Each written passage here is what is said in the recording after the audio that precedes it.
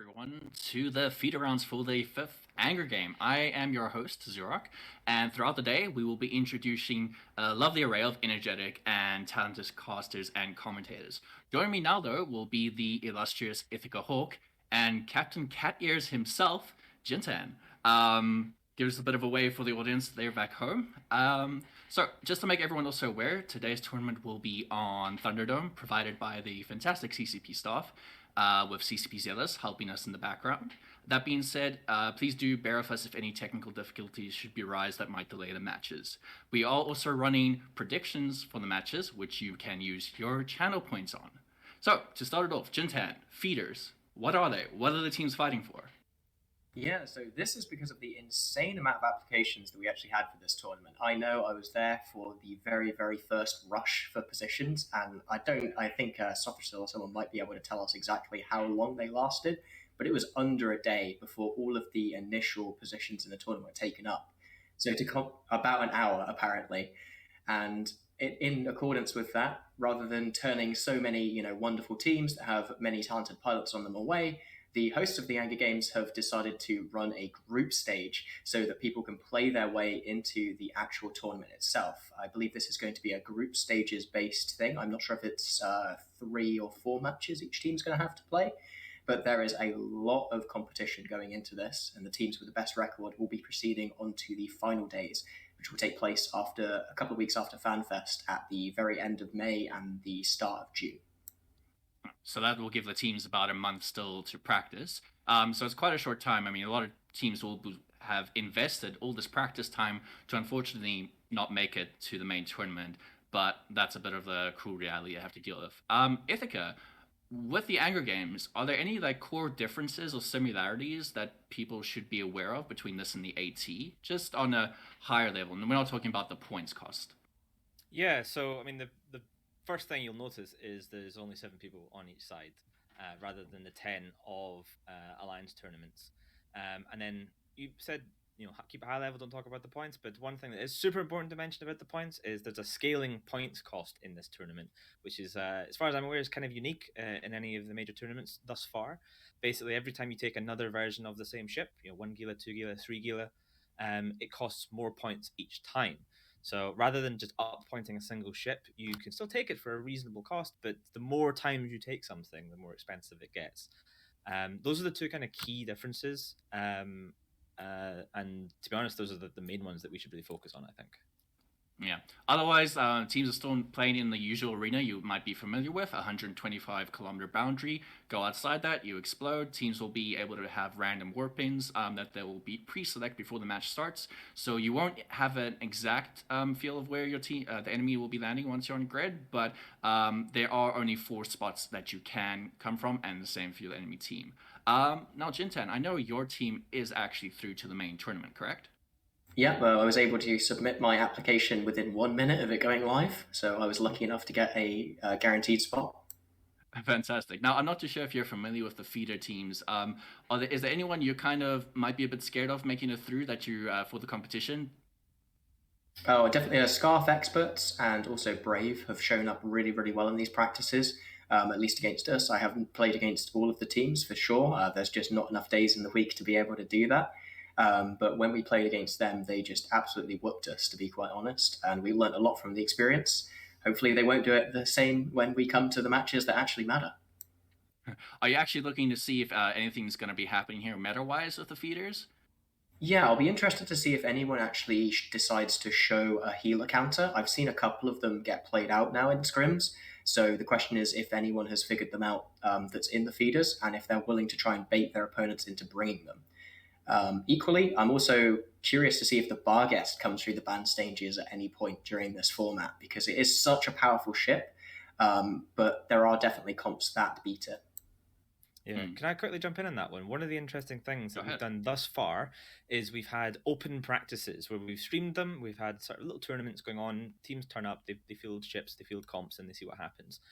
They mean absolutely diddly squat, really. It's just for fun. So teams have been trying to keep some of their like core comps to themselves. Some teams want to test more serious things, but a lot of the super serious testing will be done behind closed doors. This is the first time that stuff actually starts to matter. Like, you don't want to lose here. So we might start to see some of these comps that we see them sort of tickled and teased in opens actually come to fruition, maybe with counters. And Jintan mentioned the Gila comps. Gilas have been pick or ban thus far in the opens. They have been super dominant. If you leave a Gila open, it usually means, hey, by the way, bring in Gilas. And hopefully then there'll be some counters to that people will be able to actually bait people into bringing these comps today.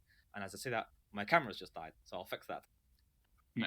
But now speaking about the bans as well and the comps, like you said before, things are gonna start getting real now. And now that puts teams who have already made it through to the proper tournament in about months' time in a rather privileged position to kind of safely see what happens here. But we do actually have the bans in already for the match. First match will be seen later through the day. Well, starting the day, it will be Jovko Main Division versus Gussie Vibidi. Apologies for mispronouncing names. But the bans coming through here from Jovko's side have been Blackbird, Balgorn, and Barghest. And from Gussie's side has been Zarma, Eos, and Gila. Jintan, do you have any comments on these bans so far? Yeah, by the looks of things, Jovko, who I believe I've also practiced. No, I've just watched a bunch of their opens practices actually. Have banned some really powerful ships here. The Barghest is just a big power ban. The same with the Blackbird. It just costs so little that you can do a ton of damage with it. You can almost 100% guarantee a gem on your opponent's logistics with one. And the Balgorn is the only one that really shows their hand in terms of what they're bringing. The Balgorn is not quite as powerful as the Armageddon in terms of its ability to reach out and grab a logistics, but it's incredibly potent against things like the Leshak or other close-range battleships like the Vindicator, Abaddon, and Tempest. So I would expect Jovko to be bringing something along those lines to this match, at least with what they've shown here. All right, Ithaca, I'm not sure if you have comments on what Gussie's banned of the Zarm, Eos, and Gila. I think they don't want to see a drone comp, obviously, banning the Eos and the Gila. The Gila, as I just mentioned, is pick or ban. They have chosen to ban it, which is probably a wise choice if they're not going to bring it themselves. Eos as well, a very powerful linked boat and drone ship. The Zarmazad is a powerful logistic ship, especially in this 7 versus 7 format where there's less people to rep. There's really only 6 people you can possibly rep. And it's a spilly boy, so the more it reps on a single target, the more powerful those reps become, and that can make it very, very hard to break through, especially if you have a single large battleship, for example, that you just can't punch through the EHP before that Zarm is able to spill up to its full potential reps. So it sort of says to me maybe they're not bringing the highest DPS comp, and they don't want to suffer from the long spill up rep that the Zarmazad can bring to the field. Yeah. One misconception I feel like people sometimes have with Zarm, especially with it being the trig spool mechanic, is that it takes a long time to get in a position where it can actually start wrecking things. But it actually really only takes a couple of seconds to almost get on a Guardian's level. People also, the high slots on the Zarm also make it quite good for utility. Some people prefer to put medium or small reps on so you can cover close range screeners, but unfortunately it doesn't have the range bonus for those reps, only bonus towards the Triglavian repper. So people might actually put NOS, smart bombs, a whole bunch of utility that can happen with his arm. Another reason we might actually be seeing it banned. But Jintai, now, why an EOS over a Damnation or something else that might be a bit beefy with the same links?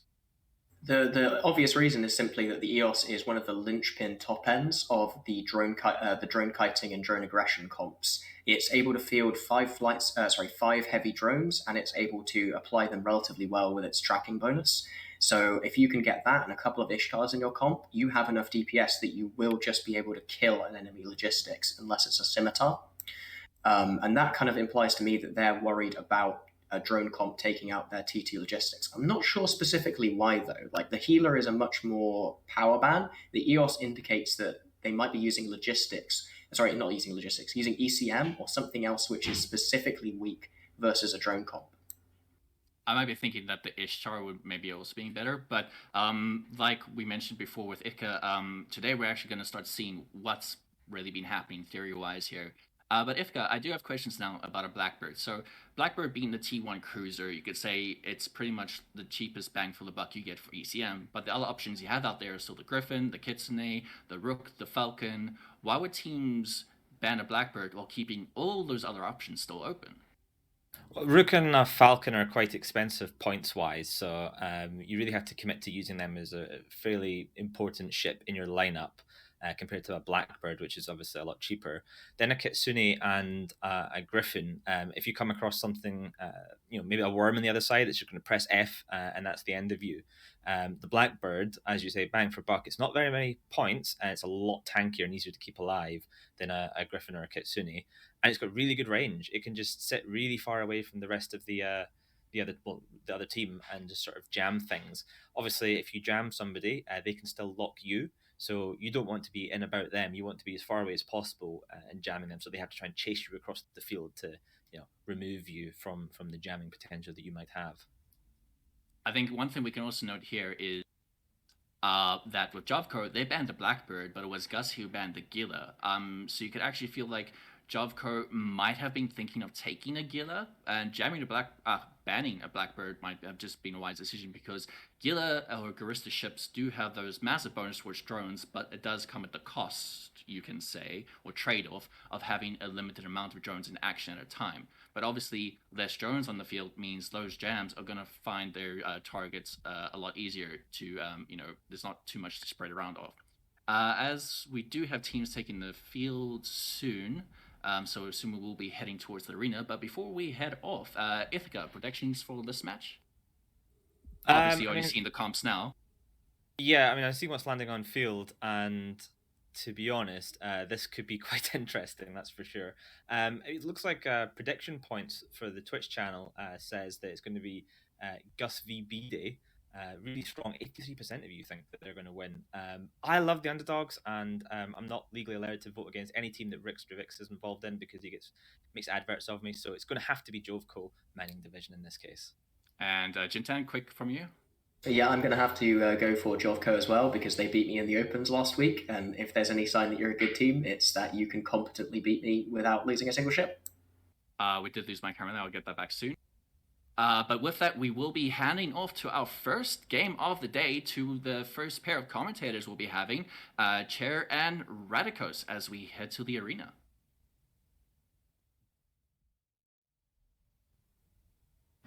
How's it going, everyone? Today we have Jovko versus Goosey, and I'm pronouncing the name that way because I don't know how else to pronounce it.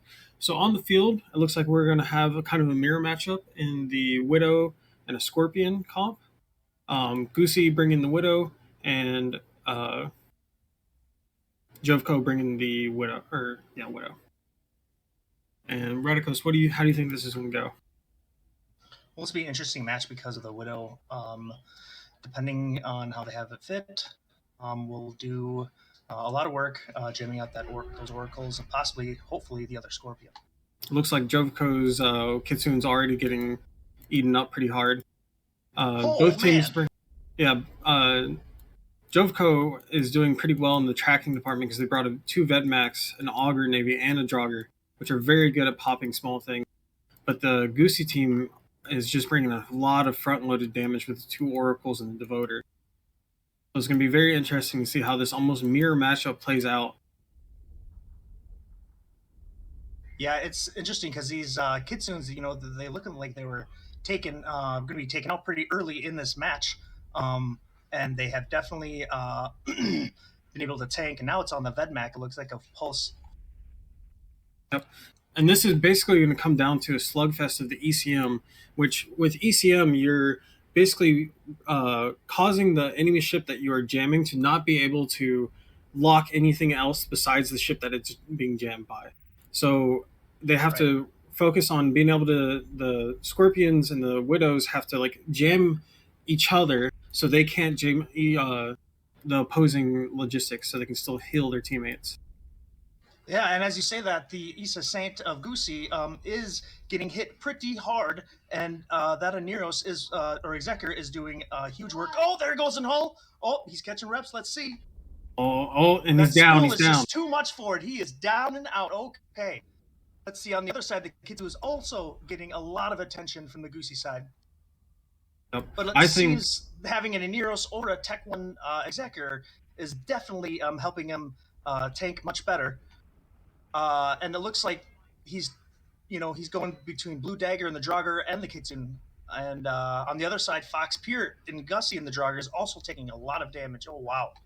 I think Jovko has this. The tracking and just the consistent damage coming out from the Vedmax, the Draugr, and the Navy Og are just going to overwhelm the Oracle and the Draugr on the other team. Because yeah, and the spool from the Vedmax too, are just going to rip that thing apart. I mean, eventually. Yeah. And that's how they got the Kitsune. So they're already winning on the jam front. So they have more jams on field, and they're able to hold down the Scorpion and then spread more jams out throughout. God, that Fox Pier is getting a beating, but he is repping hard. That exec is doing some work, but Wyron is also doing a very good job in keeping his transversal very high. Oh, and there goes the Draugr. Oh, and goes the Draugr. Woo! Lucas Van End, the Nor team, he is taking some damage there. It seems like maybe the Oracles aren't jammed, or I'm not sure what, but... And now the Jovko team's working through the Oracles. Mm-hmm. I mean, they can just push through it, right? Yeah, the Executor is not very... So, Jovko decided to... They backloaded their damage on the Vedmax, which are less points than the Oracles, but they brought a Widow, which has stronger gems. Oh, and the Oracle's down. Oracle is wrecked.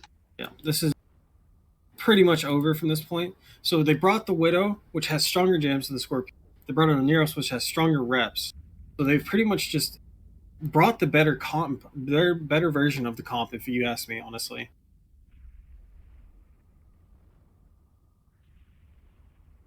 And next Oracle's going down from Goosey.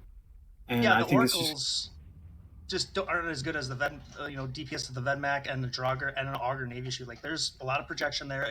Everything tracks pretty well. Is that a pulse or a beam Augur Navy? I'm pretty sure it's a beam one. Yes, it is beam. It's a beam. Okay. Yeah, it's just so much better. As you can see, they can just work on the battleships now. They can ignore the Executor. A little flex right now looks like on the Goosey guys instead of just going bottom up. But well, I mean, they might be jammed by the... I wouldn't have brought a Devoter. They use it to screen, but the DPS is. Yeah, I mean, this is almost like you never really expect to go right into an ECM comp when you're bringing an ECM comp. And the Oracles, right, if they aren't jammed, and they're not, like, they're probably jammed by the Kitsune the whole time, so they weren't able to apply any of their damage to the Widow, which would have melted under two Oracles damage. But they couldn't do anything. That Kitsune is such a good pilot. He's piloting his heart out. He went half full, and now he's back up to full. And the Oneros seems to be... Sorry. There goes the Oneros, yeah. It looked like Kitsune would have had something to go to talk about this match rather than get dominated by Nior. So, yep. And then Jovko are going to take this. Is there anything that you think Goosey could have done besides bring a better comp? Oh no, nothing else.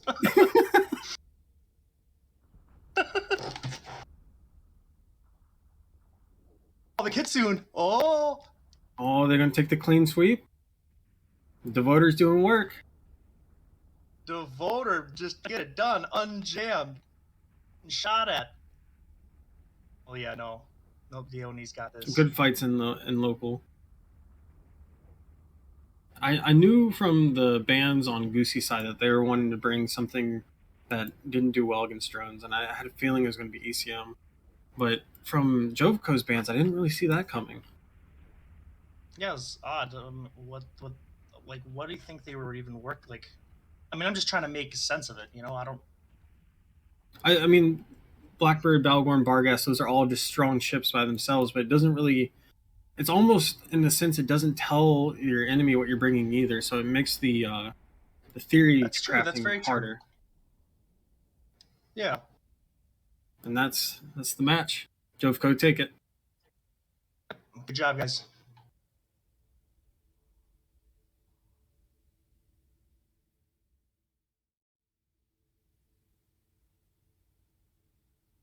And welcome back. With that, we see Jovko taking an absolutely clean sweep there with what looked like an ECM mirror match, although with some very key differences.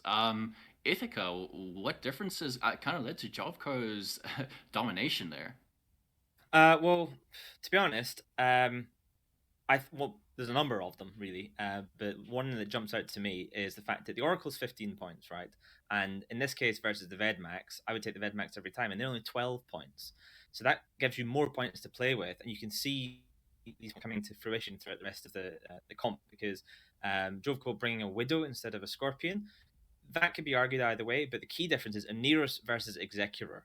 So you get that Tech 1 logistics cruiser on the Gussie V B-Day, or whatever they're called, side, versus the Tech 2 logistics of the Aneros. It's much more powerful, it's much more able to keep ships like the Vedmak alive, and then once you started to trade some of those low-end ships, like the Kitsune and the Draugr, it's easier and easier for that Aneros to keep the rest of his buddies alive, as the damage coming from the Oracles is going to be massively reduced from those two, from that Kitsune, sorry. Now, Jintan, ECM has a bit of a colored history. It's changed throughout the years quite a bit in how the mechanics works and player reception. How does ECM work in its current form? The current version of ECM is effectively a taunt. So if once you have successfully jammed a ship, you cannot lock any ship which is not the ship jamming you. This means that if you're in a DPS platform, you have some avenues to actually deal with it. But if you're in something such as your own disruption ship, like, and that doesn't just have to be another hostile ECM ship, it can also be things like the Curse, a Hugin, or other things that need to target down other specific ships on the opponent's side, you can force them away from doing what their intended role is and into focusing entirely on you, which can allow you for, especially as we saw in that match with the Kitsunes, jamming out the hostile battleships, you spend 16 points and you take 25, 31 points off of your opponent's board for 60 seconds. And that has a massive impact when you're in a 7v7 format. And it's also incredibly useful for breaking tackle. And this is something we saw quite regularly in that last match. The two pieces of tackle that the Oracle team had weren't able to consistently lock down the Kitsune or any other hostile ECM ships to be able to bring those Oracles to bear. Whereas the other team with the double Vedmax, those Vedmax were able to add an extra 2 tacklers onto the board, forcing them to actually allowing them to concentrate tackle onto one ship and permanently hold it. And it's a very good point you raised there, where we can see both teams brought their big battleship ECM, but both teams also are bringing the smaller EAF, Electronic Attack Frigate of the Kitsune, preparing for that ECM mirror, where, it's like, okay, cool, you've jammed my Electronic Attack Frigate, but my much cheaper Electronic Attack Frigate has taken your battleship out of here. Like I said, it's almost like a tunnel effect taunt as well. But now, a comment that the commentators made there at the end was just, obviously, Gussie could have just bring aboard a comp. I think does it always just come down to just have the better comp? Would there have been a way out there for Gussie to maybe pull a win? I mean, having a better comp helps, for sure. But you sometimes have situations where comp A is better than comp B, and given all other things being equal, that comp should win, but it's not guaranteed. Maybe 7 out of 10 times, for example, would be solid. Sometimes it's going to be like every time it should stomp it unless you fly poorly.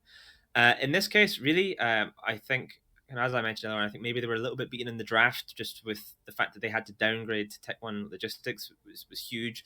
They were less able to mitigate the damage coming in. For me, if they'd accepted that the Oracle is kind of a bit overrated, it does a huge amount of damage. Sure, it looks like a banana, fantastic, but if it gets caught, it dies, and it's really, really hard to keep alive.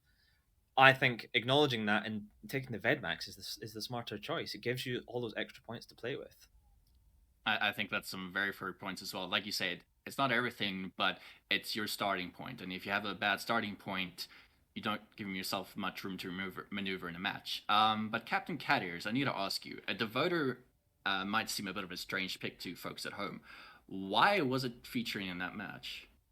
Yeah, the Heavy Interdictors are a really interesting pick in this tournament because they have a relatively low points cost, but also you see a lot of afterburners picked. So effectively what you're doing with that is you're hoping your opponents are bringing a kite comp so that you can run in there, take advantage of that 20-kilometer scram, lock down a key ship and force it out of the fight. The Devoter, for example, has so much EHP that it's almost pointless to primary it. So you can take, say, a Sleipnir or even a Nighthawk out of the fight for 5-6 minutes and disrupt your opponent's rush really easily. And rush comps are kind of one of the better comps to fly against an ECM comp in my practicing.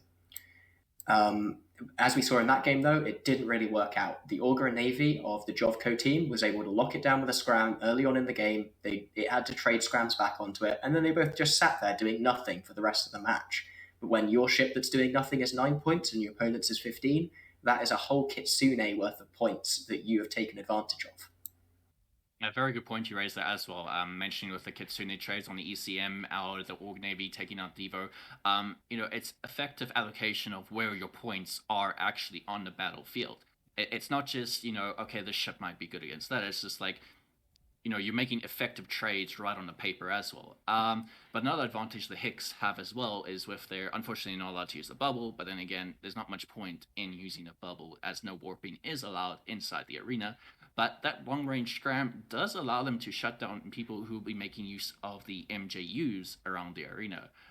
Ithaca, can you explain kind of like what people might expect from MJUs, how they set up around the arena? Yeah, so there is a bunch of MJUs inside the arena. There's one in the center at 0, and then there's... Sorry, what is an MJU? Oh, apologies. It's a micro jump drive unit, essentially. It's a unit that you can activate, and then it just yeets you forward 100 kilometers from the direction that you were facing when it activated. There's a bunch in the arena, one in the center, and then a cube around 71.8 kilometers or something out from the center, making 100 kilometers on each face, or each vertex, I should say. Some drone teams, for example, you might see them all scatter out to different MJU units and just sit on them, and then when the opponent team comes rushing in, they will just ping across to the other side of the arena. One of the reasons that's quite effective is it's very unlikely that people bring scrams against a comp like that. Well, I guess that depends on what you're bringing yourself if you don't want to lock something down. But if you're a kiting team, you're probably not bringing scrams. So it's going to be very hard for you to keep up with an MJU using team.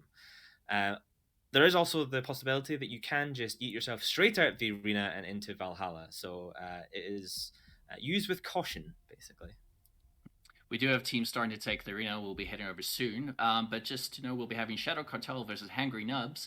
For those of you at home that might be wondering why we suddenly are going to be seeing 4 bans instead of 3, what happens is teams are submit 3 blind bans. So they submit 3 ships, which they would like to not see in the arena, without knowing what the other team is submitting. The referee takes those bans, compares them, and then informs the teams of what all the bans are, along with any duplicate. Any duplicates are allowed to give a free ban to each team once more. So in this case, both teams having banned the Gila were able to ban 1 more ship of their choosing. There is not a second round on duplicates, but the teams are now landing in the arena, and with that, we'll be heading back to our commentary pair of Radicos and Chair.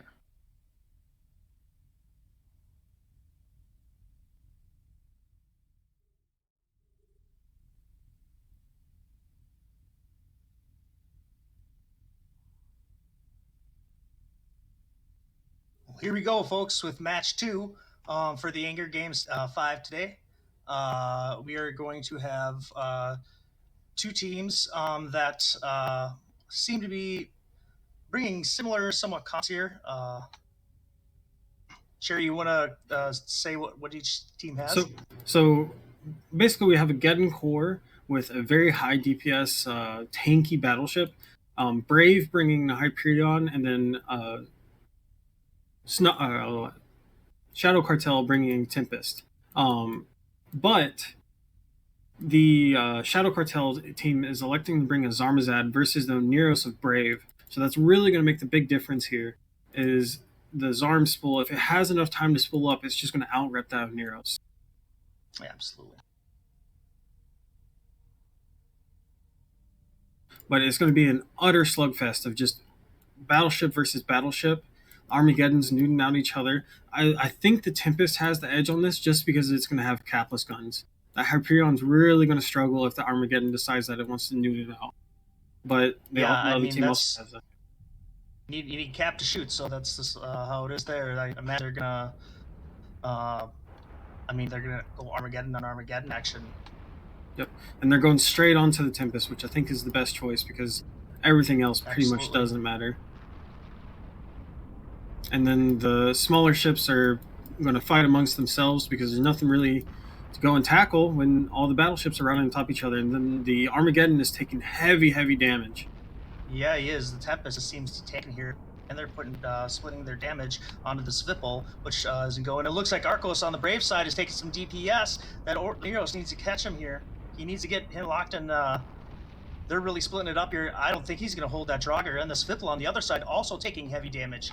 Yeah, the one good thing about having the Neros here is that he can. The Draugr goes down. Boom, baby. Oh man. He's switching. He's gonna follow. Oh, he's gonna drop. He's gonna hold up. Oh, big the Tempest. Look at the Tempest. Look at the Tempest. Oh, yeah. So obviously this Tempest has auto cannons, probably loaded with hail. Hyperion blasters with void. They're just slamming into each other. That Tempest is about to break. Tempest is going to drop. He's going to be done. I mean, on the other side, the Enyo is going down, but it's not going to matter if you trade a Tempest for an Enyo. And the Enyo does go down. We'll see Iater if he can tank here, but I don't think he's going to. The Zarmazad is just going to be able to rep all that damage on him right now. He's being neutered as well. There. Yeah, absolutely. And that's most of. Oh, Iater goes down. Oh, put him in the dirt, baby. Now we come to the point where Shadow Cartel only has the Geddon now, but Brave still has Hyperion and the Geddon and their Onero still up. So they honestly, I feel like they just have to chew through everything. There's nothing else that really does damage. They have a Sipple that does damage and a Wolf. That does not do that much damage. If they were just going for like all control there, except for the Tempest or what, like, yeah, I don't see this. There's no way they can pull back from this, even if the Sentinel goes down. There would have to be some miracle MJD accidents into the boundary, which we are both very much experts of boundary. Yes, we are. Yes, we are. That's how our AT team was founded, huh? Yeah. So. In your practices, have you been seeing a lot of these Geddon core comps? Yes, with some of them, yes. The Geddon seems pretty strong, but there's counters to it, and you can definitely shut it down. Why would you say it's strong? Like, what makes the Geddon strong? Well, it has its bonuses to newts, and the fact that it has the immense tank on it. You can use rapid heavy missiles on it with drones, so it's kind of a dual damage, and you can swap out for heavy drones, heavy rep drones, which is huge in these armor brawls we have here. Yeah. It looks like. Hold on. It looks like both of the Logi are having issues repping because Armageddon of Brave is getting quite low. It's almost a little worrying. Will we see the reverse throw? Man, I mean, if they feed this, if Karl Rudolph goes down here, and it looks like he's gonna go down. Oh my gosh. Oh, Dujak's going back up. Zarm. They're playing with their hearts. Yeah, they are. See, oh man, that was Dujak gonna maybe go down too. But yeah, Karl Rudolph, there's just nothing you can do. You can't take out a Neros with, like you said, a Svipul and a Wolf and some Magus drones. Like, please. So do you think the Tempest was just outclassed by the strength of the Hyperion? Yes, in this instance, because I think it's nice to have the Armageddon there paired up with the Hyperion, because if something's on the field looting you, you have something that can loot it out, so you can cap up and do what you need to do. And that's just like a basic kind of play in that moment when you're in the match. And yeah, I just, oh man, I really think they could have gone for that Aneros. I really think they could have gone for the Aneros.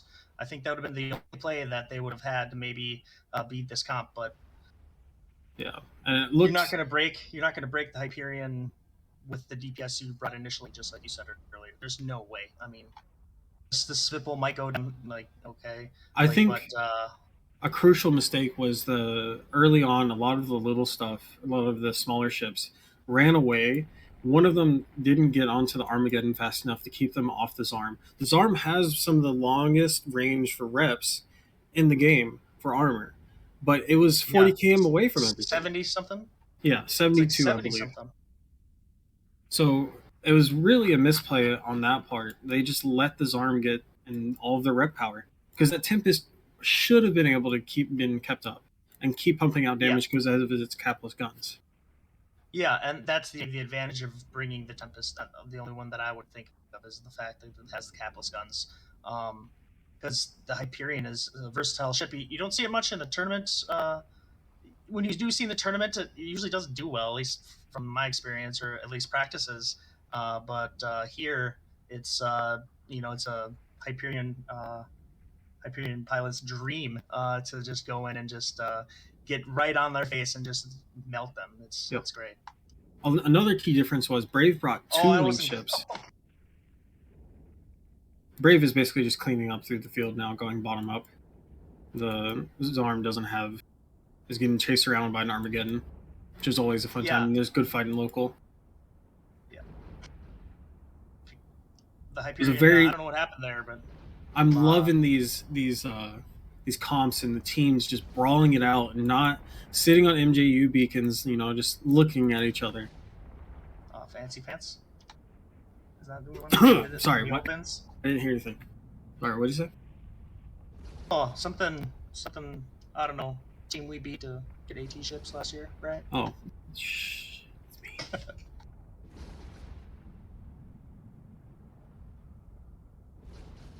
But, so, like I was saying earlier, a key difference that Brave also had was they had two link ships. So they're getting a lot more out of their links, even though the Drog went down early. Those first 2 minutes in comps like this is some of the most important times. So they had the Drog and the Pontifex, which means a full load of armor noose, along with some probably skirmish and info links.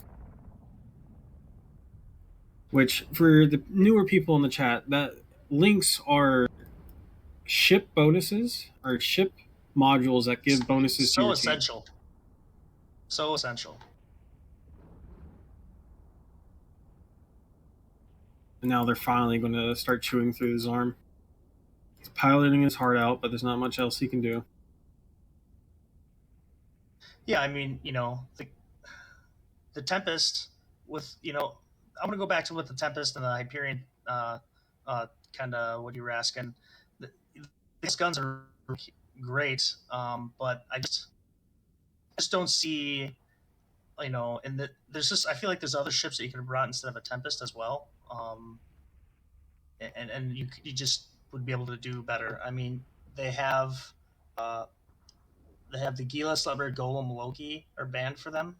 So you're saying that, I mean, they just brought such different ships. Like, I don't want to give up, comp ideas, but like, it's just like, there's just so many. Giving out comp ideas and commentary. Yeah. I wonder what. This is a great comp. I would run this comp too. 2 minutes remaining. And a lot of the game, like, you can almost shoot yourself in the foot because you don't want to show your really good comps that you've been hiding for a while that you think are great, but you don't want to show them too early because then everyone sees them, everyone can think of a counter or ban you out of them. So, yeah, Brave, this comp is a stock standard almost in the meta that's been evolving practices. So I think it's good on them for bringing this because it's almost a no-show. Yeah, this is such a comp. It's really nice to be able to do that.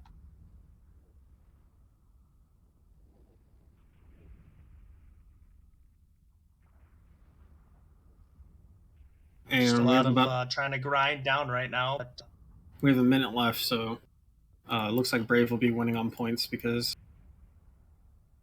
Shadow Cartel is not doing the true thing of boundarying when you know you've lost. Yeah, you just sometimes have to accept your fate and ride off into the sun.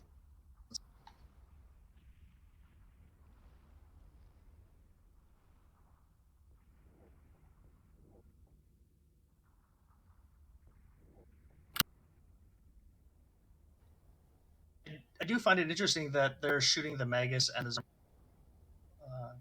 just to spread it out a little bit. Yep, and Brave take it. 20 points to 64. That was a good fight. Well, it's a good fight, yeah. I mean, there's breaking points at certain parts where we kind of just knew things, but, it was good effort on both sides. Yep, and we'll be heading back to the commentary desk shortly.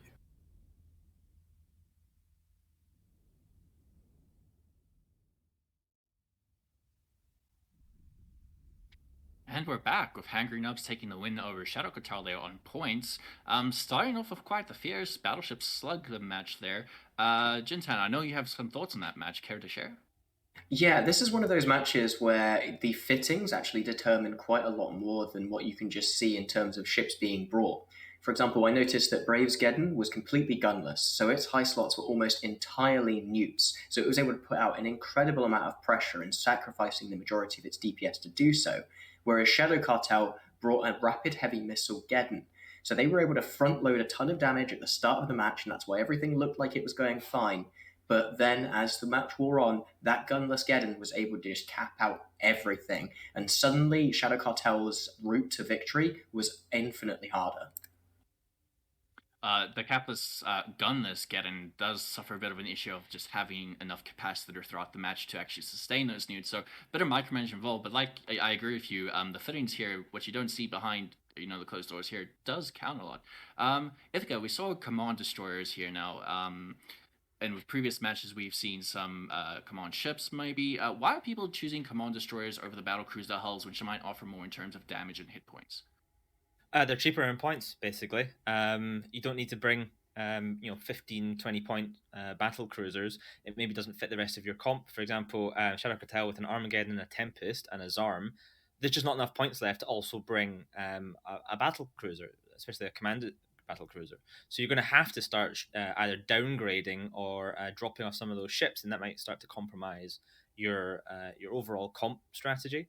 So you bring command destroyers, 1 versus 2 in this case. Shadow Cartel bringing a Magus, whereas Hungry Nubs bringing a Draugr and a Pontifex, giving them, as I think Radikos mentioned at the match, full array of links. They're not as strong as a command ship. They don't have the same range as a command ship, but in the instance here, the kind of efficiency for points, you get very, very close to the same level of links. So what's the range comparison we're looking at versus the battlecruiser hulls? Oh, geez, I don't know. Less. Okay. It's about like 35 versus 70 or something like that. Someone in Twitch chat will tell me I'm wrong. I believe it's actually about 23 kilometers in the command destroyers, whereas the battle cruisers are split bonuses. Some command ships have the strength bonus, and some have a range bonus. So I believe that EOS is one of the ones which has the ridiculous range of like 60-ish kilometers, whereas something like a Damnation has longer range. But obviously Twitch chat shall correct us on this matter, as they should. Twitch chat is never wrong. But as was mentioned before, when we're talking about fittings now, Jintan, it was, if you took a look at the Zarm that was dying there at the end, and actually wasn't dying, but survived, it was actually doing an active repper. Normally teams might use rep bots, and you might use your low slots for buffer and resist. Why would the Zarm be running active reps? I think that's because of the drone choice that we saw from the team that brought the Tempest. I can't remember the name right now. They all brought DPS drones. We saw Wasps, we saw Infiltrators, we saw Vespers out on the field. There wasn't any room for them to actually bring rep bots to give their logistics sustain. So they had to rely on their logistics self-repping. And I think we see quite a lot more of the reppers in this 7v7 format, just because it's hard to get out enough DPS to break and answer repping Zarmast. We do see the teams for the next round, Scarf Experts and NC taking the field. Just quickly over the bans once more, we have some double bans on the Gila. Scarf going for Gila, Loki, Scimitar, Armageddon. NC going for Hyena, Gila, Zarm, and the Shack. But the teams are taking positions, and with that, we'll head to the arena, back with our commentator pair of Chair and Radikos.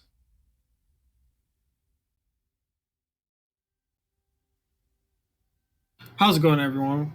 So we have Scarf Experts versus Northern Coalition. Now, I'm going to be a little bit biased here. I'm pretty sure Radikos is too. Scarf Experts are my boys. I'm hyped up to cast this match. Let's go, guys! But on field, we have a Rattlesnake comp from Scarf Experts, and we have a Hyperion comp from NC. NC doing their classic brainless, just smash F1 and approach. So it's going to be a real slugfest from the beginning, and it's already started.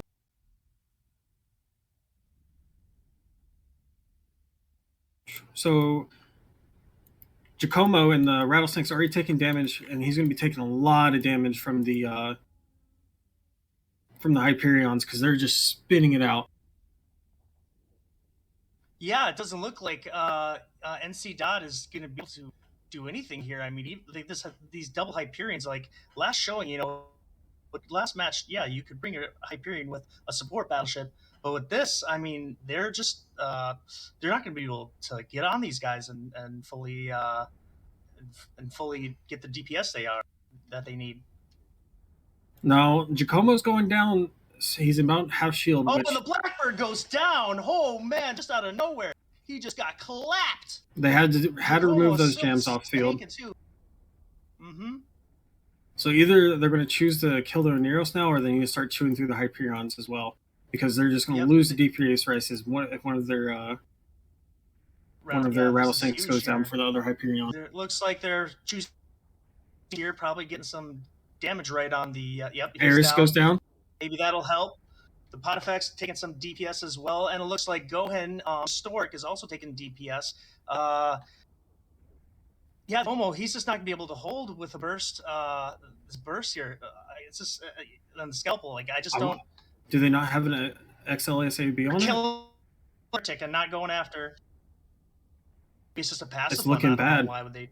It's looking bad. There's those Hyperions, you can't take. Giacomo's about to go down. Oh man.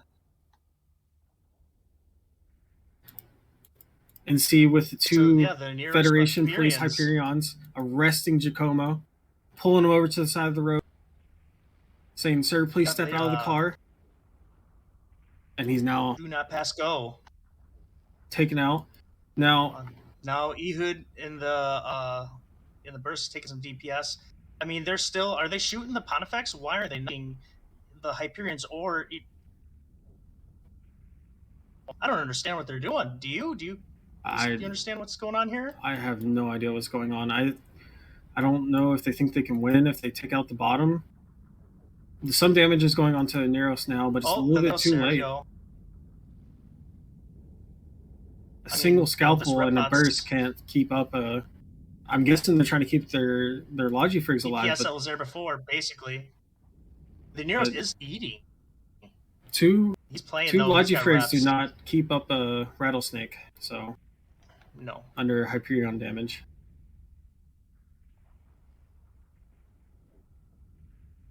I mean, is that Neros? He's got to be baiting these guys, right? Or is he taking that most? No, I mean, wow, he's going into. They might still have a shot at this. Down. Do you think? Oh, that Neros is climbing here. They look like Repbots from the Hyperion. No, they have damage drone. There's no way. Alex is about to go down once he's going to pop like a... Yep. See, there it is, the Neros. He's climbing. There it is. He probably just killed his transversal, and the Heavy Jones had a second to catch up to him. I guess they decided that they couldn't break through a Hyperion with Neros repping him. I think a big mistake from Scarf Experts here was that they warped in at 0 with the Rattlesnakes for no real reason, honestly. Like, their drone platform, they do a lot of damage from range with their missiles. I'm pretty sure they're rapid heavy fit as well. Yeah. They basically self-tackled themselves right into some Hyperions. And that's going to be a hard lesson to learn. It's too bad. Yeah.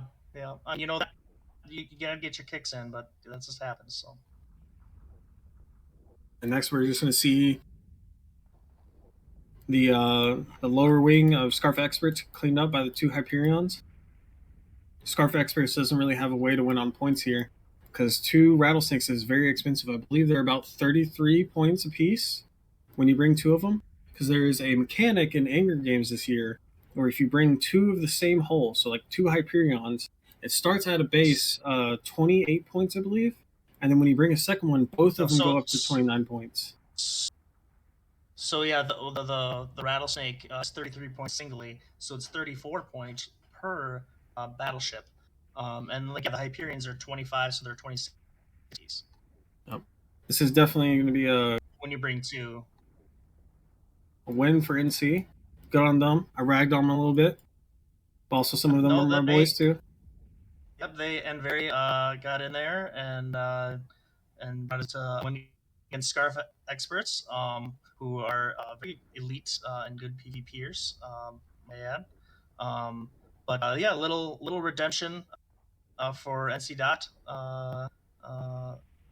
in the Anger game against the Scarf Experts. So I was talking about earlier how the Rattlesnakes kind of self-tackled themselves. Do you think if they warp in at a longer range, how do you think that plays out? We're basically waiting for the match to wrap up at this point because there's not much else. Yeah. So So I mean, really, the whole coming at zero. I mean, you got two things you don't want to see at zero. Basically, a Hyperion and obviously a Vindicator. Unless you are rolling with some newts to newt out the cap of saddle ships, you're going to have a tough time at zero. You're going to have. I mean, it just showed here what happens when you warp at zero for no reason at all. It would have came at range, yeah, sure. That would have they would have had time to apply damage, figure out, hey, this isn't. They could probably still kill the small stuff and then worked over to the Neros or the Hyperion. And we got about 5 minutes left in the match. Just to update everyone. Still just working. These experts need to remember, their beginnings. If it turns worse, yes, their beginnings. I mean, if they turn it around, I'd love to see that. But this is Neros showing it can tank a Harpy, Jackdaw, and maybe store. I'm pretty sure L9 missiles. And the Neros has gotten his reloaded his repair. It's a reload, yeah, absolutely. Yeah, absolutely. So, for any newer people in the chat, point system, it happened last match with Brave, you can win on points by the match timer going to 0, and we're not going to reverse tie-dye in the feeders. So at the end of 0, and there's... reverse tie-dye is only for if you have equal points. Then it'll go into reverse tie-dye, which is basically where the whole game is just sped up. But here, if you go down to the 0, timer ends, whichever team has the most points just wins. Since NC has taken out both the Rattlesnakes, they have right about 68 points on their side, so it's a big hill for Scarf Experts to climb with a Jackdaw and a Harpy. Yeah, I mean, they're shooting this Aneros, but they could maybe use the Jackdaw to shoot some of those rep bots that are cloud over the Aneros, and maybe they could push the Ancil. Definitely, I don't think be able to push the battleships, but at least they could get that pesky Logi down. I think it's they could do. A little too late. Scarf Experts' decision in the very beginning, go for Blackbird, that was a good decision. I think they either after that needed to go for a Hyperion, or they needed to get something on top of that Neros and just pop the Neros. Because they don't have an XLSB, and they only had 2 Logifrigs to keep them up. And the Burst, being a T1 Logifrig, just isn't doing much. It's barely repping anything. It's just kind of there for show. Yeah. It's not... Yeah, definitely for show. The guys are just still grinding away at each other. They got 1 minute remaining. I think it's time for some experts to bring it on home. Make the exit. Stage left. 126 cam out of the arena.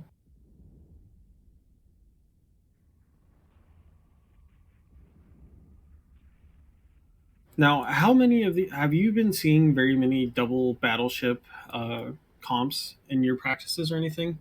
Because they're so heavy on the points that it's really hard to be able to bring them. Say that again, sorry. It's really hard to bring double battleship comps because of just how point expensive you are. NC brought 2 Hyperion. Go ahead. Yeah, I mean, I was dead wrong about bringing 2 Hyperions, because they when you have a team that brings Rattlesnakes at 0, you can take everything I said and throw it out the window. And NC takes bringing double. I mean, yeah, bringing double battleship points is huge, but and it takes a lot of points to do that, and then it messes with the rest of the comp. But yeah, not a good idea. And we'll head it back to the commentary desk.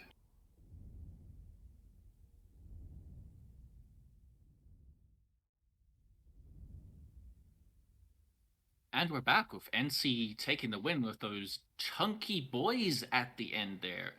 Ithaca, I know you have some thoughts on the target priority we saw at the beginning of the match. What are your thoughts there? Yeah, so when NC walked in and saw a scalpel and a burst, they were probably like, "Oh crap, those are like the worst ships for us to hit right now. We've got Hyperions, we can barely track anything except battleships." So they were very smart, and actually no, they were not smart. They didn't just try and clap the Eris and the Heretic. They didn't try and use the Eris and the Heretic to clap the burst and the scalpel immediately. Oh, that's a lot of ship names, which is what they should have done. Scarf, on the other hand, were smart and they saw that threat and they primaried the Eris and the Heretic first. Get them off the field, protect your Logi, and once those ships are removed, I mean, your burst and your scalpel can just orbit around your rattlesnake, and there's almost nothing your hypes are going to be able to do to actually affect them. So, in my opinion, good target calling from Scarf at the start. Obviously, it didn't go their way in the end, but that's just sometimes how it goes. And Jiten, now we spoke a bit about now the target selection, but investing into that double Hyperion setup, it's not only a double battleship comp, which is chunky. They're known for their blasters, which is a close range setup. So I'm not too sure if there was a flaw in their comp there, bringing those hypes. Even though they did manage to eke out the win, could they have done something better to make that comp work?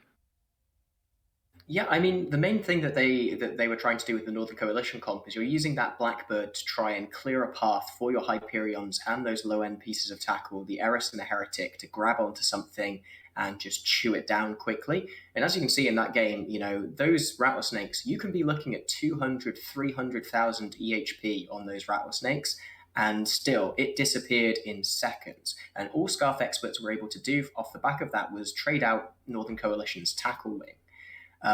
It's worth noting that those Logifrigs as well, those were 10 MN, so oversized afterburner logistics frigates. And that means you need to get 2 or potentially even 3 webs on them to be able to tackle them down and kill them. And once that was off the field for Northern Coalition, they had no other option than to try and take out Scarf Expert's damage and win the game off the back of that. And we do have the team, sorry to interrupt you there, teams setting up here for the next round already. We're going to be having Karin Onichon versus Lorosikchaya, but this will be game 4, as we actually will be heading to the arena now with a new pair of commentators, Hoed and Fear. Hello. Thank you very much. There we go. Thank you very much for joining us. My name is Fear. That's Hoed. On the blue side, we have Karin Onichon, who have brought Double Drake Navy issue, Osprey, Double Orthrus, Double Jackdaw. And on the red side, we have Losek, Sholipin. I can't say that. They've brought Leshak, Pontifex, Vedmak, Ashimu, Punisher, and Draugr with an Anirus for Logi. And we are about to get into this start. First time I've seen a Leshak in this tournament format. Even through practices, links are up and we are underway. Now, it'll be interesting to see how these Drake Navy issues want to play this. They're going to move back and start kiting. Dive coming in from the Punisher, though. So they might actually try to tackle. Yeah, they're going to try to pick up one of these Drakes, I would have to imagine. Looks like heading towards Mark by the cut in. There's not enough long scrams here to keep them all off. Moving back around. Actually, might go for this Osprey. Now I'm thinking about it. Damage is on Amba and the Punisher, though, as well as a little bit on Nikita. Losek Schlippen hitting, though? I don't see any damage on blue team yet. Yep, and they've already lost the Punisher, going for that dive. This kite comp, and honestly, Flykeller with the double Orthrus might just be the bane of this Leshak comp if he can't get the tackle on them. Yeah. I thought the Leshak would be able to at least hit out with Maison at this range, but he might be tracking disrupted. Maybe. I don't see that, though. Oh, nope, scratch that. I see at least 2 tracking disruptions on that Leshak. That is going to hurt. Regardless, I'm moving on to this Ashimu as well. And remember, these are unscripted TDs, so not only tracking, but also range has been negged. And this kite is beautiful, but Mark Bridges is very close to the boundary here. And he's tanking hard, and Ashimu's dropping in the hole. This is not going to go well. Yeah, honestly, I never thought I would see Flykiller in this format, so maybe we want to talk about that a little bit, because this is something that I have not seen in any scrims whatsoever.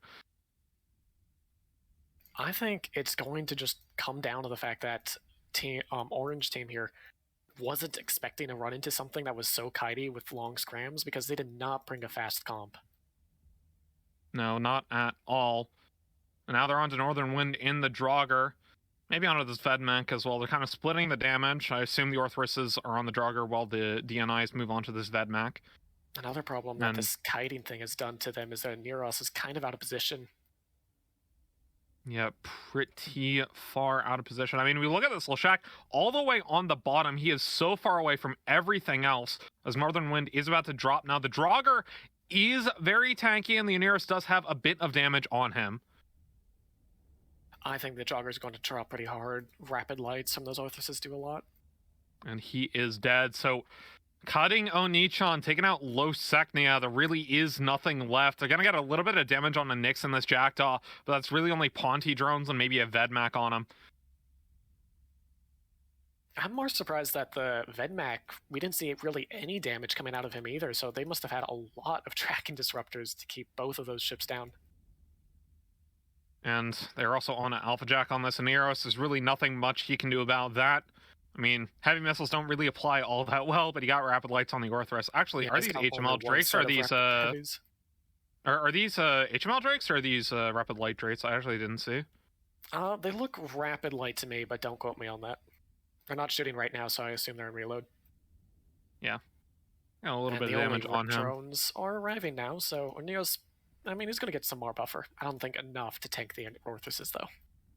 Yeah, absolute masterclass in flying a kite comp from kiting Onichan and living up to their name as they've gone. So give me your overall thoughts. What do you think kind of went wrong for Losecnia there, or what do you think they could have done to maybe fly that one a little bit better?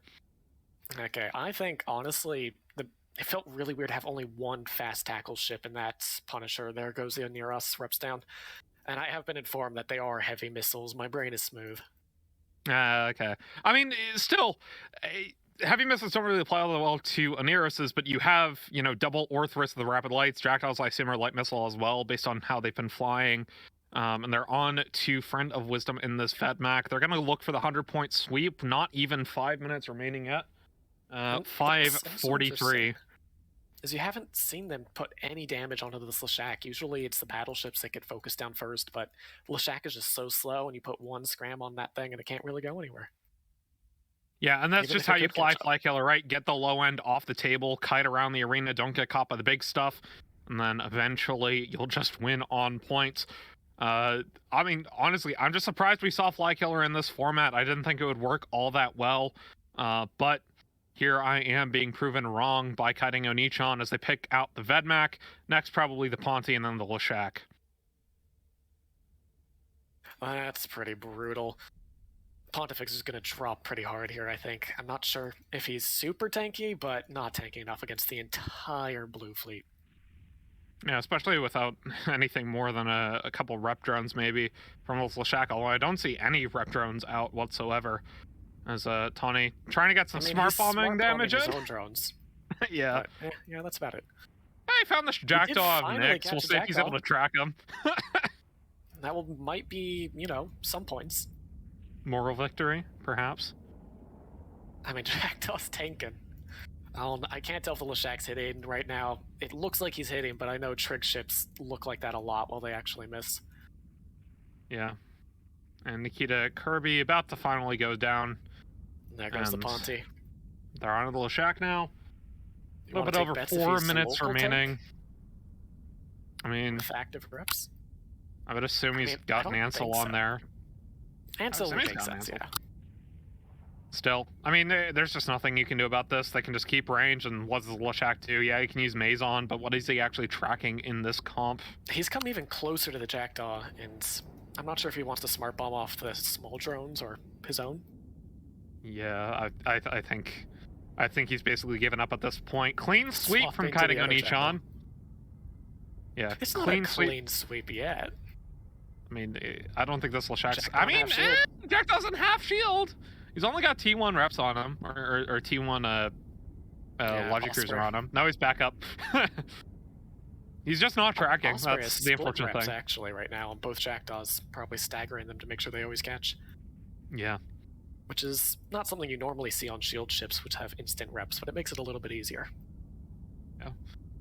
And there's just nothing that they can do. We're seeing a lot of weapon misses, missing their target completely in the combat logs here. Disruptors on Leshak now. Yeah, there's nothing he can do. Kind of go. I mean, once again, like, I have not seen Flykiller in any scrims. Now, grant you, that doesn't mean that good teams aren't flying Flykiller. That just means that, it's just not something that at least the teams that we've scrimmed have been flying a whole lot on. So he's going to get a bit of damage on the Nyx. Maybe he lost a little bit of that transversal. Going down on a low shield. He's only got Osprey reps for him at the moment, but there he is, back up. Hold. Yep, and there he goes. That is a clean sweep for Kaiden Oni-chan. Leshak 0% win rate currently. Yep, that is unfortunate. We're going to toss it back to the desk. Take it away. Tell us what happened in that match.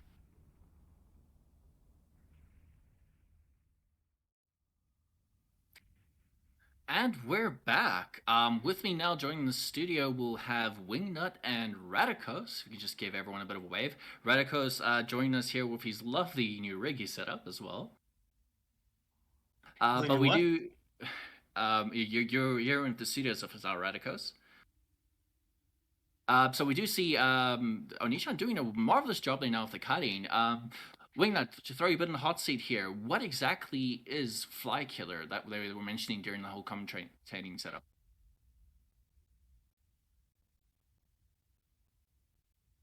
Don't think your mic's working quite yet, but I'll take over for now while you get that sorted out.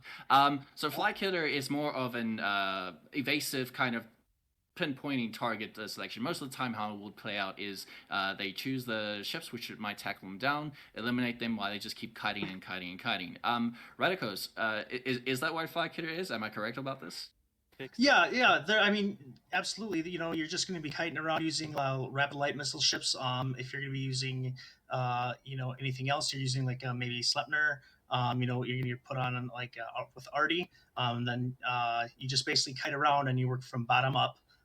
Just like they did there. It was a perfect execution, fully expected by Mark Bridges and Taka and the rest of their crew, who are excellent PvPers as well.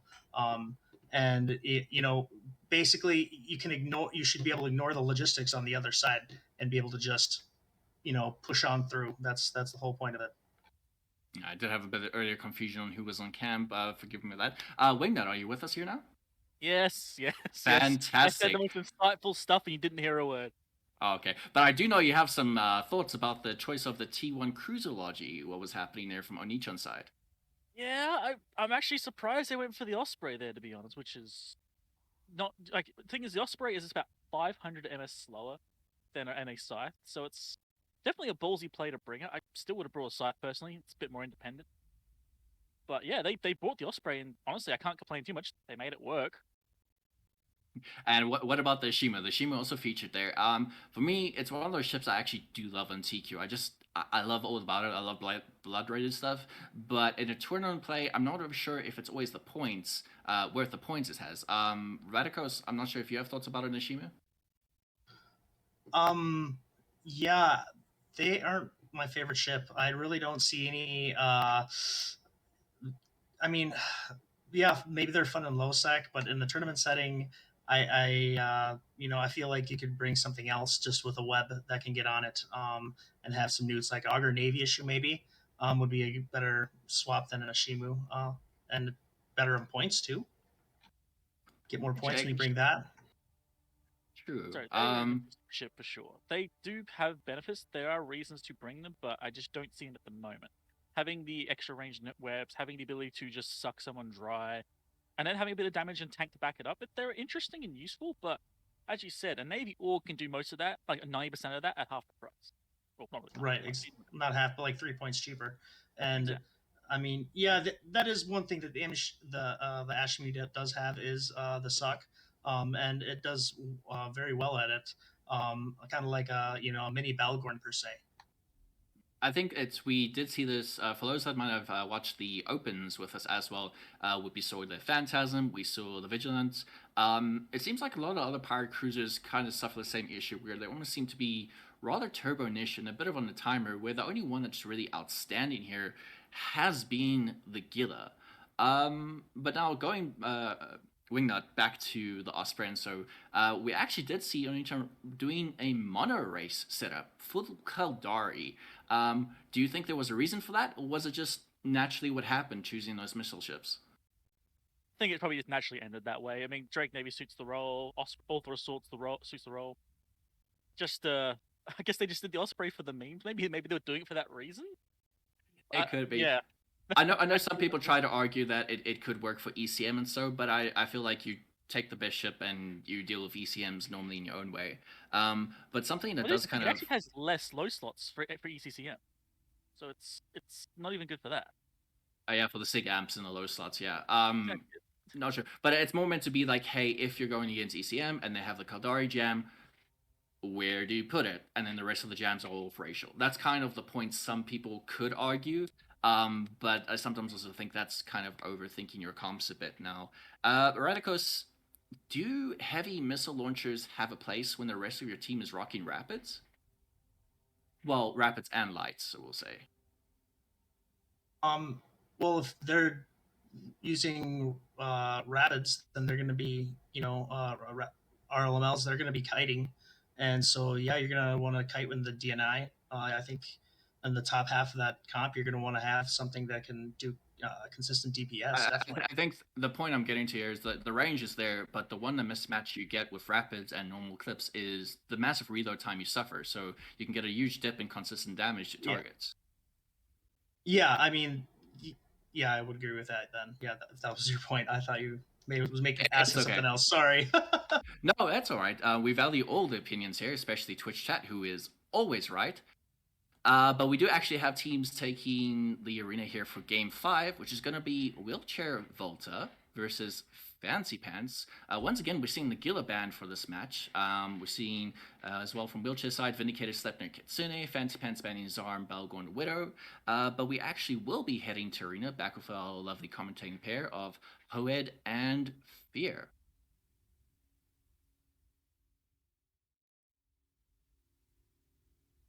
Welcome back, everybody. On the blue side, we have Fancy Pants, who have brought a Leshak once again, this time pairing it with Oneros, Cursed Draugr, Magus Vexor, and Dragoon. And on red side, we've got Volta and Wheelchairs, fielding in a bad and Apocalypse Navy are Neros, Malediction, Magus, Fipple, and Ainyo. Yeah, we form Blob, also known as Wheelchair Volta. In this one, I have some experience fighting against them in Pure Blind, as Brave and We Form Blob are neighbors. We'll see how well they do here with the APOC Navy. I think this is the first time I've seen this one as well, although the ABBA has been relatively popular. DPS going on to the ABBA immediately, though, from this Leshak, and it's gonna spool up on them. We'll see if the Oneros can hold. These T2 Logic Cruisers have been doing so much work in this format. These battleships are rather slow if they want to keep range. Are they actually in wheelchairs? Perhaps. Either way, this Leshak at 0, still 50 kilometers off of Jin Lee, so he's only shooting in Maison range, really, at the moment. We have a little bit of damage on the Malediction of Aiden. Dive's coming in, though, from, I believe, the Malediction of Aiden, as he's trying to dive, I think, for maybe this Curse. Actually, going back, he's going for the Draugr, and Aiden holding on reps right now. The entire red team. Yeah, a lot of split damage. Although they are starting to shoot into this Leshak. We'll see if they're able to take down this Draugr. It's been a very pivotal ship for a lot of comps in this format. And he is tackled down, so he won't be able to dive onto the Oneros. Both battleships are fit with pulses, currently shooting Scorch, it looks like, into this Leshak, but not doing a lot of damage. Yeah, not a whole lot at the moment. They're trying to keep their range from this Leshak, trying to make sure that he's not able to do too much to them. The ABBA only a little bit into the armor at the moment, as the Magus turns out to be the primary for Volta, or I should say, we form Blob. And Aiden's still holding in this Malediction at the moment, even up against this Draugr. looks like to me right now a lot of the damage onto Orange Team is being spread across that lower frigate line with the Leshak spooling up on the battleship. Right now, the battleship matchup is definitely in the favor of Blue Team, with the Abaddon dipping down into about 75% armor and not really gaining any. Yeah, he's trying to burn back in, get damage in with that close range ammo. Malediction of Aiden still holding, as shields are taken out of the Oneros, but he is a-okay. I can't in the Sipple, though. Starting to take some damage as well when splitting this Oneros reps. Might be a little bit difficult. Vexor off the Oneros. They really need to. Time they've hit the Vexor. Yeah. Kurtz is tackled by this Enyo right now, but the Oneros of rear entry starting to burn in a little bit with the rest of his team. As still no one has died, but Kane falling on the Oneros. They're going to trade for the Curse, but if the Oneros goes down, things might go completely bottoms up for Reform Blob, down to about 33% hull. He's trying to catch reps off of... Nope, there's no way. Kane going down, and Reform Volta losing the first ship of the match. Curse might follow pretty closely behind him. Cursed almost into armor. Almost into hull. I mean, still, with that Oneros off the table, it is just a free fire from Fancy Pants. Yeah, it's a Curse. Dropping, Svipple dropping. Very low, and there's just no way to keep these Svipple and Enyo aligned. The Curse falls, but he's done his job, distracted this low end from WeForm Blob. The Enyo, the next one to fall, Haru, going to go down momentarily. They're finally getting some damage on this Draugr, but I think it's too little too late. Yeah, I know down. That's a lot of their tackle off the field. Indeed, it is. It's Abba down to half armor as well. They finally got some damage on the rear entry. We'll see if they're going to be able to take him down, or maybe this Draugr of Zarthal, but it's still going to be close. I can't end the Sipple, down about 33% armor. As Abba of Jin Lee down to about 40%. Rear entry, though, starting to fall. They've got malediction on them. They've got damage from this Abba and APOC Navy. He will go down very low, but the Svipple's dead. And now he's going to be able to burn out of the way from the tackle. We see some, it looks like an Ansel rep on that Abaddon, and his reactive is spooled up all the way, so he might be able to live a little bit longer, but I don't want to call it yet, because if they can break this Oneros, we haven't seen wheelchairs yet shoot the small ships, so they might be able to hit them. Perhaps rear entry. About to dive into structure. There he is, about 33% structure. Here. They're going to get him, but they don't have a whole lot of points and a lot of damage left on the table. 36% armor remaining from Jin Lee. They haven't been able to shoot in this Leshak, and Dark Imp of the Magus is going to go down. Without links, that Abba is going to fall really quickly, and I don't even think he's Ansel fed. I think he's pure buffer on this Abba. We've seen a few reps from him. And we can see the active armor rep animation. There it is. But there goes their Magus, which means the links are off the field soon. Yeah, links off the field. The Draugr still staying alive. This malediction gonna be the next target from the Draugr, I would have to imagine, is this Abba from Jin Lee. Still, he's holding off a lot of damage, but he's only 10% armor, diving down to 5. Leshak's pulling up on him.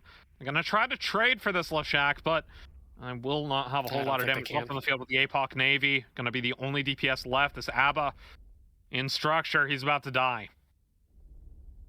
Yeah, I think the battleships are just way too close to all their small ships. They lost all their ability to keep them away, and they don't have enough damage to break the Leshak.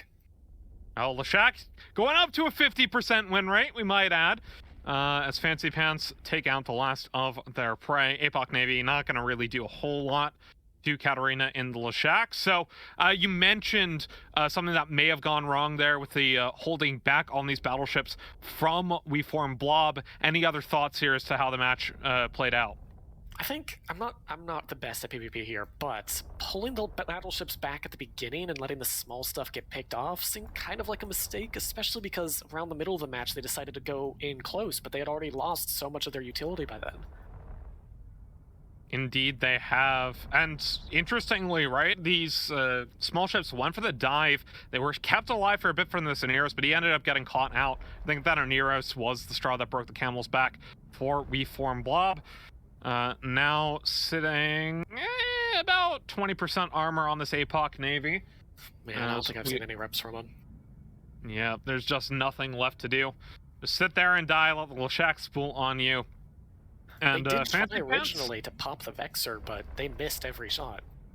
Indeed. Yep, and Fancy GG. Pants, take the win. GG called. Good fights in local, and teams will be teleported back shortly. And we see, remarkably, pretty much just shield damage on all the remaining ships except the Leshak. Yeah, really well played from Fancy Pants. Telling us the Leshak is not as bad as perhaps it was in that first match, but we're going to send it to the desk real quick to break it down. See you after the break.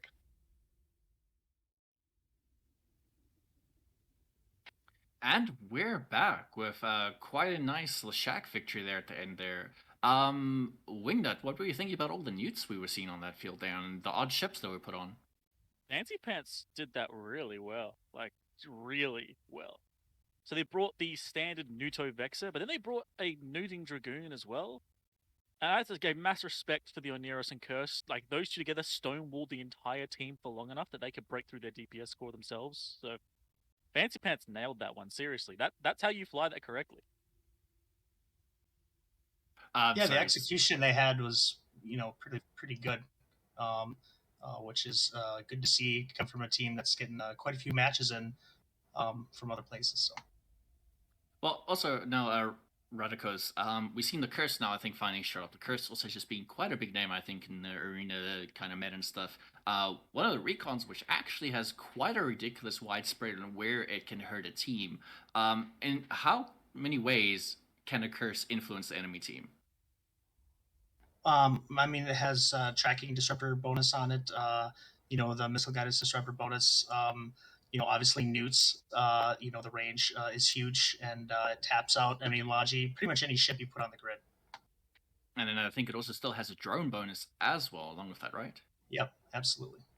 Yeah, so it can be quite effective. Now, speaking about tracking disruptors, rules in this normal tournament play have been EWAR, offensive EWAR cannot be scripted. So unfortunately, they are unbonused, these tracking disruptors, which does kind of still help even out when it's on the bonus ship like a Curse. But also now, speaking about the game before as well, where we saw the Jackdaws in the Flykiller comp, where the Jackdaws were using those massive amount of mids they had for tracking disruptors, Wingnut, when you're coming into this arena with EWAR like that, and you have to choose between tracking disruptors and guidance disruptors, do you think there's one teams are always going to be leaning towards? I think it tends to always go towards tracking disruptors unless you know for a fact you're going to verse a missile comp that threatens you. Because at least since I've been here, we haven't seen that many missile ships to begin with, really, except for that one Flykiller comp, which is fully set up for that. And unless you've brought an entire comp's worth of missile guidance disruptors, you're not going to stop that. You can't stop 6 missile ships all shooting at you. So you bring tracking disruptors, that way you can turn off, just disable a shack. Or you can disable these Amarian battleships we keep seeing people wanting to bring. Or you can even potentially disable attack battle cruisers. I think tracking disruptors, except for missile guidance, are a bit more all-purpose. Is probably the right word I'd put for that. Okay. You then can so many things. What would happen, Radicus, if you saw that Chris team with all the TDs, all that EWAR, and you show up and suddenly you're against Flykiller and it's just all missiles? Are the ships actually a waste at that point? Or is there actually still room to recover when you kind of you gambled on an EWAR and that gamble didn't pay off? When the gamble doesn't pay off, you're kind of SOL at that point. So. Okay. Now, can you also, Radicus, talk a bit about the utility we see of the Vexer? It's a T1 cruiser. It's one of the cheapest options out there, but I have a feeling we're going to be seeing quite a lot of it. And why would teams be choosing it? Well, the Vexer is very tanky cruiser, as most Galentes are, and has drone bonus. You can bring heavy drones. You can bring the heavy rep drones, which is huge. It brings a lot of tackle. You can decide if you want to do scrams or webs, or if you just want to do, just the utility is there. With RTCs or extra disruptors. Tracking disruptors or missile guidance disruptors. I think it's. I would suggest using it, for teams because it's a very versatile ship for the points at only 6 points, for a cruiser. So, it's a nice little support ship that adds DPS as well. At this point, Twitch is welcome to join in on a very, very highly debatable topic right now of which will win, Abaddon versus Abaddon. So feel free to get involved in that poll. No, it's Abaddon versus Abaddon. Well, what he said. So choose those options, please. I will we'll use whatever Wingnut said there. But speaking about those ships you mentioned now, Wingnut, we did see an APOC though. Was there a reason that APOC might have been on grid, or would they have rather preferred to take 2 Abaddons if they had the option? It was actually an APOC, not an APOC. I'm pretty sure, right? Which is even I more don't expensive. recall at this time, but Yeah, it was an APOC. Yeah. Yeah, so they could have brought two Abaddons, because obviously the price would have gone up by like 1 point each one. So it would have actually been cheaper, I think, to bring 2 Abaddons. Whether that's a better thing, you'd have more tank. I don't know if you have less DPS. I think they also get a tracking speed bonus, I believe. Let me just double check that one before I say that. The Nape Docs, yeah. Yeah, it does get a tracking bonus, so they're probably hoping that maybe it can kill off cruisers and stuff. And so that curse kind of hard countered it perfectly. Ironically, though, laser weapons use cap along with hybrid weapons, the Galenti ones, with Minmatar's AC and artillery being one of the capless weapons along with missiles. But the normal bonus you would see on Amarr ships would always be a cap reduction usage on their lasers. The Abaddon does not have this, instead going for tank and damage purely. Would that have worked against them, this match, Radicos? I think. Wait. Okay. Say that again. Sorry. So an Abaddon does not have a cap usage bonus on its guns, like most Amarr ships do. Would that have worked against them in this match now that they faced against with Fancy? It would have not been fun, but I think it would have been. I think, it's all about execution, and those variables are really hard to just go off of. Like you gotta focus on those execution plays that are made, and because sometimes the cap is an issue, but in that instance, yeah, it could have hurt more, but I just think there's more to it than just that. No, that's fair. I mean, this is why cap injectors exist, is to counter these sort of things. But it does seem like Abaddon is winning the poll quite significantly right now with a bad one. Because it's correct. Abaddon is correct. I don't care if you think it's not. It's correct, sir. Well, how do you pronounce Gila then, Wingnut? Gila. And if you say any other way, you're also wrong. It is a Gila. I always feel like people that say Gila are trying too hard. That's what I think. Exactly. You want to have your fancy little accent, like, oh, it's a Gila. Like, oh my. I feel like that's like when you say it like a bit of like you need to have a bit of a hand gesture to go along with it almost. Yeah, Gila. That's trash. It's Gila, boys. One other thing I actually do want to touch on a bit. I think our commentators touched on where one of the command destroyers died, and it was just okay. Links are off the grid. When you kill a command ship or anything which has links, Wingnut, do the links actually and their effects immediately go away? No. As far as I'm aware, no. They take a couple more minutes until they finally run off. So you can get really good timing and kill it just before the next cycle's about to fire. And then they got maybe a minute, I believe, or less. Or you can be really unlucky and kill it just after. At which point, generally, the match will probably be over before those links finally run out at that point, once you finally killed it. Unless you're Flying Fly Killer, of course, which means you can kill it early enough for it to actually make a difference. It is a big thing to do. If you can't break a comp, you kill off the links, and then maybe you can do it now.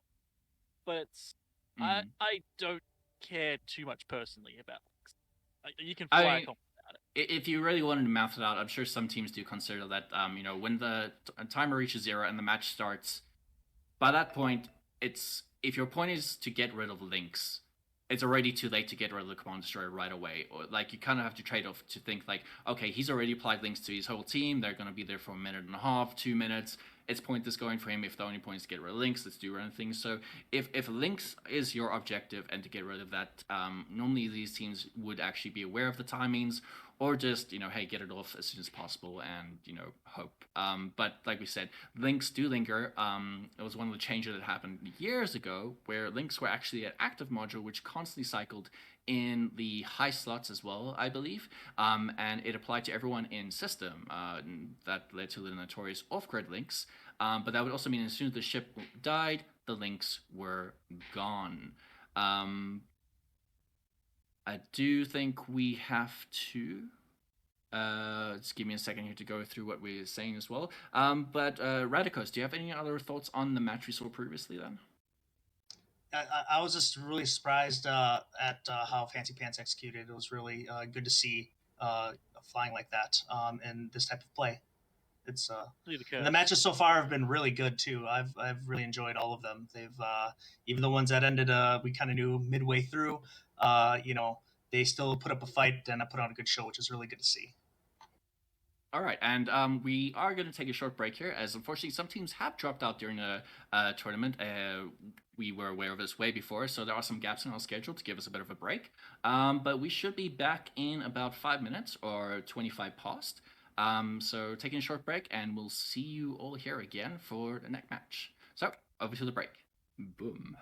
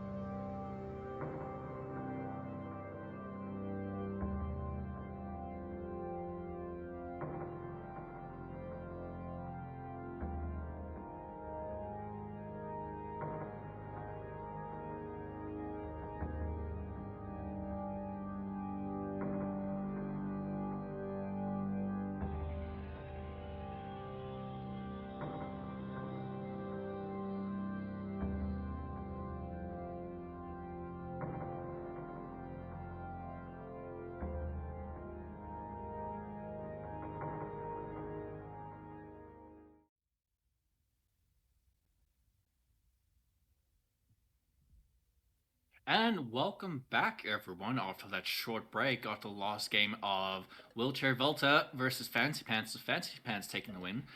Soon we'll be actually seeing Game 7 with Wolves Among Strangers. Game 6, by the way, has fallen out of the schedule. We're going straight to Game 7. Wolves Among Strangers versus Turbo Feed or Glory. Wingnut, do you have the bands in front of there, or do you need me to go over them quick for us? What? I haven't got the bands. Where are they? All right. Well, it's all right. I'll go over them quickly. So, Wolves Among Strangers have actually banned the Gila, Blackbird, and Ishtar, with Turbofeed of Glory banning the Vindicator, Curse, and Barghest. Not seeing a duplicate ban on the Gila here. Any thoughts, Wingnut, on the bans thus far? Vindicator? Also banning the Pancake. Have we seen a Pancake today? Well, I've not been around. Have I missed pancakes for breakfast? Some teams have banned them, I believe. I mean, it being a notorious heavy damage ship, but it still poses a bit of a threat, but maybe not so much in this meta right now. That's such a spread. Like, you banned the charge in your face Vindicator, but then you banned the run the hell away Barghest. Okay. Barghest can be used to charge into. You can do a Torque I'm Barg. piloting it, yes, but most of these teams will not do that. Yeah, that's true. Radicus, would you do a polarized Barghest? Yeah, well, I don't know, not a polarized, but I definitely would bring a Barghest in to charge in, but that's what I'm known for, is doing some ramming, so. Well, I know the Barghest was quite the the pick or ban ship for the AT with those rapid heavy columns, but I feel like it was much more of a threat there due to the amount of pilots and points you could play with, so that you could actually take 3 Barghests at once. Not really possible. Too. That too, but not really, especially now that you pay a penalty or premium for taking repetitive picks here. We do see the Curse being banned here as well, the Radicos. Is that a good pick, or would they rather ban something like ECM? I mean, it all depends on what they want to bring, obviously, but the Curse just shows that they don't want to see newts. And that, well, if I understand newts, that. Would a Geddon be a better ban then if it was purely newts, or was it also the TDs that they were worried about then? Probably the TDs. And I mean, because since the Geddon is open in this, you could probably, you can use it yourself. You just don't want to get counter neuted, which doesn't seem like it happens a lot, but in tournament play you see it a lot more. Shutting another newt ship down. I think the Curse definitely. They just have. I bet they probably. I mean, if they bring a missile comp, unless you're Mark Bridges, I don't think you'll be able to do that too well in this tournament. So yeah, I'm expecting to see possibly some projection ships from that team. So sorry to cut you off there. The teams are taking the arenas. So it's okay. While us in the studio try and work on our mind reading skills to see what these teams are thinking, we'll be handing off to the arena, back to Hohead and Fear.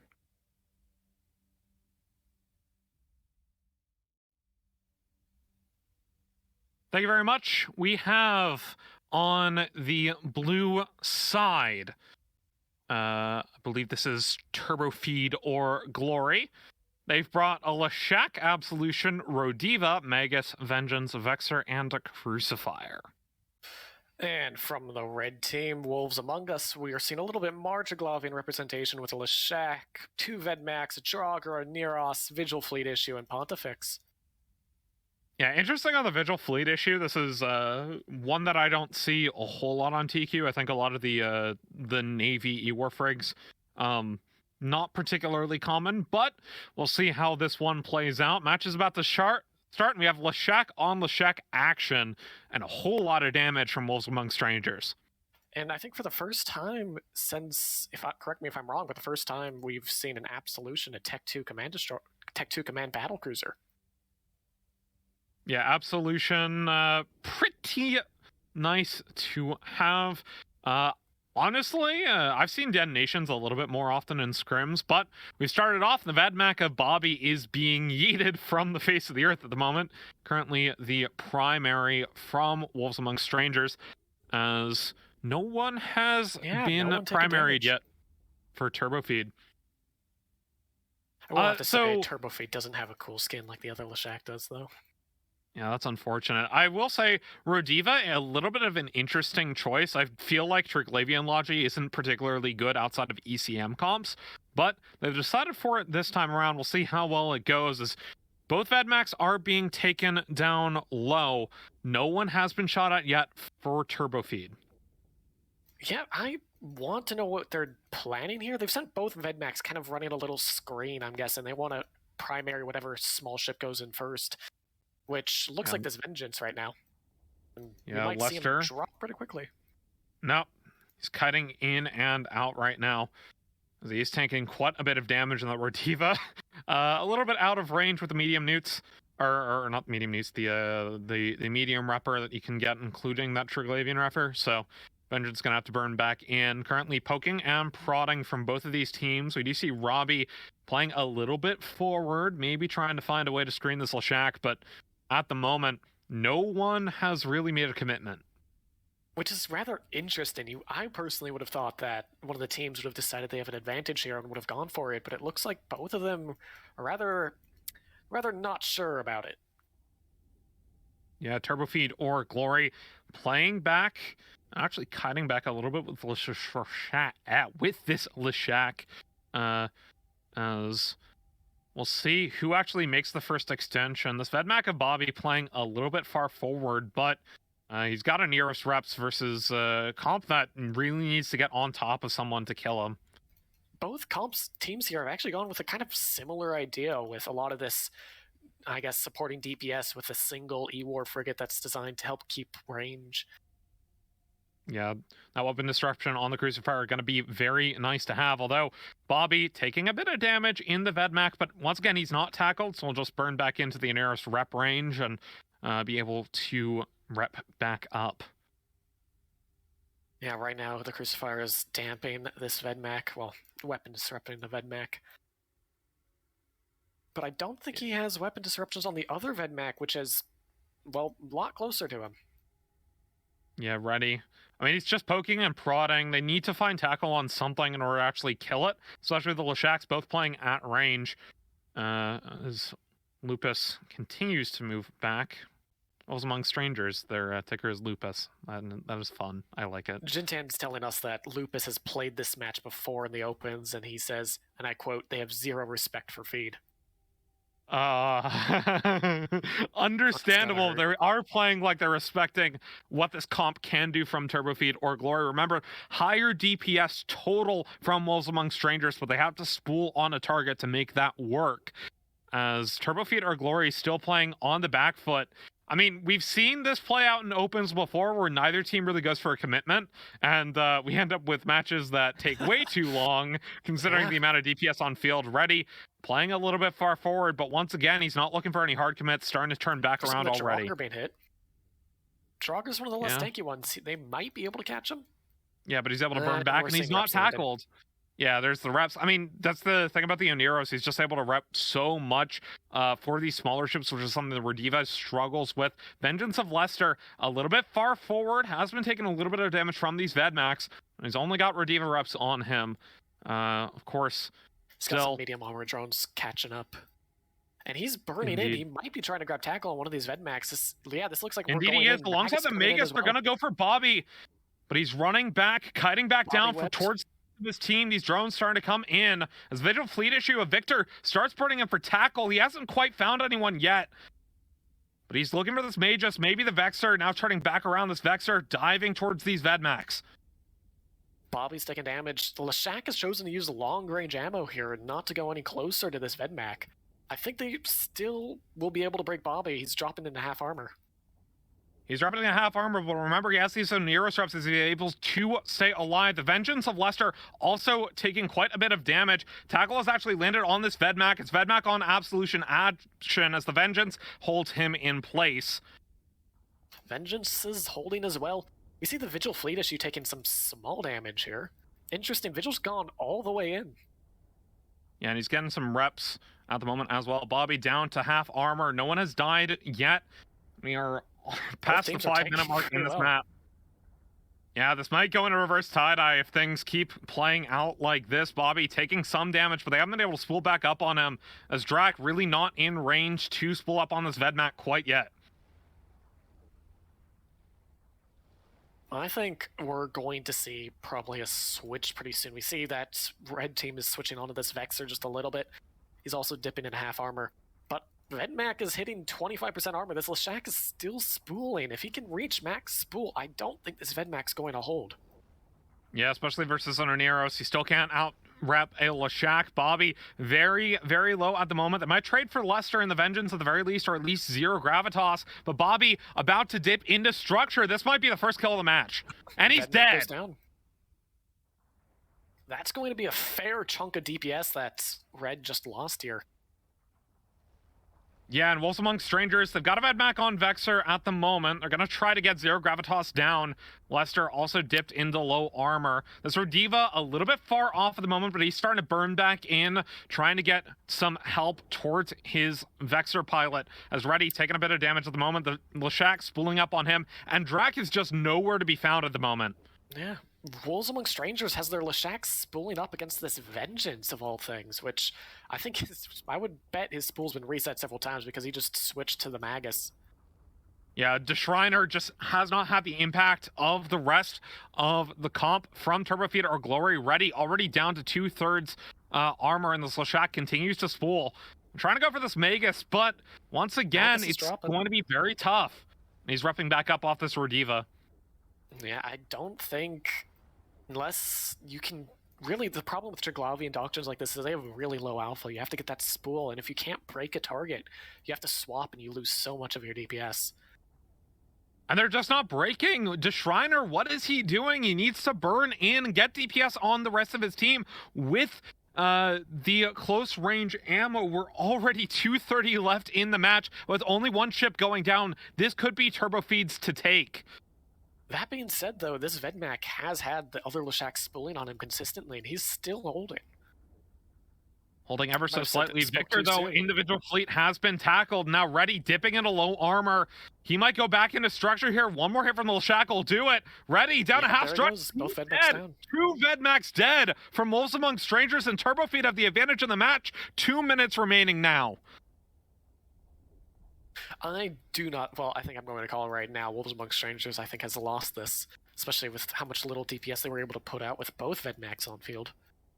Yeah, playing way too hesitantly off the beginning from both these teams, overextending with the Vedmaks, and DeShriner and the Leshak just not playing close enough to make an impact on any of the targets that are tackled. Amadal now going down. He's going to catch a Neros reps, but once again, this spool from this Leshak Drak doing so much work for Turbofeed or Glory. Turbofeed here was, well, they went for it. They kept spool on. We didn't see that from Wolves. No, we did not. Amadal catching reps, but eventually will go down. Now down into structure. They're going to try to get damage on this Magus, but Draugr is dead, and there just is no DPS left outside of this Leshak, who's still 48 kilometers off the center. He is burned in now a little bit, but he's still not close enough to the rest of Turbofeed's comp to really make an impact. The Ted Bill from Twitch chat brings up a good point. When you're going up against a Rodiva and a Triglavian fleet comp, your initial low DPS is a really big effect because as you ramp up, that Rodiva ramps up. And you can't break and swap reps without losing your own damage. Visual fleet issue is down as well. Leshak, Oneros, Pontifex all left, and it all went wrong for Wolves Among Strangers. You said they didn't respect Turbofeed. Well, Turbofeed says, well, it doesn't matter if you don't respect us. We are just better. 30 seconds remaining, and I don't think Wolves is going to be able to get that Vengeance kill. It's going to be a clean, partial sweep from Turbofeed. Kon Koryutsu on this to Neros now. Now he doesn't have a whole lot of reps remaining. 30 seconds remain in the match. And they take the Neros down before 5 seconds left. They're not going to get the clean sweep, but they don't lose a single ship. Turbofeed are up now 1-0 in their group. And that's a good fight. Oneros dropping just barely after, but everyone knows that doesn't count. Indeed. Well played from Turbofeed or Glory, taking the match victory. And, I mean, that's all you got to do. Just fly better. Doesn't matter how much DPS the other team has if they can't land it on you. We're going to take a look at that game with the desk chair, and I believe Radikos, take it away.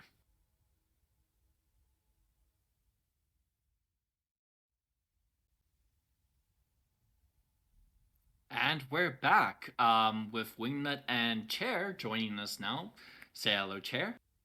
How's it going, everyone?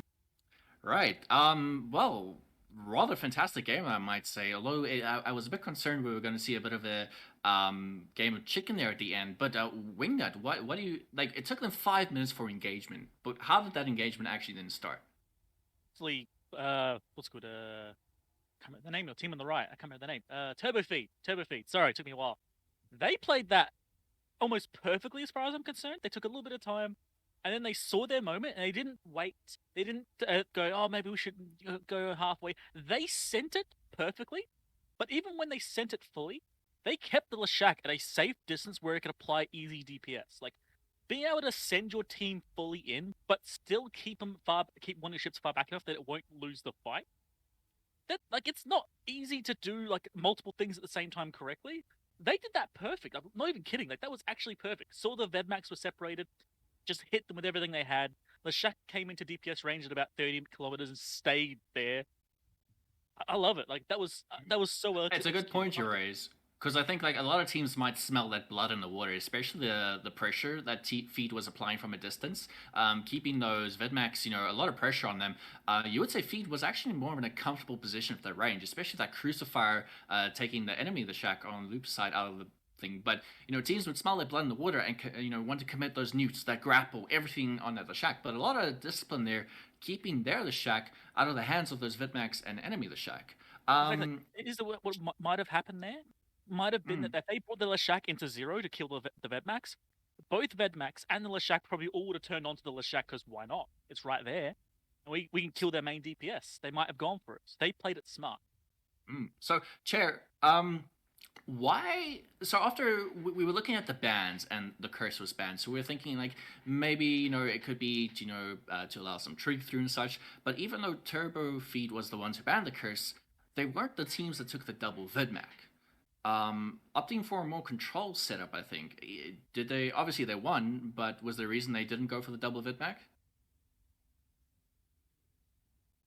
So the double Vedmac has a lot of issues, and that it takes a long time for their damage to actually spool up because their damage is very back-ended. They're very agile, but they're also very, very flimsy. No matter how well you tank them, they're still super, super light compared to most other cruisers in the class.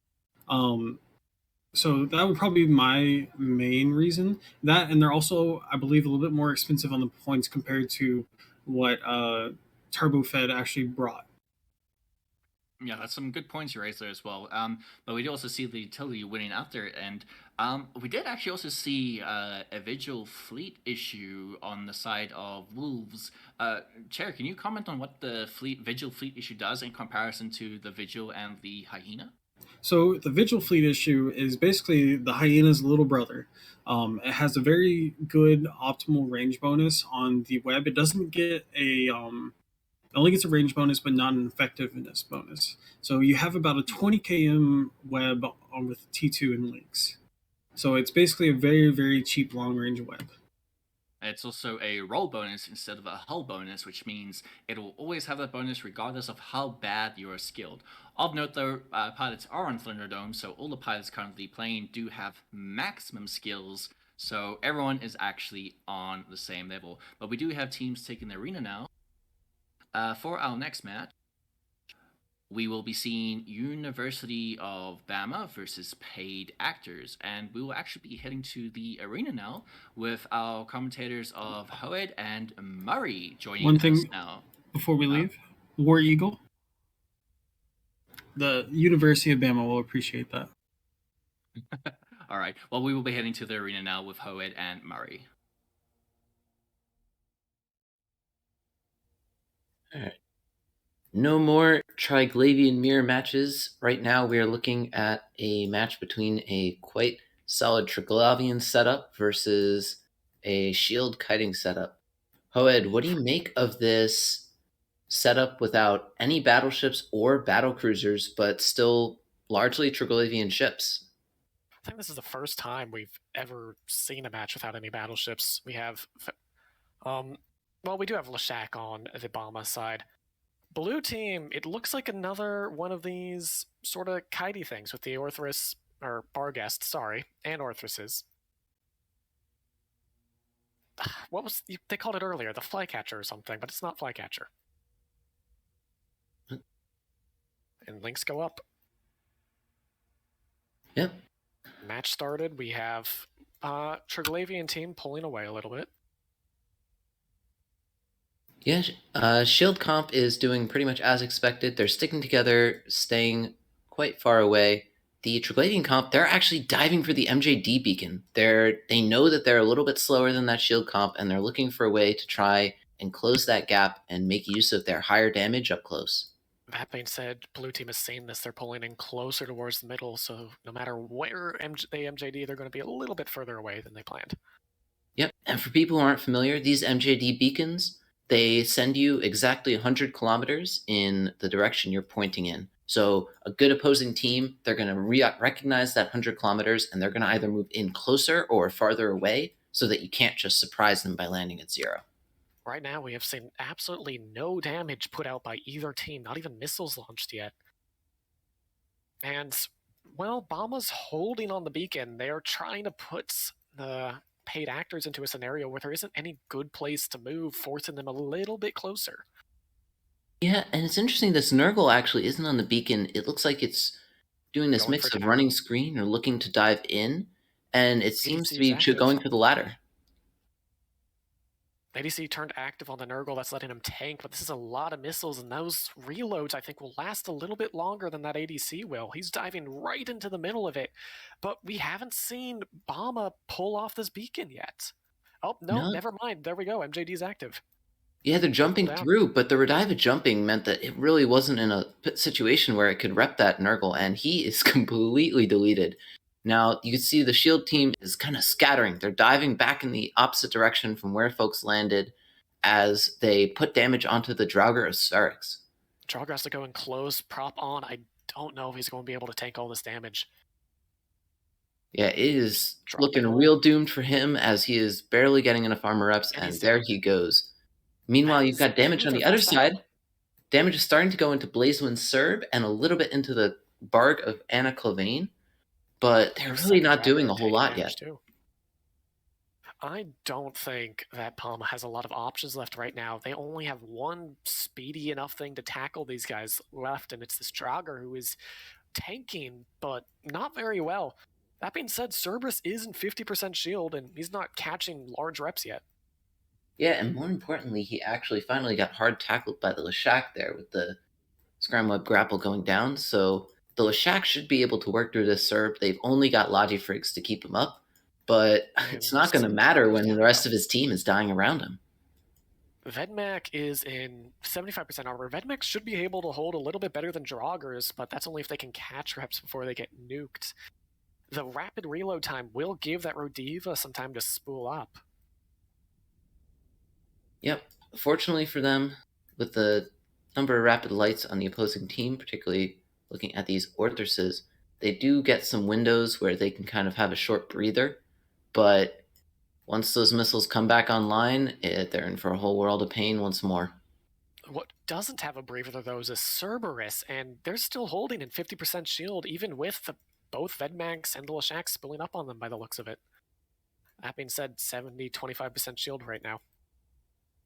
Yeah, look like he's dropping, particularly because the Logi frigates have to be very careful. They can't get too close to these Leshaks and Vedmags because those utility highs have newts, and those newts can do a lot of damage to the Logi frigates, who have pretty small capacity pools. Serb down, one shot from the Leshak there. That being said, Vedmak is in hole right now, and I don't know if the Rodiva kept reps going. And no, Vedmak in hole, one rep cycle, but I don't think that's going to be enough. He's trying his best, but a T1 Logi cruiser just doesn't have that much power. Now, repping the Vedmak here. Pretty much the only thing they have left that they can work with is Kavegi trying to tackle stuff with his Vedmak. But given that the other Vedmak wasn't holding, once damage goes on to him, they're simply going to be out of options in terms of tackling things. That being said, Vedmak gets Scram on a Kirin. That might be enough for the Leshak to start tracking. Leshak is pretty close to this Kirin, however, and all the drones are being recalled? Right now, blue team doesn't have any of their DPS drones out. The grapple will help, but it takes a long time to cut transversal well enough for a Leshak to start hitting that Logi frigate. So even if there's a theoretical situation where they can get that damage applied, the other team's going to have a lot of time to kill Kavegi before that even starts happening. And speaking of getting damage applied, well, it's not really being applied at all here. Kieran is in full shield, and we're seeing DPS being put on both the Rodiva and the Vedmak. Rodiva dropping in a half armor. If he's not local tank, he's going to die here. We see a rep, so he is local tank. The question is, is he enough local tank to tank this? Local tank is not saving him against a Barghest and 2 Orthreses. Leshak finally got a hit off this Kieran, but Kieran's wrapping up again. Yeah, and the other thing is that Kieran, it's just kiting away. Like, it's not tackled, so it's just leaving. And the Leshak's going to have to find something else to shoot. And while he's doing that, his Logi's dying. He's going for the Bifrost. And Logi entering a hole here. One more clip and it's gone, and I don't think reload's going to hit in time to save it. Grapple going onto the Barghest as the Barghest was passing pretty close to the Leshak. So it looks like he's just going to try and sit on that and at least do some damage. Vedmak went for the Bifrost, but he didn't go for a scram. I think they realized after trying to tackle the Kieran without enough webs and grapples, they're not going to be able to track, so he's gone for long-range tracking here. Yeah, there's also a good chance, too.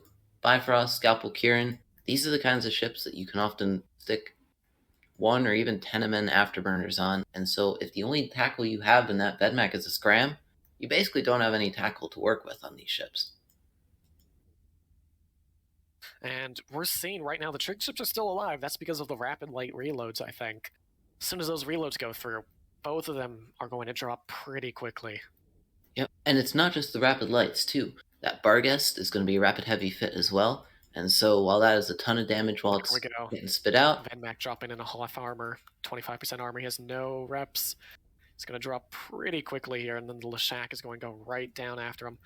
Leshak this time has chosen to be trying to shoot this Bifrost, which I feel like is a mistake, to be honest. I would have gone at least maybe trying to spool up against this Barghest, but they don't have any way to catch these Logi frigs, so Barghest might have been able to tank until the end. The poor man just has nothing else to do. He's shooting what's in range, but at this point, this is really just a cleanup because that Leshak just doesn't have the tools to take any of these ships out. We'll see if this Leshak can get some reps off. I'm not seeing any rep animation. I'm seeing a reactive hardener, but yeah, no rep animation here. He's going to drop pretty quickly then. Yep. I mean, it was a well-flown kite-out situation. Even that's the first time we've seen smart bombs from the Leshak. it's the first time damage was on him, so it was the first time their drones to actually kill. But I guess they were running logistics drones, so you can't really smart bomb hostile drones off without losing your own. The kite was well flown. With Draugrs and Vedmaks, there are definitely some pretty speedy tools that you need to be careful about not getting caught by. But particularly because the kiting team chose not to fly any command battlecruisers, which are traditionally, or like regular battlecruisers, which are traditionally the slowest ships in the kiting comp. Their comp is actually extremely speedy across the board, and they were able to leverage that to make sure that they weren't getting caught even by Triglavian ships. I can't tell if this is one smart bomb or multiple smart bombs cycling close together.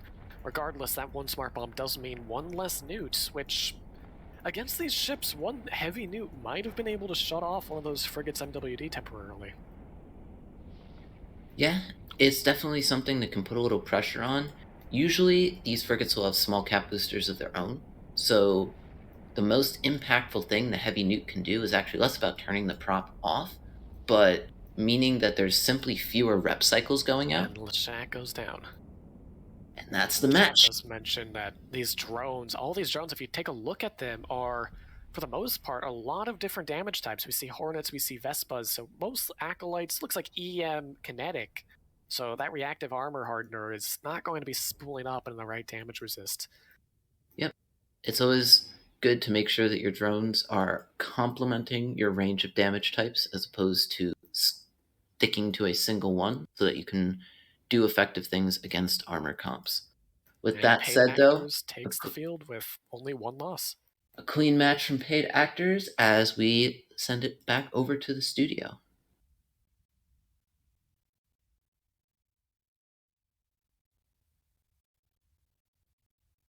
And we're back with paid actors taking the win over University of Bama. Wingnut, how do you pronounce Bifrost? Bifrost? No, I used to have a guy that always said Bifrost, and he got mad at people. People get mad over Eve ship names. Oh, really? it's a Oh, I never Bifrost. known that. It's Bifrost. Yeah, so Chair, now we kind of saw there, I think University of Bama going for that MGU play at the beginning. What kind of complications come along with making those MJU maneuvers as an entire team? So you are really susceptible to getting bumped by your own teammates and then being catapulted into a position either you don't want or straight out of the arena. And if you go straight out of the arena, you're gone. You're dead. Your ship's gone. Don't collect $200. Yeah, especially like off the group up there. I think we did see the one Vidmac get delayed. And especially having a core DPS ship like that get delayed in a jump, it means when you land, you're either going to have a straggler, which can get tackled, or you're not going to have all your DPS when you land. You don't want people to like drip feed into them because you're literally just feeding yourself there. But I believe one point which was raised by Jinten in our background commentary was that that Nurgle that was screening up ahead, unfortunately he did die, but he actually was putting himself in a position where he could screen for his team, and should the Rodiva jump, the Rodiva would be able to keep a lock on him and still keep spooling. Wingnut, besides the MJUs, do you have any other thoughts of that match? Well, for one, they brought an all-triangle team, so I gotta say, so glad to watch them all die. But that Nurgle was trying to do the right thing. I just think he did it a little too early because he was already getting absolutely pounded before he even got close enough. So they had a good idea, but they also went for the most tanky ship first, besides the Barg. Like, you had 2 Orthruses there. Why in the world did you shoot the Serb? That is like the most tanky thing you could have picked to try and kill. That is like bashing your head deliberately on a wall when there's a door to open. I don't know why they did Especially, the Serb is a heavy assault cruiser, and it has a bonus to special kind of damage control. Chair, can you explain what that is and how it works? So assault damage control is basically an I win button for the next couple 20 seconds, I believe now. They nerfed it recently. You take a very large amount of reduced damage because your resist goes very, very high. The one thing though is if you do have so much burst damage that you're hitting it out of your armor type, so that's a shield tank vessel. If you're still in armor, you're still going to take a good bit of damage from it. All right. And also just speaking about the ADC, actually going back to Game 7 with Wolf Among Stranger versus Turbo Feudal Glory, we gave a lot of praise for that Rodiva, which was keeping a Vexer and a Vengeance alive. But of note, if you can actually communicate with your logistics when you're hitting that ADC and kind of time it correctly, it really does help your logistics, especially to toggle their heat, maybe go for reload if they're using Anks or remote reps, anything like that. The Rodiva in this case is also like one of the worst. This is probably the worst case scenario for Rodiva because it's so much front loaded damage with rapid lights, rapid heavies, and just things that apply perfectly to almost everything on the field that it's going to not be able to spool up on anything that it really wants to. That's very true. Wingnut, how do you feel about these ADCs on our... Nurgle also had an ADC, I believe, as well. Yes, and it unfortunately didn't save him too much. They had potential there. Like, ADCs are not going to save you when you get a Rodiva, really. It buys you a bit of time, but you really need to be able to last for more than a minute rather than like 15 seconds, which, by the way, it's 12 seconds for the ADC, by the way. So everyone in chat also knows. But I don't know. I'm too busy focusing on the Rodiva going, that's... ADC's nice. It can buy you time, but it's not going to win the match on its own. Well, I'd be interested to see what Twitch Ted says. Maybe we can get a poll up. Do you ADC as soon as you're primed, or do you ADC when you get low? Which one do you think is better? I'm of the opinion that ADCing as soon as you know you're getting primed is the best option, because that means the sooner you use it, the sooner it comes off cooldown. But if we can get a poll up, I would be very interested to see what Twitch says about that. I can give you the correct answer if you'd like. What, is that just when not have it? Halfway through your armor. Not at the low, because you'll just die. Not when it's high, because you're not getting the best benefit. It's right in the middle. But actually, while people might debate that, grab a drink, think about these questions we put into your heads for now. We will be taking a short break here when we return Matt back for our next match again. So we hope to find you all here, and we'll have a bit of a shuffle for our commentary team and who's on the panel again. So we'll be seeing you back here. Timer should be up on the banner, so you can know when the next match starts again.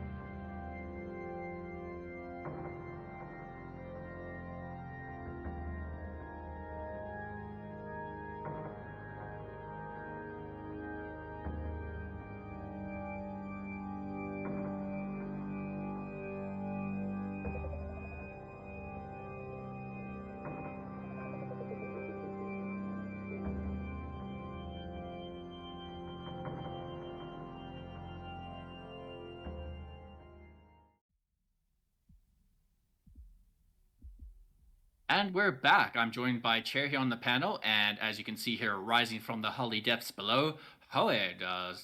Give us a wave. I'm not sure if you can, Hoed, though. No, I haven't set up hand tracking yet. All right. Well, we're not going to have much time before we actually head into this next game that's happening, but we're going to have a quick challenge for everyone that's here on the panel. Is try and pronounce the name of the team. I'll go first. It's Magnetschinskurt. Chair, your turn. All right, it's my time to shine as American. Magnetschin is I tried. Okay, and how it? Magnetschinskurt. I don't know. Well, we will be calling them the German Railgun team, and they will be facing off against Jovco Mining Division. So the teams are actually in the arena, so we will actually be heading off.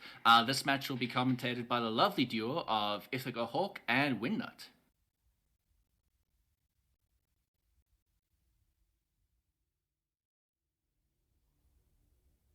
Hallo und willkommen zu dieses Spiel zwischen Magnetschinengeschütz und Jovco Mining Division. Ich heiße Ithaca Hawk und ich bin neben Wingnut Cross. Wie geht es Ihnen?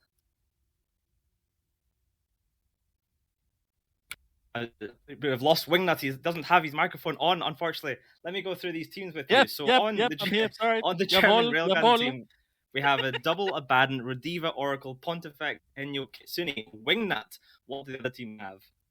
Oh, well, they've brought a Widow, Zarm, double Vedmak, Navy Org, Draugr, and Kitsune as well. So both sides bringing ECM, but Jovco's gone, you know what, I'm not going to bring one ECM. I'm going to bring two.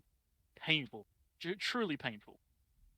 Yeah, you can never have too many ECMs in a match like this. But maybe you can. It can be too much if you don't do any damage. That is always the problem. So we'll see what happens when these two teams get underway. They've worked in kind of almost across from each other.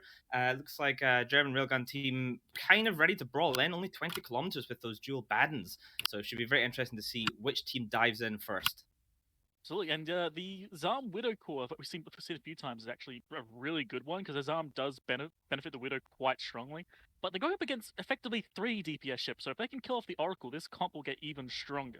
But we have to see what they can do. As you see, the match is underway. Huge damage onto the Widow immediately. I mean, that's a good target to shoot for, especially if that's jamming the Baddens. They're just going to vomit DPS all over it. But the Kitsune is the one that is getting turbo dunked on by Jovco right now. Yep, they're trying to remove the counter ECM on the other side. If that Kitsune goes, that means their ECM core will be stronger. The Zarmad's obviously spalling on his Widow friend.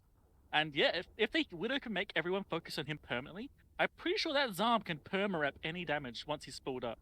So this is hopefully going to be a very good match for... they're swapping targets onto the Enyo now. The Kitsune has been surviving under Rediva reps, which is, to be honest, probably the first time I'm saying that sentence before. But somehow it is staying alive. The Enyo is who they choose to primary next. German Railgun team still firing those rounds straight into the Widow of first recon. But at the moment, nothing is really going on. Well, they're switching to the Rediva now as well, so they're flipping damage, trying to find a target. Looks like they've decided that the Rediva deserves to die. They're also... The Enyo is currently tackling an Org Navy, hence why he has drawn the ire of him. But now the Rediva is starting to slowly go through armor, as the Widow is solid. Yeah. The Rediva is an interesting ship choice because obviously it's not as powerful as the Zarm. It doesn't have those tech to resist. It doesn't rep quite as much. But so far, whoever his name is doing quite well in that Rediva to keep keeping a Kitsune alive in a Rediva. As I say that though, he is really starting to struggle as he's about to dip into hull. Yeah, that Rediva got split between 3 or 4 different ships, and then they just went back and deleted the Kitsune. And at that point, now Jovco has the ECM dominance that they should need. You see that the Widow is still maxed out. The Orc Navy is sitting at maxed out. And with the setup as it is, this Zarm should be perfectly safe to keep his boys alive and ruin the opposing team. Yeah, there is a metric buttload of EHP between those two Abaddons for the Rediva to slowly rep on. I mean, just look at the size of that defense bar there. It is substantially girthy. But the key point here is the control bar of German Railgun team, much, much smaller. The jams from Jovco Mining Division must be wreaking absolute havoc across that team. Yep, and currently looks like Jovco is trying to remove the Pontifex, and it seems like Rediva's holding that pretty well. At this point, what would you go for in Jovco's position? Would you go for the Rediva? Would you keep going for the Ponti? Would you pick up the Oracle if you can? I think you got to get that Rediva down. They had a web on it briefly there, but it has just dropped off. So they probably need to send in maybe that Draugr or that Navy Og. Try and get tackled. Scram, there you go, on the Rediva. That's what you need to do. Slow him down, get him webbed, and start absolutely butt dumping all over him, which is exactly what they're doing right now. Exactly. Redeemer's trying to smart bomb off drones, but unfortunately for him, the main DPS on him is not drones. As the Redeemer now goes into Hull, Orc Navy's actually getting punished quite right now. He's going into low armor. Rediva down, that is huge. So now the reps are off the field for German Railgun team. They have those two Abaddons, massive amounts of EHP, of course, but the rest of the ships are going to die really quickly. So you can see that Pontifex going down in seconds, literally seconds. Yep. The Oracle probably will be next. Yeah, Orc Navy is really, really low. He's going into Hull now. That Pontifex will put these links on a timer, and at least luckily this Abaddon's get the links. They're already a very tanky machine. Also notice that the Abaddons are actually sitting at 0 on the Widow, but they can't do anything. The Zharm will save the Widow every time. They haven't been able to kill it, and I don't want to call it just yet, but without their logistics, this is just now a game of how long that EHP will take to chew through. And against the two Vedmax and Navy Aug, look at the Widow. It's not going to be that Widow. long. Where's the Zharm? What's the Zharm doing? Look at the Widow. He's getting real low. His arm's going to start spalling quick. He's got to. Oh, he might have left it too late, maybe. Oh, the Enyo's down. So maybe the Zharm drifted out of range. He is moving quite quickly. He might have got out of range of that Widow and then lost his spool. I think maybe that's what happened. If you get too far away, your spool breaks. You have to get back in, re-rep, and start getting that spool back up again. Losing that Widow has just made this match blown wide open once again. We'll see bloody Jovko had this and they tossed it. They threw this shit so bad. What in the world? And the Oracle goes down, so at least it's down to 2 Abaddons now, but those Abaddons are a thick ball of tank. Luckily, 2 Vedmax should be alright with Zharm help. 2 absolute thick boys remain, but they do an absolute buttload of DPS, as we discussed, especially if they get conflag loaded and they get right in about them.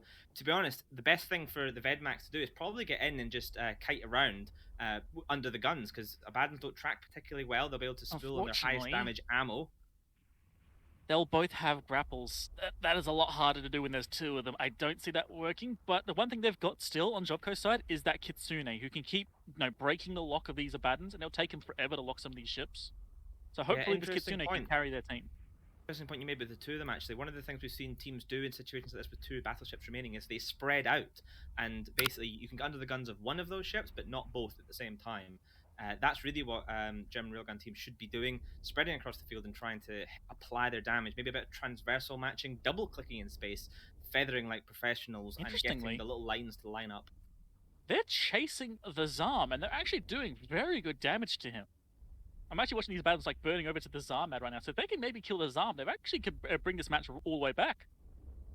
Yeah, I mean, that's a big ask, I think. The Zharm is motoring away quite quickly, which is probably the wise thing to do. Still trying to keep reps, of course, on the Navy Augur buddy. It looks like Marissa is going to go down, though, in that Abaddon very, very quickly, and the Zharm is now rep back up almost to full, so they probably get out of pulse range, or rather, scorch range with those pulse guns. Exactly that. With Marissa down, now it's down to 1 Abaddon. The Zharm is repped back up, so it looks like even though Jovko attempted to throw it as hard as possible, they managed to hold it still. Their Kitsune pretty much doing what the Widow was doing, but smarter. And smaller. And smaller, for sure. Yeah, I mean, if that Abaddon is jammed, then that's a good 20 seconds of literally nothing happening that could possibly threaten Jovko Mining Division. The only thing they can do to lose the game at this point is to all simultaneously fly out of the arena. That has happened in tournaments before. We have seen teams anchor, and the anchor flies out of the arena and takes everyone with them. But I think Jovko are good enough pilots that's not going to happen in this instance. Yeah, and there's good fights in local, fair enough. The Abaddon can't really do much at this point. You're seeing ships that are sitting right around him, and I think he actually... Yeah, the Navy Aug is just sitting there because he doesn't care. He's the most brickiest brick that it was ever a brick. Yeah, I mean, that's how I would define an Abaddon right now, is just a brick. If there's you can triple plate these things if you're absolute mad lads. I highly doubt it, especially if you've got Rediva, that they would have triple plated it. But you never know. Never know what goes on in the mind of a German. Yeah, they could be polarized. I wish so much. Oh, do you know what? See if they had gone for polarized Abaddons, I would instantly declare them as my favorite team in the tournament. Exactly that, man. Despite currently going 0-1, I would forgive them for that. Well, you brought us in German, my friend. Bring us back out in German too. Oh, I can't be bothered. Let's just go back to the desk. Aww.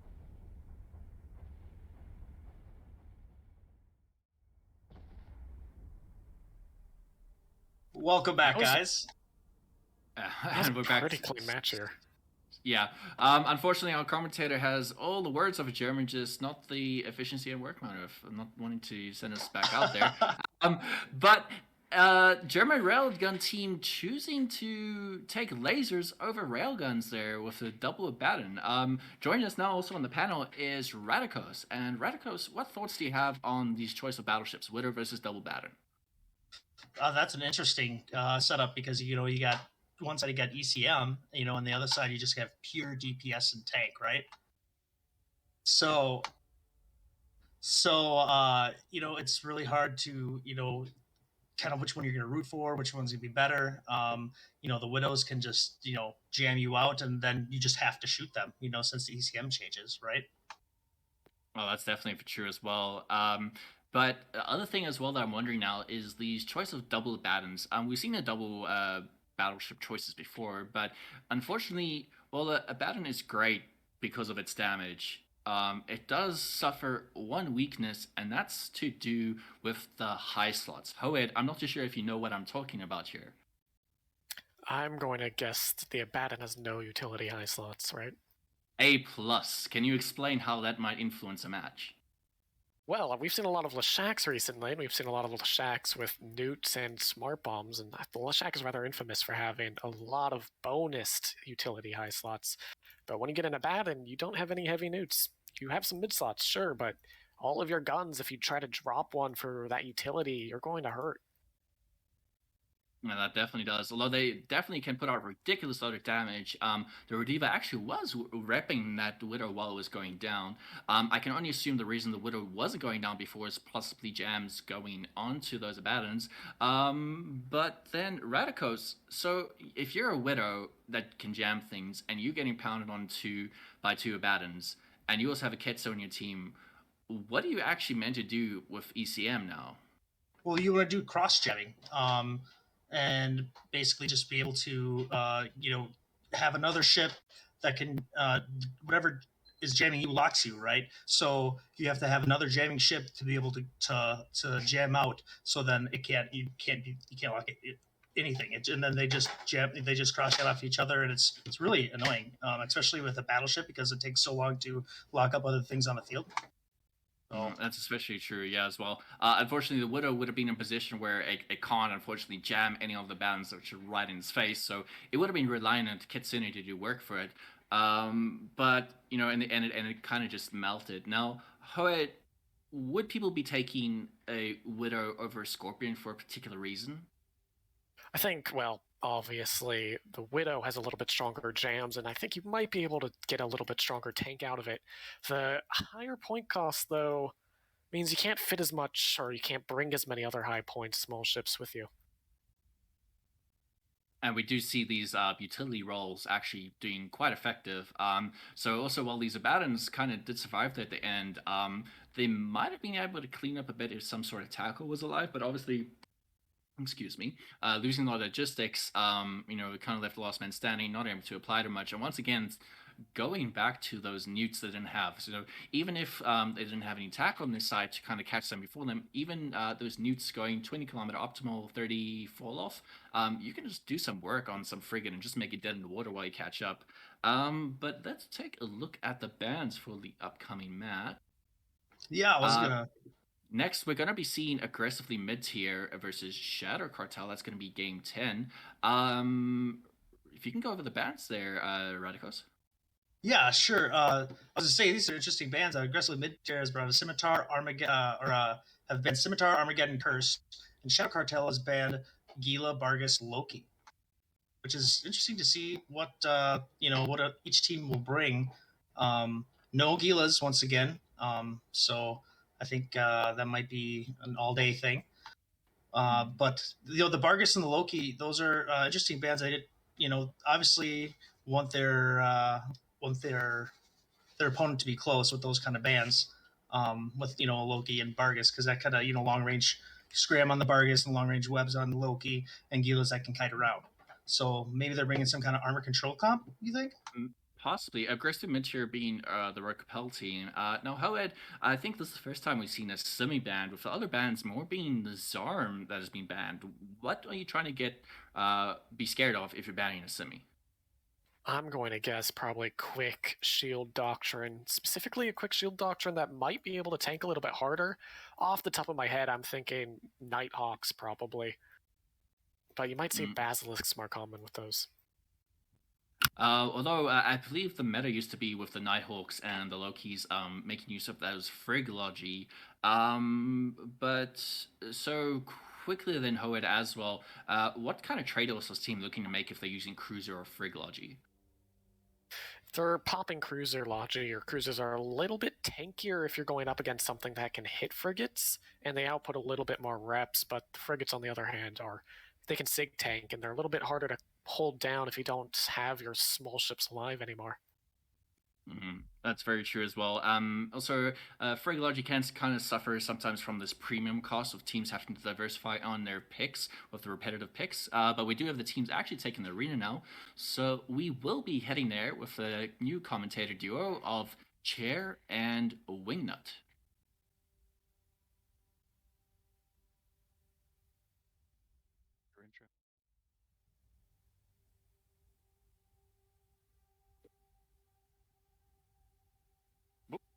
Hello there, ladies and gentlemen. Welcome to the next match. I'm, of course, Wingnut, joined by Chair. Chair, mate, talk us through it. What have they brought? Because I'm seeing a lot more triangles again. So, seen 3 Vedmax coming out of Rote at this point with a Widow to complement it, or no, Scorpion to complement it. And then on the other side, you're seeing a drone comp with an EOS, 2 Ishtars, and a Stratios. Yep. So we're going to see drones versus pretty much Triglavian Rush with an ECM backline from that Scorpion. Those Deacons are going to have a very bad time with those triple Vedmax. It'll be very, very spicy for them. As you see them all just rushing in. It could have been worse for them. It could have been 3 Gilas. Very true. But yep, match on the way. We're seeing a mass swarm of drones all hitting one Vedmac. Lady Labia is getting absolutely pounded. Yeah, and the Neros is already ready for it, though. Yep, exactly that. And he's pulling the drones away, if y'all watch, as Lady Labia is going back away from the other Vedmax. So this is going to make the travel time of the drones much longer, getting back to anything else they want to DPS, as the other Vedmax get on top of the blob. Question is Lady Labia going to go for an MJD beacon and jump them even further away? Or are they going to just stay behind their boys while the rest of the team is charging in? I think he's going to stay behind. Using MJU beacons is very, very iffy, especially on Thunderdome, where it's not perfect. Yeah, interesting note as well is that both the other Vedmax, while Lab is a mile away being hit, they're both on top of this EOS right now. However, I'm looking at the newting power, and it is looking disgusting. I'm seeing so many newts and nosses. It's just a mess of them. Yeah, with the drone comp, you don't really need much else in the high slots besides the drone link augmenter, which gives you drone control range, so you can just fill it with newts and nosses. And it's exactly what happening. I think I've seen a Vedmac lose a cycle at least twice. Then again, I could be imagining things. Alice Hecate is being, really, really neutered. And yeah, look at him now. All the drones suddenly came back, and he goes from full armor to almost no armor into hull. Is he going to go down? He's getting close. Reema's going to have to try. Nope, he's gone. Yeah, this is not very good for Rote. Watch the next one go pop. Watch the next one just go pop. Yeah. ECM is not very effective at all against the drones. But they had to make a play because you can't try and shoot drones forever because the drone bays on the Ishtars and the EOS is just never ending. Yeah, exactly that, and their drones are also incredibly annoyingly thick. So even if you can do it, you're going to be there for a while. But yeah, second Vedmac goes down, and this is looking incredibly horrible for Rote / aggressively mid tier. I was rooting for him. They're my practice partners, and I was hopeful, but it looks like they just got a little bit of outdrafted. Probably telegraphed a little bit that they're bringing some ECM. And drone comps counter ECM pretty well. Yeah, I was backing him too, and then I saw the Scorpion, and I really wanted them to die. So I'm very, very happy that the guy who brings ECM is getting dunked. Are you not an ECM enjoyer? I despise ECM. I hate it with a burning passion. And I know there's some ECM parts out there that is hearing that and it's fueling them, but I hate it so much. At least it's better than it used to be when you just couldn't shoot at all. That was... Don't even get me started, dude. But Lady Labia finally coming back to get absolutely destroyed. Yep. So And this put nothing left. one thing to point out, the Scorpion also, I believe, does not have any turrets on it. So all their damage was in the Vedmax. And it's basically just a slow, painful death now. Yeah, actually, you're right. There's not a single launcher or turret on that Scorpion at all. That is... Okay? Where did their fitting go? Surely it's not that tight on fitting that you can't even put in, like, small guns. I bet it's What? triple plated. Yeah, but, like, you can put small autocannons in there. It has the same Triple number of plated and turrets. all newts. Look at the newts coming out of it. True, but he's a And little smart late bombs, to they the just party. smart bomb Yeah, he's a too. smart bomb. There you go. He just smart bomb. That's what it is. So he's a utility Scorpion, maximum utility. Fair enough. He's a little late to smart bombing it because there's nothing around him anymore. But he's trying his best. Yeah, I don't know. Like, honestly, Shadow Cartel played this drone comp reasonably well. They did let their drones get dragged a mile away, but they recognized it, came back, and just deleted 2 Vedmax within like 20 to 30 seconds. So, Yeah. Bravo for Shadow there. So I think aggressively mid-tier really messed up the play of just ramming their Vedmax into the... Like, they tackled the Vexers and Ishtars and everything, just tackled them right away. When you saw Lady Labia moving back into the back of the field, pulling the drones away, they should have just kept repeating that, rinse and repeating, because they have the range and the tracking to get onto those deacons, and they also have the jams. So they really could have just played it a little bit slower and not, like, used their ships to a better advantage. So like, what they did is they sent, like, Lady Labia did it perfectly, right? You drag the drones away, you then buy time. The thing is, they tried to rush in the Vedmax. Even if they were trying to play that again, they brought the Vedmax into all these newts. I'm pretty sure there's newts on the Stratios, the Eos, and the Ishtars. So the moment they burnt in that close, they just said, "Okay, well, please keep nuding us off so we can't even shoot." Like that's how much they got nuded. Like, you play at a safe distance, and if you want to try and kill drone, that's better than... Wait, who just boundary? Oh, yep, not a clean sweep anymore. Something just boundary. Neros Oh. and Drogon? Oh. So we're gonna see what was that one PL match where just a whole bunch of people go Yeah, running PL into vs the... NC. I remember that. That was such a great match. I love that one. You see little ships just suddenly blip, blip, blip, blip. Exactly. But yeah, unfortunately, it was always going to be a tough road uphill for aggressively mid-tier here. They kind of got like hard picked with the Scorpion. But in the end, they also did not play it particularly well. Not that I can fault them. I doubt I'd do much better.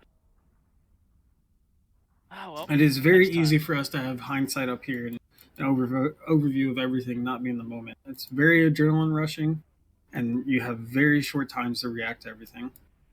Yeah, look at all the drones chasing this vengeance down. Like, you can just see the swarm arriving.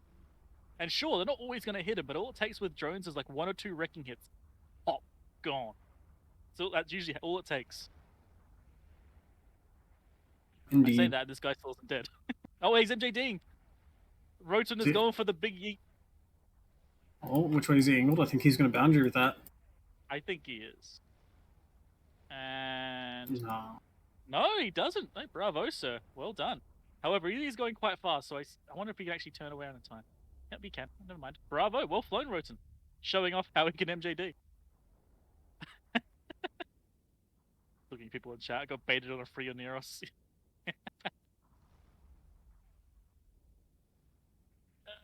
That Scorpion's still alive. I'm actually kind of finding that amusing. They don't respect it in the slice, that they're literally leaving it till last. Well, it's also probably really, really tanky because of the changes that happened, about a month ago, where they got half of their resistance back, and then battleships also now have a roll bonus where they get more effective HP from fitting plates and shield extenders. Yep. You see the whole drone ball has arrived. I wonder if... Yeah, he's MJD Oh, he's- now as yeah. well. He's not going to boundary with that, I don't think. He's going to go exactly 100k away. Yep, 105. Is he going to keep going? Yeah, okay, looks like he's going to try and... No, he's turning. God damn, I was going to say he's trying to boundary. These guys like proving me wrong, apparently. None of them are embracing the, Jovian love. Yep, bloody tryhards! You've lost! Just boundary, damn it! You're not gonna win with your no DPS Scorpion and a Vengeance with no armor. Just bloody wasting my time. You have to play it like you want to win. Sometimes that means dragging it out. But as well, this might also be a play on it. So the way your groups go is if you have the most points at the end of all these matches, you progress into the main tournament. So this also is a key play in trying to keep the amount of points your opponent gets down to the minimum. So they kind of have to do it as well. That still doesn't make me like them. But you're seeing all the drones finally coming back into the Scorpion now. However, he will try another MJD. I think he'll probably survive. He's still got enough armor. I like that Eos is actually burned over here. Eos is going over to try and nude him out, so we can not do it. That's great. Do they not have scrams or anything? Probably not. They're not exactly a brawling comp. They're using the nukes as their scram. Small note here. The points will only matter if they are tied for wins. I've just gotten a crazy little voice in my head, or I don't know if that's heard on the stream, but okay, it is on the stream.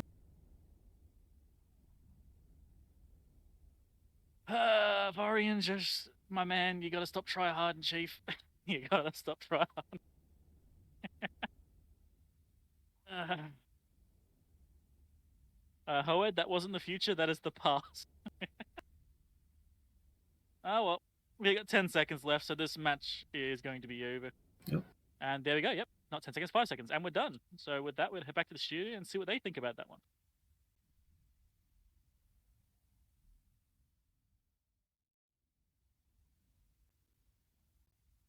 And we're back. While I know the audience might not have found that the most exciting finish, I am quite thankful for Aggressive Inventeer to give me a bit of break so I can enjoy my coffee. So thank you very much for showing off some MJU plays there. Hoed, what's your thoughts about that match? I was honestly surprised to see a drone-heavy comp with Gila's being so consistently banned. Though, that being said, if you're banning Gilas every time, a lot of teams might not be expecting to see that heavy drone comp come out of the woods. Well, then Radicals, would you consider the Stralios and Ishtar to be subpar, and it was a surprise factor that took it, or are we still seeing the strength of drone comps? Yeah, I think we're still seeing the strength of drone comps. The stars are strong, and people ban them. EOS with the links and how much tank it has, they're still very effective ships, especially with some of the utility like you can get newts and scrams and stuff, and be able to separate targets real easily, which is really fun to do in drone comps. As an avid drone comp flyer, as Chair has alluded to in the opens in the past. But yeah, it's just a sad. It's just a luck of the draw, with for Road there. Real sorry for those guys. I was rooting for them. This is too bad. You can't do anything more than that. I mean, they pushed in, like Chair alluded to, a bunch of times in the match. They had to rush in because that was the play, and then they didn't bounce back and out and make the drones chase them and try to stop from the drones applying. So it's luck of the draw at that point. Unfortunately, I'm also a bit of a Road fan. But sorry, yes, please go ahead. I just have to say I'm glad that Shadow Cartel won, because I think I'm legally obligated to root for them being in their corp now. No bias here at all. But speaking about bias, as our Triglavian representative here on the High Council of the Anger Games, what do you feel about the triple Vedmax setup? I honestly, it's interesting. The amount of points that you get or you have to spend from doing triple Vedmax is a lot, but I think they're pretty much the strongest, I would say, Tech 1 armor cruiser that you can bring into Anger Games right now. Definitely scary thing once you see on when you show up. But do you think it was kind of like a all your eggs in one basket thing, or was it just like a kind of what I'm getting to, like, because obviously they ended up just not doing well because of all the utility high newts on the enemy drone comp. Would it have done better as long as there weren't newts? I mean, that's still a lot to ask for, I think. I think that even if there weren't newts, the Vedmax just aren't quick enough to get away from those drones. If every Vedmac was fit with medium smart bombs, it would have been a I think it may be a little bit interesting, but I don't know if that would have changed the outcome really. I'm also not too sure. I'm a bit sad. Like it was exciting seeing that setup. But no, Radicos, the boundary play we saw at the end, I don't think it influenced what was happening with the match. But why would that Oneros have been playing such dangerous games against the edge of the arena? Just to stay out of range of the other, the other team's DPS, and maybe trying to live out its Ansel possibly.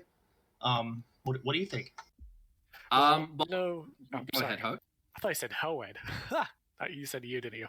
Anyway, I personally know that in the Abyssals that CCP runs, that you sometimes, when you're going against a drone boat, you hug the wall because the drones will orbit themselves into the insta-death zone. And I'm not sure if that's true here, but if it is... First-hand experience of trying to pull that off for Fragology, I was very disappointed to find out that drones do not obey arena rules. But we do actually have the next teams taking the arena right now. We will be seeing Snuffed Out versus Scarf Experts. As the teams are finishing their warp-in approaches here, we will be handing it off to the arena with the commentators of Radicos and Ithaca.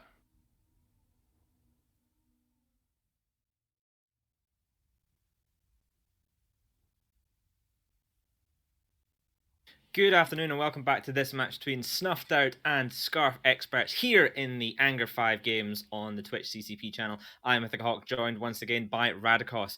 Let me take you through the Snuffed Out team. They are going full bore, all the DPS, all the time, with 2 Navy Brutixes, 2 Navy Augurers, 2 Vengeances, and an Oneros just to round things out. Radicos, what have Scarf brought? The Scarf Experts has brought in a Widow, Oneros, Vigilant, Double Draugr, Augur Naviashu, and a Kitsune. Well, the Snuffed Out team have chosen to warp in, not quite at 0, they've chosen to warp in around 30 kilometers, but I'm expecting to see them approach F1 and just apply as much DPS as they are able to this Scarf team. But let's see what happens as the match is now underway, and it looks like they're actually pulling back, so maybe these are Rail Brutixes. Oh, wow, maybe you're right. Get them kite back there, okay. Looks like the Draugr of Chad Hammercock is burning in to try and catch someone. Hopefully he doesn't overextend too much, or it's going to be the end for him after this Vigilant possibly might be going down here. Yeah, as you say that, yeah, Hammercock is extending across the field, showing his girth, but the Vigilant of Alexander Chorrigan is the one that's taking the brunt of the damage from what seems to be these Rail Brutixes. It looks like Scarf as well, trying to clear off some of the tackle by shooting the 2 Vengeances on the Snuff team. They don't want to be sort of locked down and have this damage applied to them from all the way across the field. The Widow, though, looks like he's doing absolute work as I see jam attempts across the whole of the Snuff team. Yeah, it's he's just trying to stop the incoming DPS from all this long range application turrets here, and Chad is just being a total Chad right now, and just trying to just live as best as he can with Ehud repping him like an absolute boss right now. Yeah, this feels like this is going to be one of those matches that could go quite long and all of a sudden just flip as someone will get out of position. The Snuff team obviously kiting away in their rail fit Brutixes and presumably beam Augs as well. And the Vigilant trying to just chase down and tackle something and allow the heavy DPS to be applied to it. At the moment, though, bit of a staring contest to see whose is bigger. Is it Chad Hammercock or is it the BBC? I think Chad Hammercock is getting right on the enemy's Oneros. He is now he looks like he's tackled. He is now tackled. Oh man, this Oneros is going to take a lot of DPS. I don't know if they're going to be able to hold this Vigilant here. Yeah, they're going to have to Shadow Cutouts Snuffed Out have got to clear off that Vigilant as soon as possible and get the Oneros of Snorbit back moving again because he is really, we got right now. He got him again now. He got him again. He got away for a second. Snorbit is definitely an elite pilot, but you can't get far when the Hammercock's on you. Here we have to see if he's going to keep dropping or not. We'll see if this Oneros keeps going, or is he going to live to win here? Yeah, one of the like you said, it's Oneros. Oh, sorry. I was going to say, one of the big good things about the Oneros is, of course, he can be dual propped. He can be A-being away once he gets scrammed. So Chad has to get his web onto that Oneros as well. Really lock him down. The web is on right now. And the Oneros is still tanking right now. At the moment, to be honest, that's the theme of this match: tanking and not dying, as Snorbert continues to live. But the damage is still hitting him, and he has to get moving. Otherwise, there's a vengeance starting coming in there to try and clear off that Vigilant and the Draugr. Well, I think the big thing is they're splitting some damage on Iris and the Augur Nade issue off of Snorbit, even though he is now dropping. He might be out of his Ansel now. Yeah, it looks like the damage coming from that Vigilant is starting to. Oh, really he's ramp hitting up. Hull. He's going to go down. No, he's down. He is down. Oh, The man. Neros of That is Snuffed Out huge. has been taken out by the Hammercock himself, and now it's just going to be a DPS race. I mean, well, to be honest, it's not even a DPS race; it's a DPS one-sided slaughter at this point, because the Shadow Cartel team, Snuffed Out team, could not beat the Scarf team with their Rhaenyros, and now they don't have their Rhaenyros, so they are in a terrible position as a Vengeance. Well, the interesting thing is they're keeping the DPS on the field, and they need to take that out because points-wise, they need to win 100-0 to, and they need it. Oh, I guess the Shadow Cartel, the Shadow Cartel. One of the things, like for points-wise, for them to move on to be able to get out of this, and I think they need to pull this off 100-0, or they could be totally out even if they win. Yeah. Basically, I mean, they've just lost another Vengeance. That's not good. So they need to just giga-dunk this Widow as soon as possible through Aneros reps, which I highly doubt is even feasible at this point. And then they need to clear up without losing any more of their ships. Again, we're into the realms of impossibility here, but you never know. Kitsune down. There you go. They're not going home empty-handed. They have one thing to take home to show their friends. Hey, we killed a Kitsune. We're not complete and utter garbage. Did the Kitsune boundary? He did! So, I take it back. They can't take that home to tell their friends. Unfortunately, this time, Scarf can point at their own failures, as they're not able to contain their ships within the 125-kilometer boundary that is legally ordained by CCP in this tournament. Widow is starting to drop. You look at him, he's in low armor. I mean, I don't know if the Aeneas is not paying attention, or maybe he's burned something out, or the damage coming from these rail Britices is just starting to just pound through him. But I think as soon as this Navy Britix goes down, that's it, game over. There you go. So now it's just one Britix Navy and two Aug Navies to try and kill a Widow through Oneros reps. Yeah, I'm not taking that bet.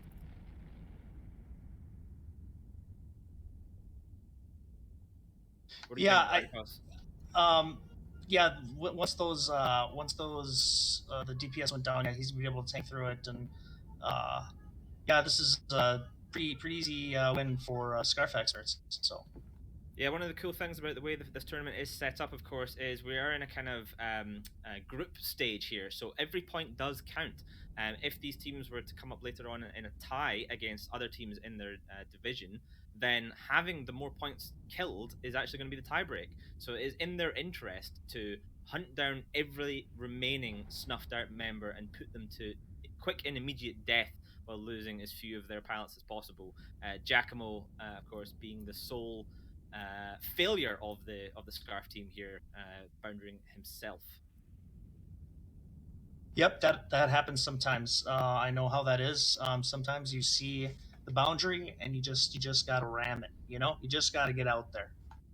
Yeah, when I saw these guys come in, I was hoping this was going to be some sort of Giga Chad rush with maybe hull tanked Britixes, but then you wouldn't have the Oneros, but just blaster Britixes and then pulse Navy Augurers and then tackle Vengeances. I think that would have actually won against this comp, because they would have been able to just brawl in, probably burst down that Widow even through Oneros reps, and then just clean up at that point. But yeah, as we say, absolutely. it is not to be today, with just that Navy Augur of Infinitax still alive to carry the one remaining flag that Snuffed Out have in this match.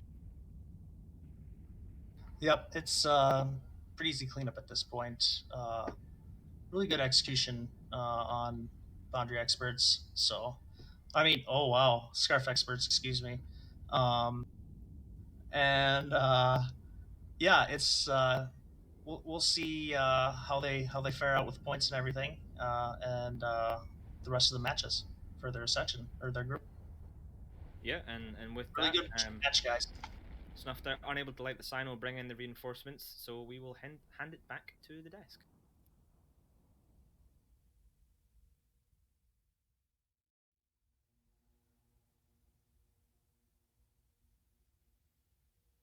And we're back with Scarf able to wrap themselves around the opponent's neck and apply their pressure needed to bring the match to an end in their favor. Hoed, what comments do you have about what happened there? I think my biggest comment is that I was disappointed that those Brutix navies were not blaster fit. Though that makes sense. I can't hold it against them. How familiar are you with past AT comps about, let's say, 2-3 years ago? Oh boy, I wasn't really playing Eve that much 2 or 3 years ago, so not So very. it kind of reminded me of what we used to call the Octodad setup. It's where you'd have like 6 or 8, I forget. But pretty much all the Navy battle cruisers, because the Navy battle cruisers have the bonus of tracking. And you'd be able to use those kind of mid-range-ish weapons of the pulses, which can obviously have good range, and the railguns. And just with that tracking bonus, it almost ended up being a fly killer setup where you could just point shoot, point shoot, point shoot, get rid of support, and start working on bigger things. Reminded of that, but as Ithaca said, maybe blasters and going T1 would have been better. Radicos, what thoughts do you have? Yeah, they should have blasters and hull. I would have loved to see that. I think everyone would love to see that. I mean, that's always fun. Yeah, the Octodad setup, which is nice that you were talking about, is cool because you get all your links covered too. So that's pretty nice. Yeah, I when you bring Navy Brutixes, you just expect that's what it's going to be. I mean, Flagons did it every time, or Tropic Thunder. They were known to bring those. Yeah, and it's fun to watch them go down. Definitely so. I know we were also giving the Vigilante a bit of a bad rep before being a kind of like weakish faction, well, pirate faction cruiser, but we actually saw it posing quite a threat here now, Hoed. Was it actually a threat, or was it just because Snuffed was lacking damage to put pressure on it? I think that if they had a little bit more damage, obviously the Vigi would have probably been burned down when it was going. But they played pretty well, I think, against Snuffed here. Scarf didn't go straight for the center. They didn't send the Vigi right through all of them. The Vigi was held back until the Draugr could get tackle on that Oneros, and then the Vigi was sent in to secure heavy DPS against them. Vigi was blaster fit, though, so we got to see some blasters at least. And we did see them putting a lot of pressure on the Oneros there, as well, catching it eventually, doing quite a marvelous job there. But I think something viewers at home might struggle to visualize, especially with space being quite open, is that the arena is still a bubble and it's confined. And something that can happen is, especially if there's not really an escape method, teams, and especially the logistics, when you keep chasing them, they have to turn around at some point, and they can end up just being pinned against the edge of the arena, which allows that aggressive. Radicos, what are teams maybe looking for on position-wise if they're trying to, are they box someone in like that? What do you mean? Like how? What would the teams, would they be putting ships in certain places to kind of herd them around, or is it just push, approach and go? Yeah, you want to kind of set that up, setting up screen that can catch something, and then allow the rest of the team to move in without having to worry about certain ships. Yeah, absolutely. It is some mistake people make normally is the putting approach and chasing something, just getting trailed along in a big arc. Double clicking is best when playing tournaments, but we do have the next teams taking the arena already. We will be seeing, I always struggle to say their name there, Loshnaya versus Karin Onichan playing in game 12. So if team's ready now, we will actually be handing it over to the arena. And joining us now for the first time this evening will be Moderator, partnering up with Chair.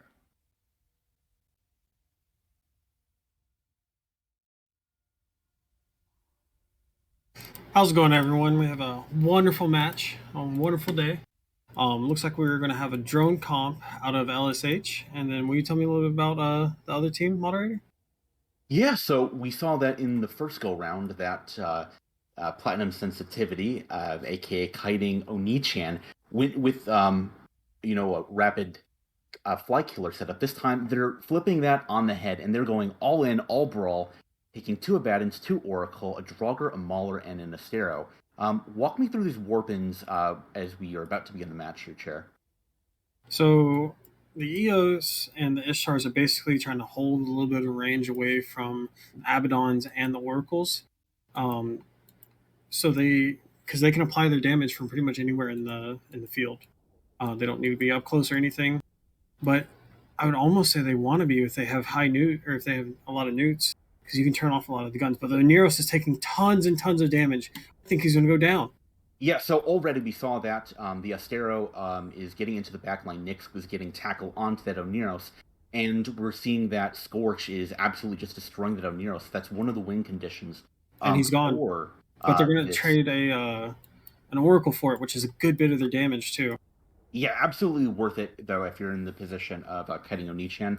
Trading one Oracle is definitely worth it. The Oracle is now doing the smart thing, burning away, taking that pack of heavy drones on top of him, as Tony in the Eos is now also being tackled, held down by the Draugr and getting pounded by a pair of Abaddons and an Oracle of Nebel. As one of the tankiest ships on field, it is melting. It is crazy how fast it's melting. Yeah, I mean, that's going to be the 3 battleships of damage is just going to destroy you. And now that both of the Eoses are gone, that will be all the links off of the field. And we see that the Oracle is now primary, but the Vexor Navy issue already taking appreciable damage. Looks like kiting Oni-chan is going to run away with this. I think it's more of brawling Oni-chan at this point.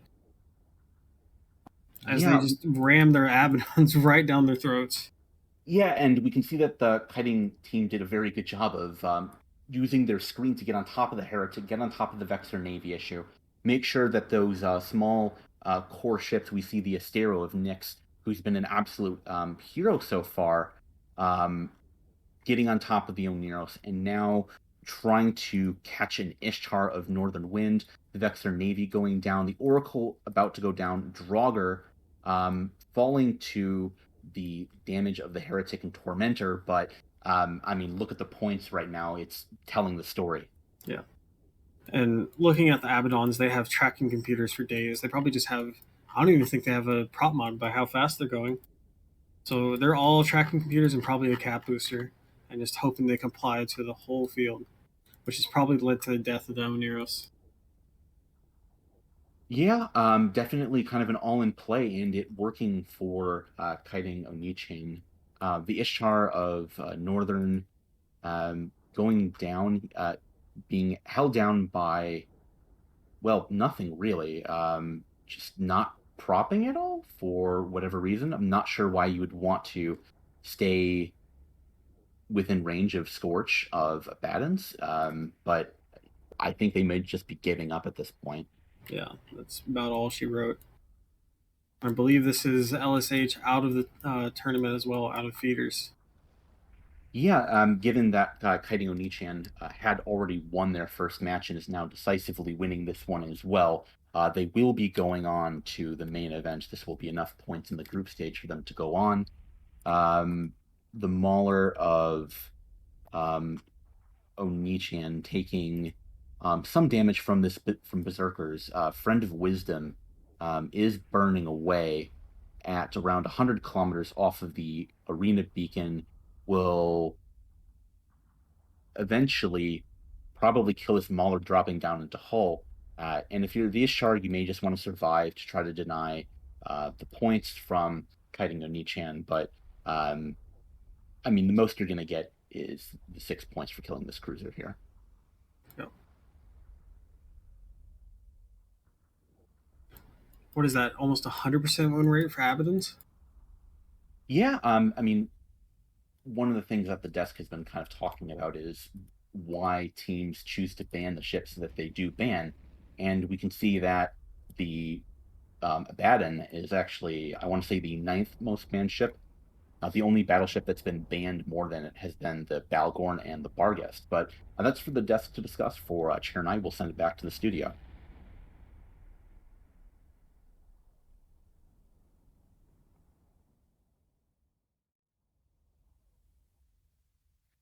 And welcome back, everyone.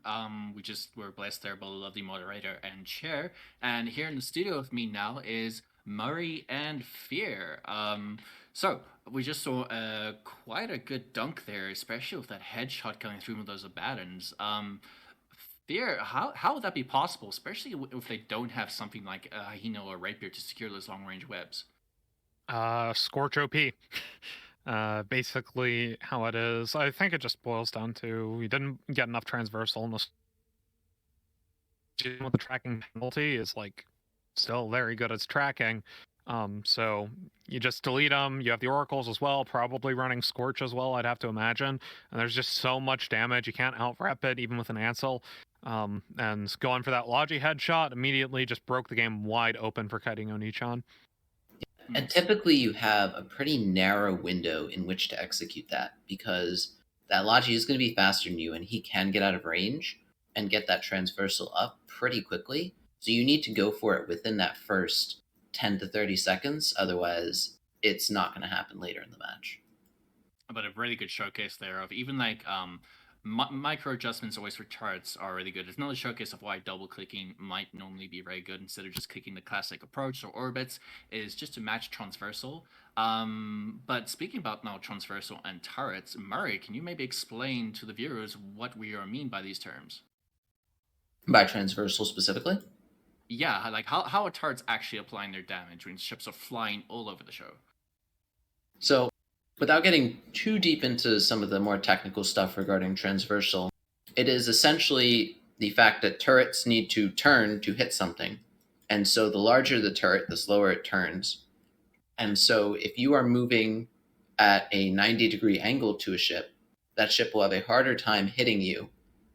And particularly when you're talking about something with a small signature, with relatively good speed like an Anairos, it's a ship that can use that transversal to its advantage to make larger ships like the Abaddon miss it if it gets up to the right speed at the right angle.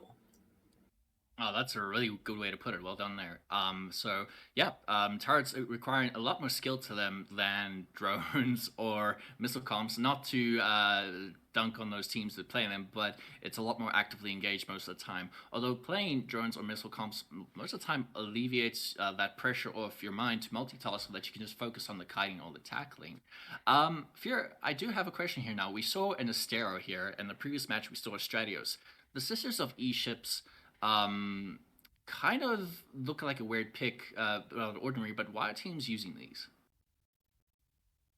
Boils down to the fact that they're super versatile. Like, yes, of course, they're going to be drone ships, but you have the option to, for the high slots of either going for something like lasers, or you can go like full newts if you think you're going to be trying to haze off tackle or something like that. So they are very versatile. However, among the pirate cruisers and pirate frigates even, I feel like they're kind of lacking in a couple of areas. Mainly the fact that they're kind of jack of all trades, but they're really masters of none. I think if you want to go like a kiting nuding ship, you have other options. I mean, yeah, it didn't work that well, but you obviously have the oh, now I can't remember the name, but the Blood Raiders one.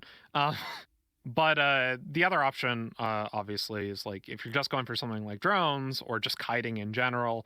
I mean, Gilas, but that's obviously banned. We saw the Orthrus doing fairly well.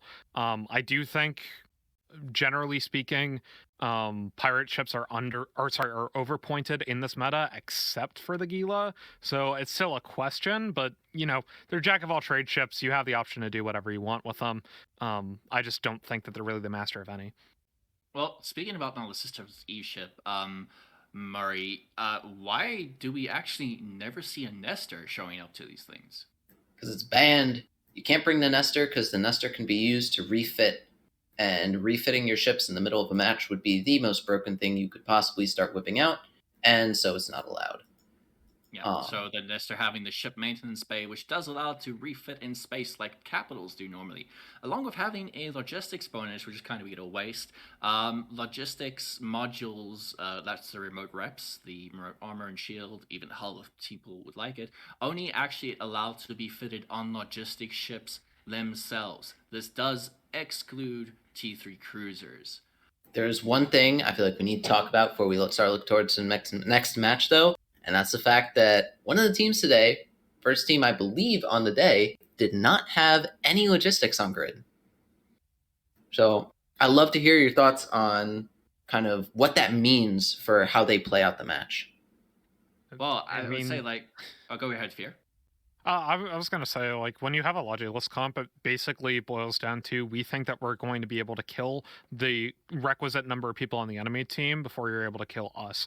So it's like a calculation. It's like, oh, if we headshot your Logi, well, we have more DPS than you because we ran Logilus. Typically with Logilus setups, you'll see something, obviously, like has been alluded to with something like the Gal Rush, which obviously isn't really popular at the moment with something like hull tanking or something like that. But you take these really tanky, really high DPS ships, and you just yeet the Logi off the field and then go for everything else, and you're taking the gamble that you're able to take their Logi off before they can take a DPS off of you.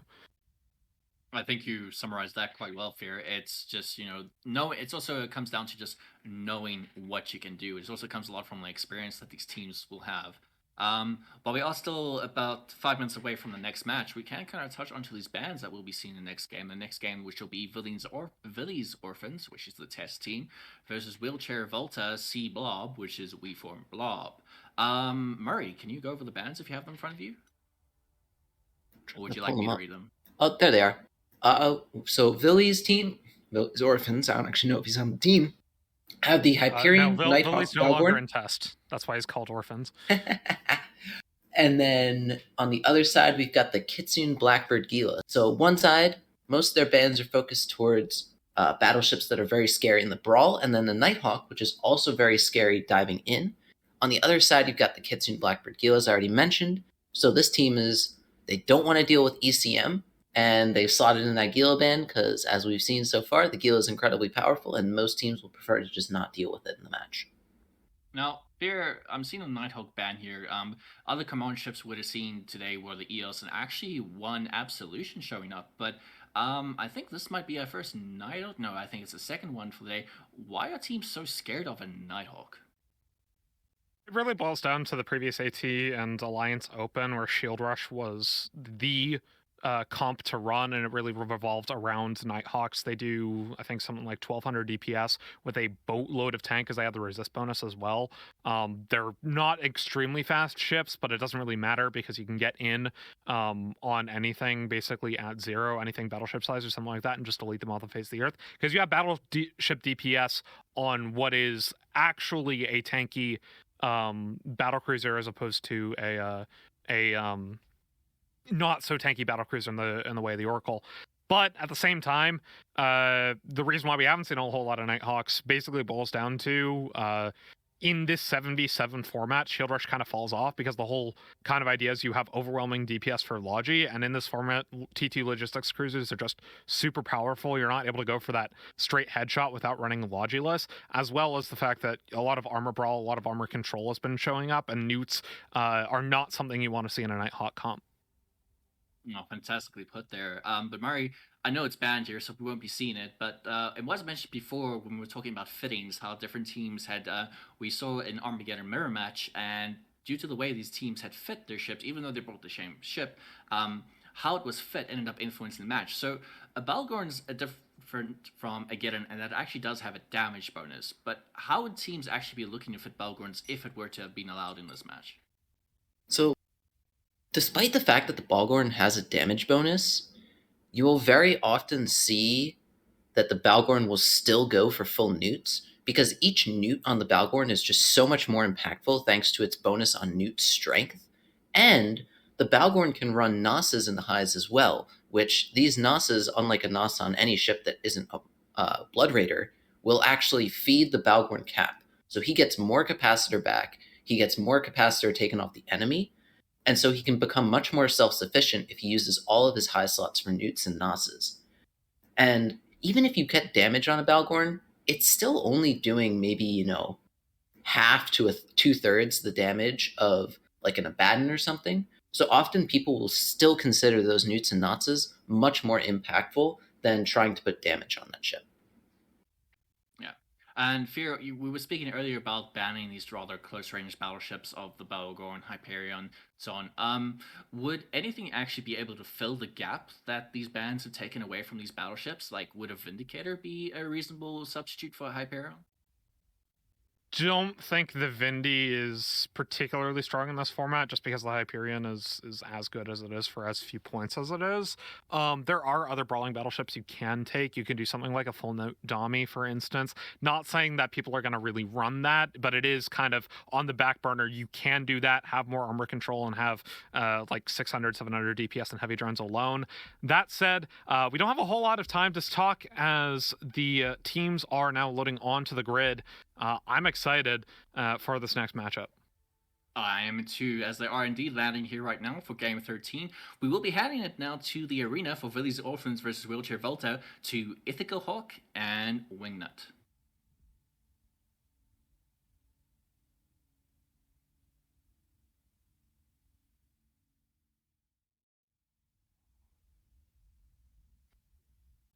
Good afternoon. Welcome back to the arena with myself, Ithaca Hawk, and Wingnut Cross. Here for this match with Village Orphans and Wheelchair Volta C Blob on duty. Looks like Village Orphans here with the double Geddons, Rediva, Navy Augur, Stabber, Fleet, Draugr, and a Magus. Those Geddons could be dangerous for the Volta team. 2 Geddons can suck as much as Kinsey's dad on a Friday night, so we'll see what they can do to the Volta team. Wingnut, what have Volta brought? Well, Volta brought 2 Fleet Tempests, which are not going to give a damn about these newts, at least in terms of their DPS. Obviously, they've got a Neuros, Magus, Crucifier, Tyrannus, their Malediction. So they've brought in some, I don't know, some Scepters, I guess. I guess we're going for a Rome after this. But yeah, I think these Tempests might immediately go into the game, which is sitting right next to them at 0. And indeed, they are. They are going to send it. That is the smart move right now. Just this, I see webs, grapples, newts from those Fleet Tempests with those utility highs, just absolutely skadunking onto Tianair Elikon in that Armageddon. Can he counter newt them? Of course, probably not, because Fleet Tempests don't need Cap to run their guns. But the Neros is got some. Oh no, sorry, it's just rep bots landing on him. Yep. And these Tempests, like they can pretty much fight a Geddon in terms of a newt battle, and they'll come out on top just by sheer DPS. You see a Tyrannus just getting obliterated. Never mind, he got saved. The Oneros is doing his best. Yeah, it's an interesting comp to bring 2 interceptors to tournaments, especially when you only have 7 pilots. I mean, I guess you've got to make sacrifices to get 2 Fleet Tempests, but I'm not sure those are the right sacrifices, as one of them already goes down. Yep. I guess you're not going on a Rome in your Tyrannus after this, because he is gone. Looks like they're going to go for the Malediction. They're also hitting a Magus as well, so a bit of split DPS going on. Yeah, this is wild. Meanwhile, the Armageddon is slowly being chunked. They are starting to rip through him, but he's still got a lot of buffer left. Yeah, it looks like as well. Sorry, he's go on. Not a full Newt Geddon. Well, I mean, I think if you brought full Newt Geddons, then you would have no damage really at all on your team. You'd only have the drones from the Geddons, a Navy Augur, and a Stabber Fleet, really. So you can't go for Newt Geddon. You got to spread those newts across the 2 of them. However, since there's 2 of them, and they do have that range bonus, they can reach out across the field and tickle the cap of ships all the way over the other side of the arena as the second interceptor goes down. Would you like a little bit of random Geddon trivia while we're flying around at the moment? Go for it. Do you know that the Geddon gets no direct missile bonus at all? So, in fact, you can fit Rapid Lights and lose very little DPS. There you go. I did not know that. So there you go. Fit Rapid Lights to your Armageddons. Pro commentary here from Wingnut Cross. I've legitimately done it, and it actually works. Meanwhile, the Rediva is getting starting to get chunked through his armor. He's not quite as tanky as his arm, but he is still a reasonably good ship. He's seeing Tempest. Actually, both Tempest fleets went over and killed him. That's okay. No one screened that. Fair enough. Yeah, I mean, the Rediva is going to die, and that's maybe not the worst trade for the Volta team, because they're going to keep their Aeneas alive maybe a little bit longer. I'm loving this, right? The Geddon of Tyranny came up like, I'm going to go protect my Rediva. I'm going to go protect him. He gets there just as the Rediva dies, and now he's being tackled by both the Tempests. Oh, that's a bad day out of the office for anyone. The Aeneas of Cain Carnifax, though, still alive. He's not going to stay alive for much longer, but he is repping his little hearts out. There he goes, he's down. So now it's just a Crucifier and a couple of Fleet Tempests. This Armageddon is still being shot at by the Wheelchair Volta team. They need to kill him really, really quickly, to be honest, to have any chance whatsoever of actually coming back on this one. But it's really not looking good for them.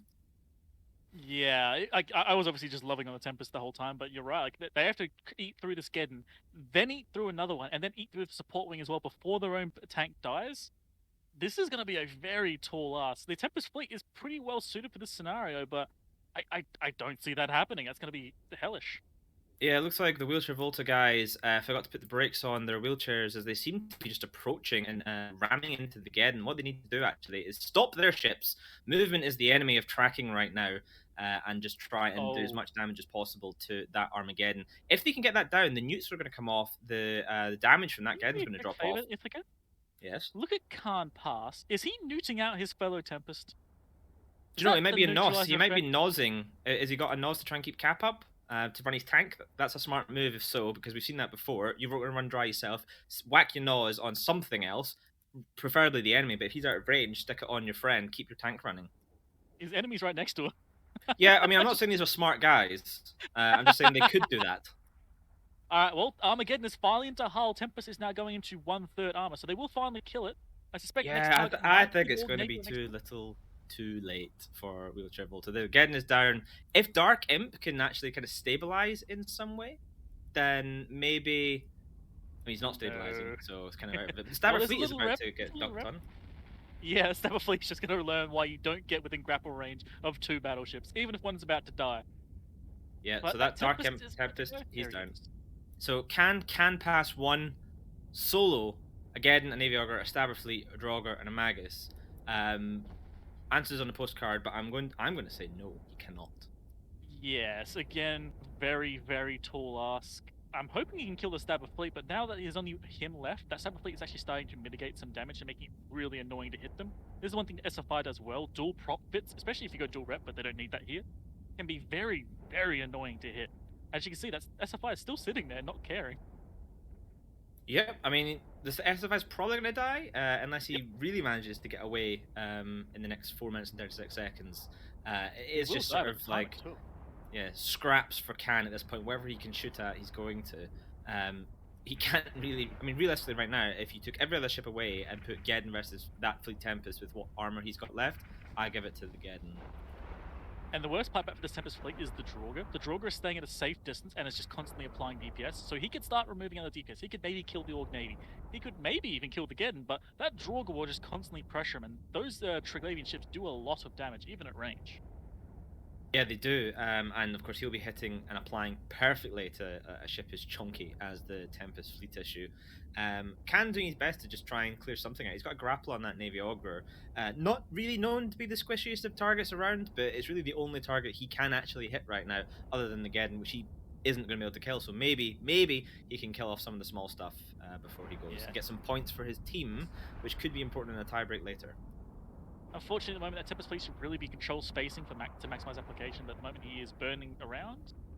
He's now turned off his prop, thankfully, so he's not going to be going as fast. Also, look at the Magus. Is he dying to drones or something, or am I just crazy?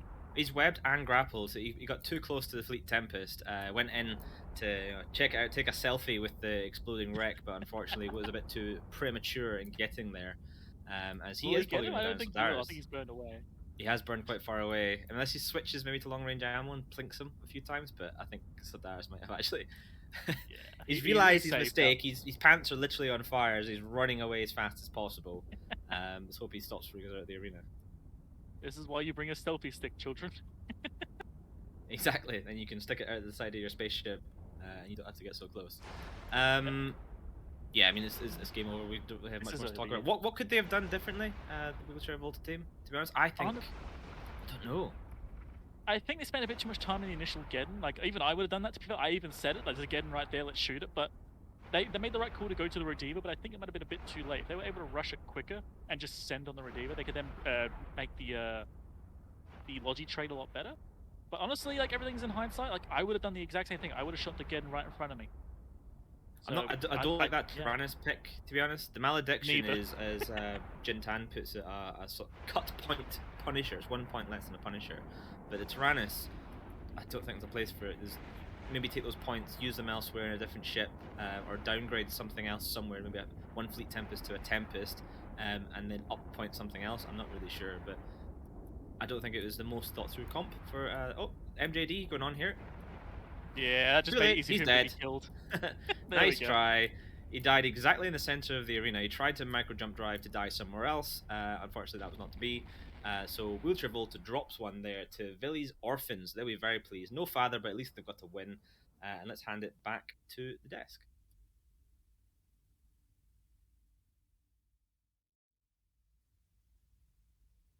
Well, hopefully the orphans impress their father enough that he'll accept them back with loving arms, but still a good performance there.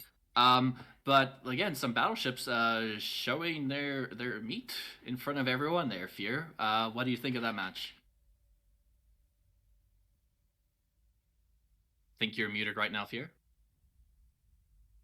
Thank you for saying that. No, I didn't like either of his comps, to be honest. I think Fleet Tempest has a lot of points to put into a ship, especially if you're going double on it. And I feel like something like if you're going for armor control, like a Geddon +1, like a full new Geddon, and if you wanted more newts, you could go for something like a Dominex or something like that. I think basically what happened there is just like you really don't have a chance when you have no low end versus a comp with a Draugr to really do anything. Like your Logi's just going to be headshot. We saw that. And then you just kind of get whittled away through the rest of it. Especially like I think we mentioned somewhere else, just Logi trade ended up not working in favor of the Tempest due to those Geddons just also just being chunky boys that can play a long game with that new attrition, though not that effective against ACs. But now actually a bit more intricate question here, Murray. Talking about weapons, what kind of damage types are these weapons choices locked into when we see these different racial weapons coming on grid? Murray, are you here with us? Okay, clearly he's not. All right, but basically when we talking about lasers, they lock to the EM thermal scope normally. Hyper my bad. I was also muted. There we go. Hold up. I want to point out the Geddon is not a laser ship that has missiles, no. not launcher slots. We'll get to that. But Murray, do you want to continue with the question I was answering there? Yeah, I'm just going to talk a little bit about the specific weapon systems that are on grid. Otherwise, we're going to be here for a couple of hours. Quick. But the autocannons from the Tempest Fleet side, right? Those are pretty flexible. They can shoot most things. Their highest damage is going to be explosive, but they have other options. On the other side, you've got drones, which can be, and like there are drones of all damage types, but you can only drop so many drones at a time, and people will typically drop a drone set with a unified damage. They'll drop all Wasps or all Berserkers. And then the last main thing on that grid, right, is the Triglavian ships, which the Triglavian ships are a little weird, where they shoot thermal and explosive, which is a relatively unusual combo compared to the other races and like the more traditional weapon systems. But that damage set can be very effective because thermal is usually good at least against some shields, and explosive is usually good against at least some armor. So it's very rare that a Triglavian ship is locked out of shooting something. Interrupt quickly then. We do have a bit of time still, but before the next game, just quickly, Fear, because it's not bonus, why would a Geddon then choose rapid heavies of all the missile types? If it can choose anything, why rapid heavies? Good application, good range. That's basically it. They do, not more damage than cruises at a lower range as far as battleship missile platforms go. I mean, I think Ithaca was saying you can technically put a rapid light on it, but like obviously you have less range off that compared to heavies just due to the Wingnuts recommendation. Wingnuts recommendation. Excuse me there. But real quick, before we get into the next match, I have to say, go Dogs. As someone from the great state of Georgia, teams are on grid though.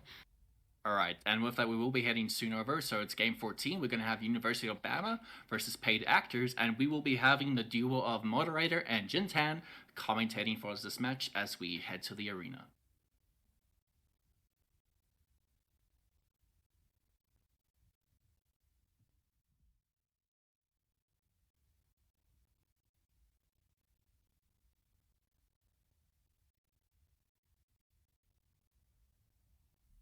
Hello, I am Moderator, joined by Jintan for this match between University of Bama and Paid Actors, and I think that the tide here might get absolutely rolled by this light missile kite comp we see out of Paid Actors. Yeah, it's really interesting to see that these comps are using the opposite sort of mentality of weapon systems. We've got the all Triglavian comp here from Alabama, and that is going to ramp up in damage whilst the match goes on, whereas the Paid Actors team is running almost entirely rapid lights and rapid heavies. So they're going to be dumping their DPS on the grid right as soon as they can.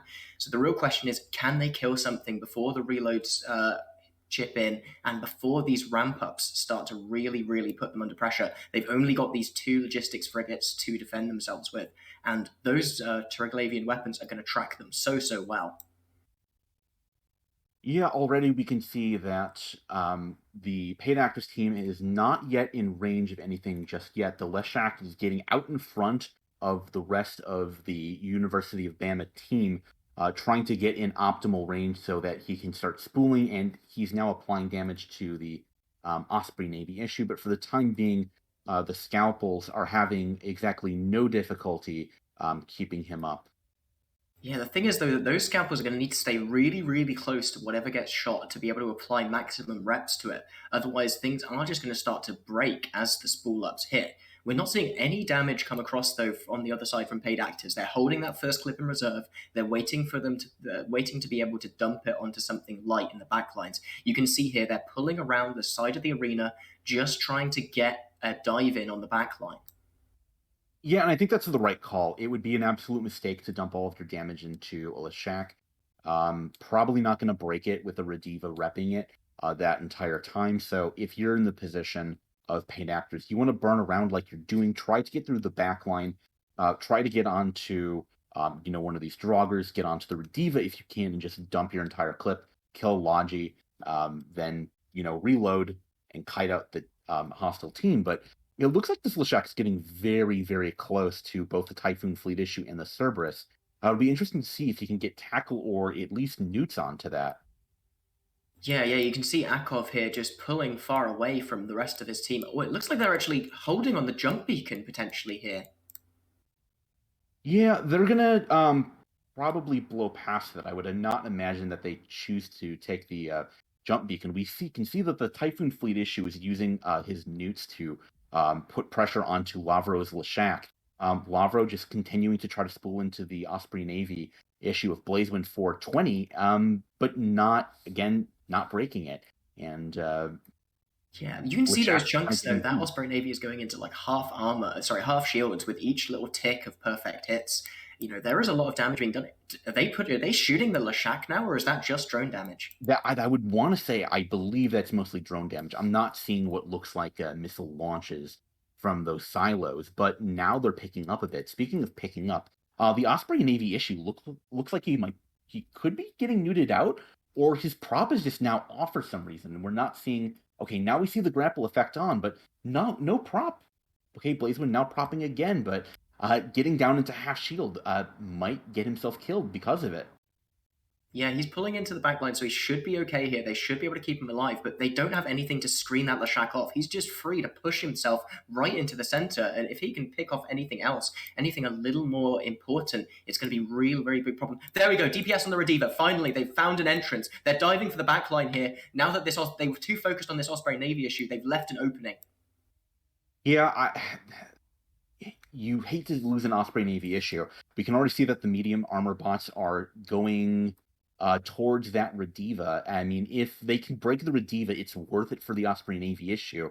But it's going to be close here with the number of reload cycles that the Cerberus and the Typhoon Fleet issue. Yonai goes down there. Even through the reps, the Leshak was just able to spool enough DPS onto it. And I think those Vedmax were able to kick in right at the end there. But the Rediva is hitting Hull. This is a great trade if they can pull it off on paid actors. If they can keep their logistics alive and trade an ONI for their Logi, that's great for them in this comp. Yeah, we can see those 10 medium armor bots doing absolute work in a sliver of Hull as their Rediva is continuing to rep. Looking at Akov, what's he doing right now? Are we seeing any missile launches? A couple here and there, but I can't imagine they have much clip left. Yeah, they're just trying to burn out their last bit of the clip, hoping that they can kill it. There's the Bifrost, Loathsome Dung Eater. He's entering armor and done. The tracking on these Triglavian weapon systems is so potent, and it's enough to take it out there. This is now looking like a much less even trade here as the Rediva goes down. Paid actors still with their Logi alive, but that sustain does not amount for shit if they can't keep you alive.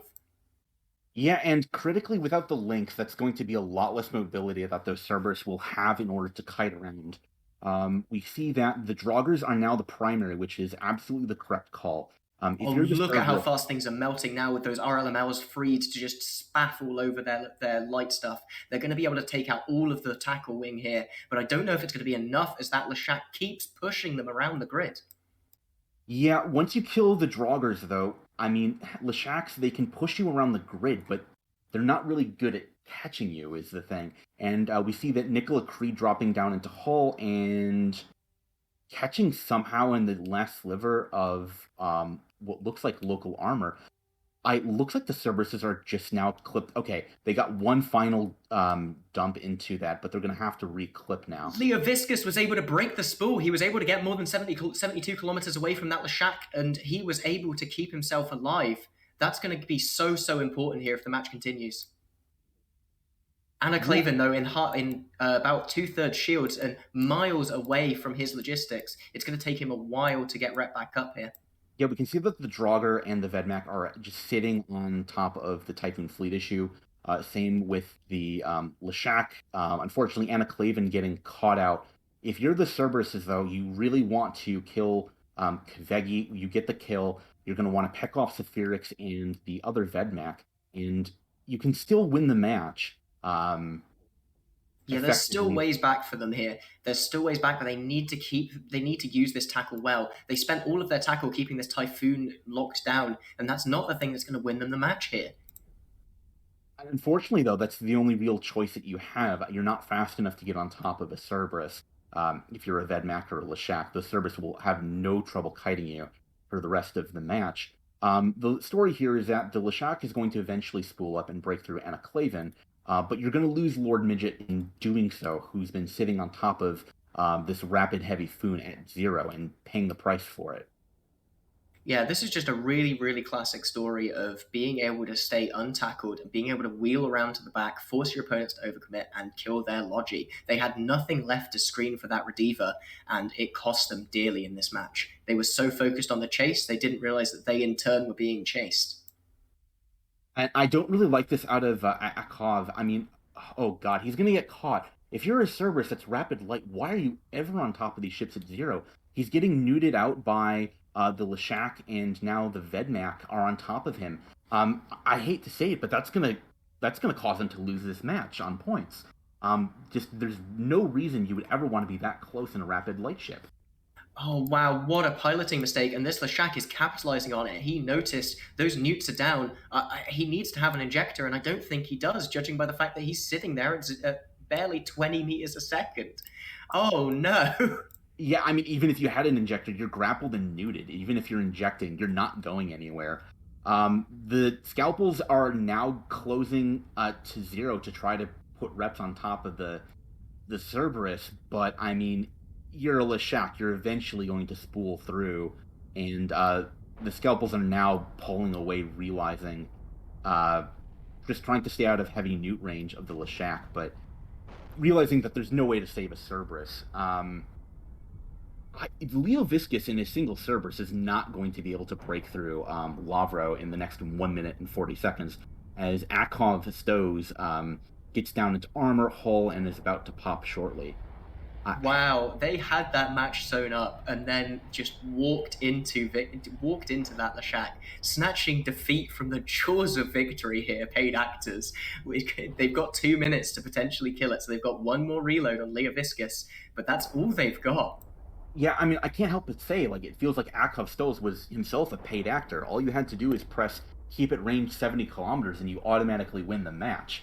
Unfortunately, he ended up being a bit of a ramboy and got caught. Leo Viscus is doing his level best to not follow in his comrade's footsteps and is burning away as fast as he can away from the Leshak of Lavro. Yeah, it's not going to be enough. I mean, he's still on reload, clearly, just trying to save DPS until he can get back in range. The Leshak is throwing his heavy newts on the Scalpel, just hoping to, potentially prompt another piloting mistake from paid actors here. But there's little that this Leshak can really do, and there's equally little that paid actors can do. The numbers on the spreadsheet don't lie, and grinding down a minimum of 100,000 EHP in a rapid light caracal takes, a rapid light Cerb takes multiple reloads. Well, that said, he is going low here. Did he turn off his hardness or something? Yeah, I don't think he really cares, given that there's 15 seconds left and nothing's gonna die in that in the meantime. Um, you could continue to try to apply damage, but you still have two scalpels wrapping you, and we do run out of time here. The match does go to the wire. Paid Actors actually technically winning it on points, but we'll have the desk break down what this match means for teams going forward in the group stage.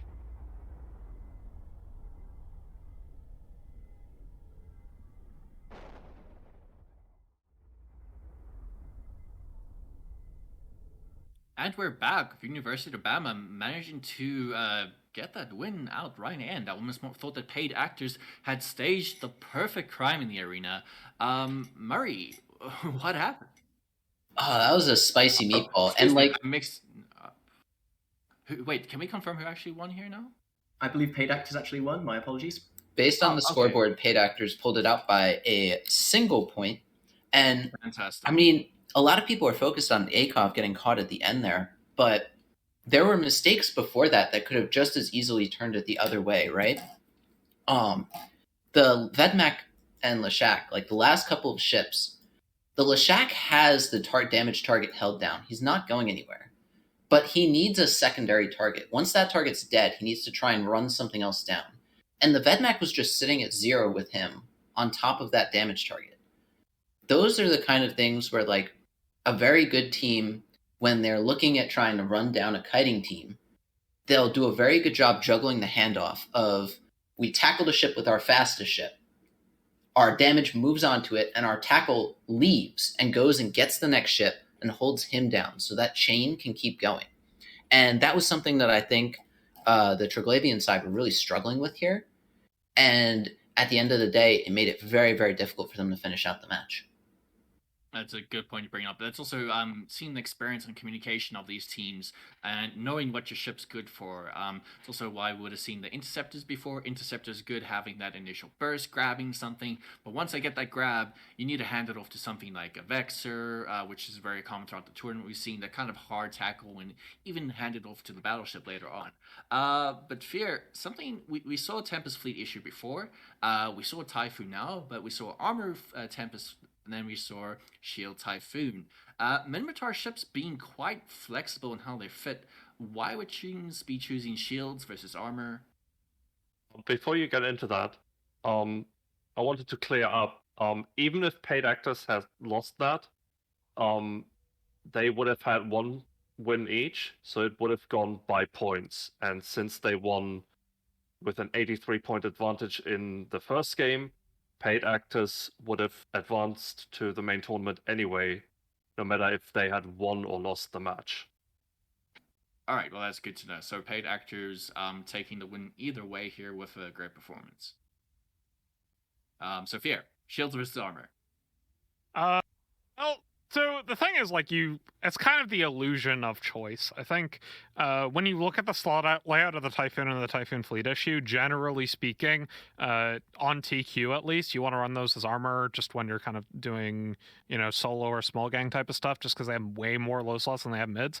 But in this particular instance, they wanted a rapid heavy comp. They didn't want to take something like a Barghest, right? So they look at other rapid heavy ships. I mean, I personally would have taken an SNI if I was going shields, but that's like a personal preference type of thing. Either way, you have decent mid slots, you have decent rapid heavy application with it, because you have the application bonus of the Typhoon Fleet issue and everything else. So, you get the option to. I typically see Typhoon Fleet issue as armor ships, but as we saw there, shields can work. Nice. This is also the mods you can generally put up. Shields generally having the option to put a lot more damage in the lows there as well. But Murray, what's your opinion on this? So another key thing, right? The damage is nice, but in this comp, right, they're kiting. They need the speed. And that's something that Minmatar ships typically have a good edge in. They can take advantage of the speed that they have natively, use some of those low slots to get some extra speed, and keep up with things like the Serb as they're kiting around grid. All right, well, we do actually have the teams already taking the arena. So to give our next round of commentators a head start this time, we're going to be heading off to Game 15 soon. It's going to be Wolves Among Strangers versus Turbo Feed or Glory. And once again, we'll be having the pair of Moderator and Jintan, and we'll be heading to the arena to hear what they have to say.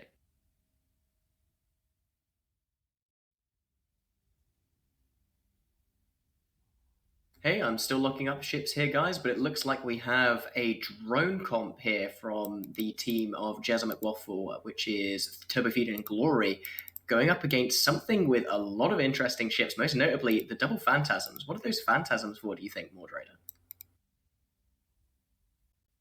I think Moderator has left us for now, but I will jump in here for him Yeah, right no. now. So we Where's he? have Okay. we see that the Phantasms. Normally, you think of them as shield ships on Tranquility, but in this case, they're in fact armor supported by Neoneros. And what do you get out of that? Not necessarily a lot of tank in the low slots, but you get a lot of mobility with an afterburner. You get all of the mid slots in the world between the Phantasms and the Nightmare. Usually very good at projection, but also tracking, disruption, missile guidance disruption, all of which is actually just completely worthless against a drone comp. Yeah, this really feels like a big misread from the Wolves against Strangers side, bringing something that doesn't really counter it. It would be great against the Triglavian comps we've seen so much of this weekend, but less so against the Ishtar double EOS comp, which is just going to track them perfectly. And you can see here, DPS already going on to Evelyn Lust in the Phantasm. We can also see one of the upsides, though, of these afterburning ships is that they are good at not necessarily getting tracked by these heavy drones with what is a very small signature going relatively quickly. Now we start to see these heavy drones not sure if they're trying to go after the Draugr or the Phantasm, losing some micro warp drive cycles and getting some chip damage here and there. But right now, the Oh drone wow, the damage is so Aneros, look at spread. that. On the on the Wolves Among Strangers team, it just looks like the projection there is really, really hitting it hard.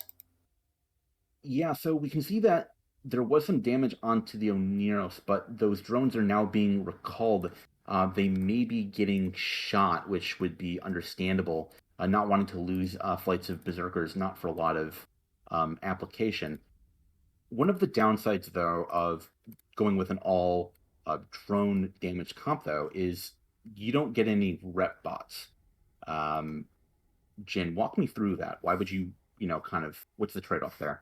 Rep bots are super important, especially in the 7v7 format, because they allow you to keep your logistics alive when just a couple of ships can move over to it, or something like, for example, the Nightmare can apply chip damage to it from a long range. Having that sustain is so crucial in a long match, because it will give your ships so much more effective EHP. It's going to be interesting to see how this plays out, though. We're just seeing both teams sort of face off from each other across the arena now with all those drones being pulled back in.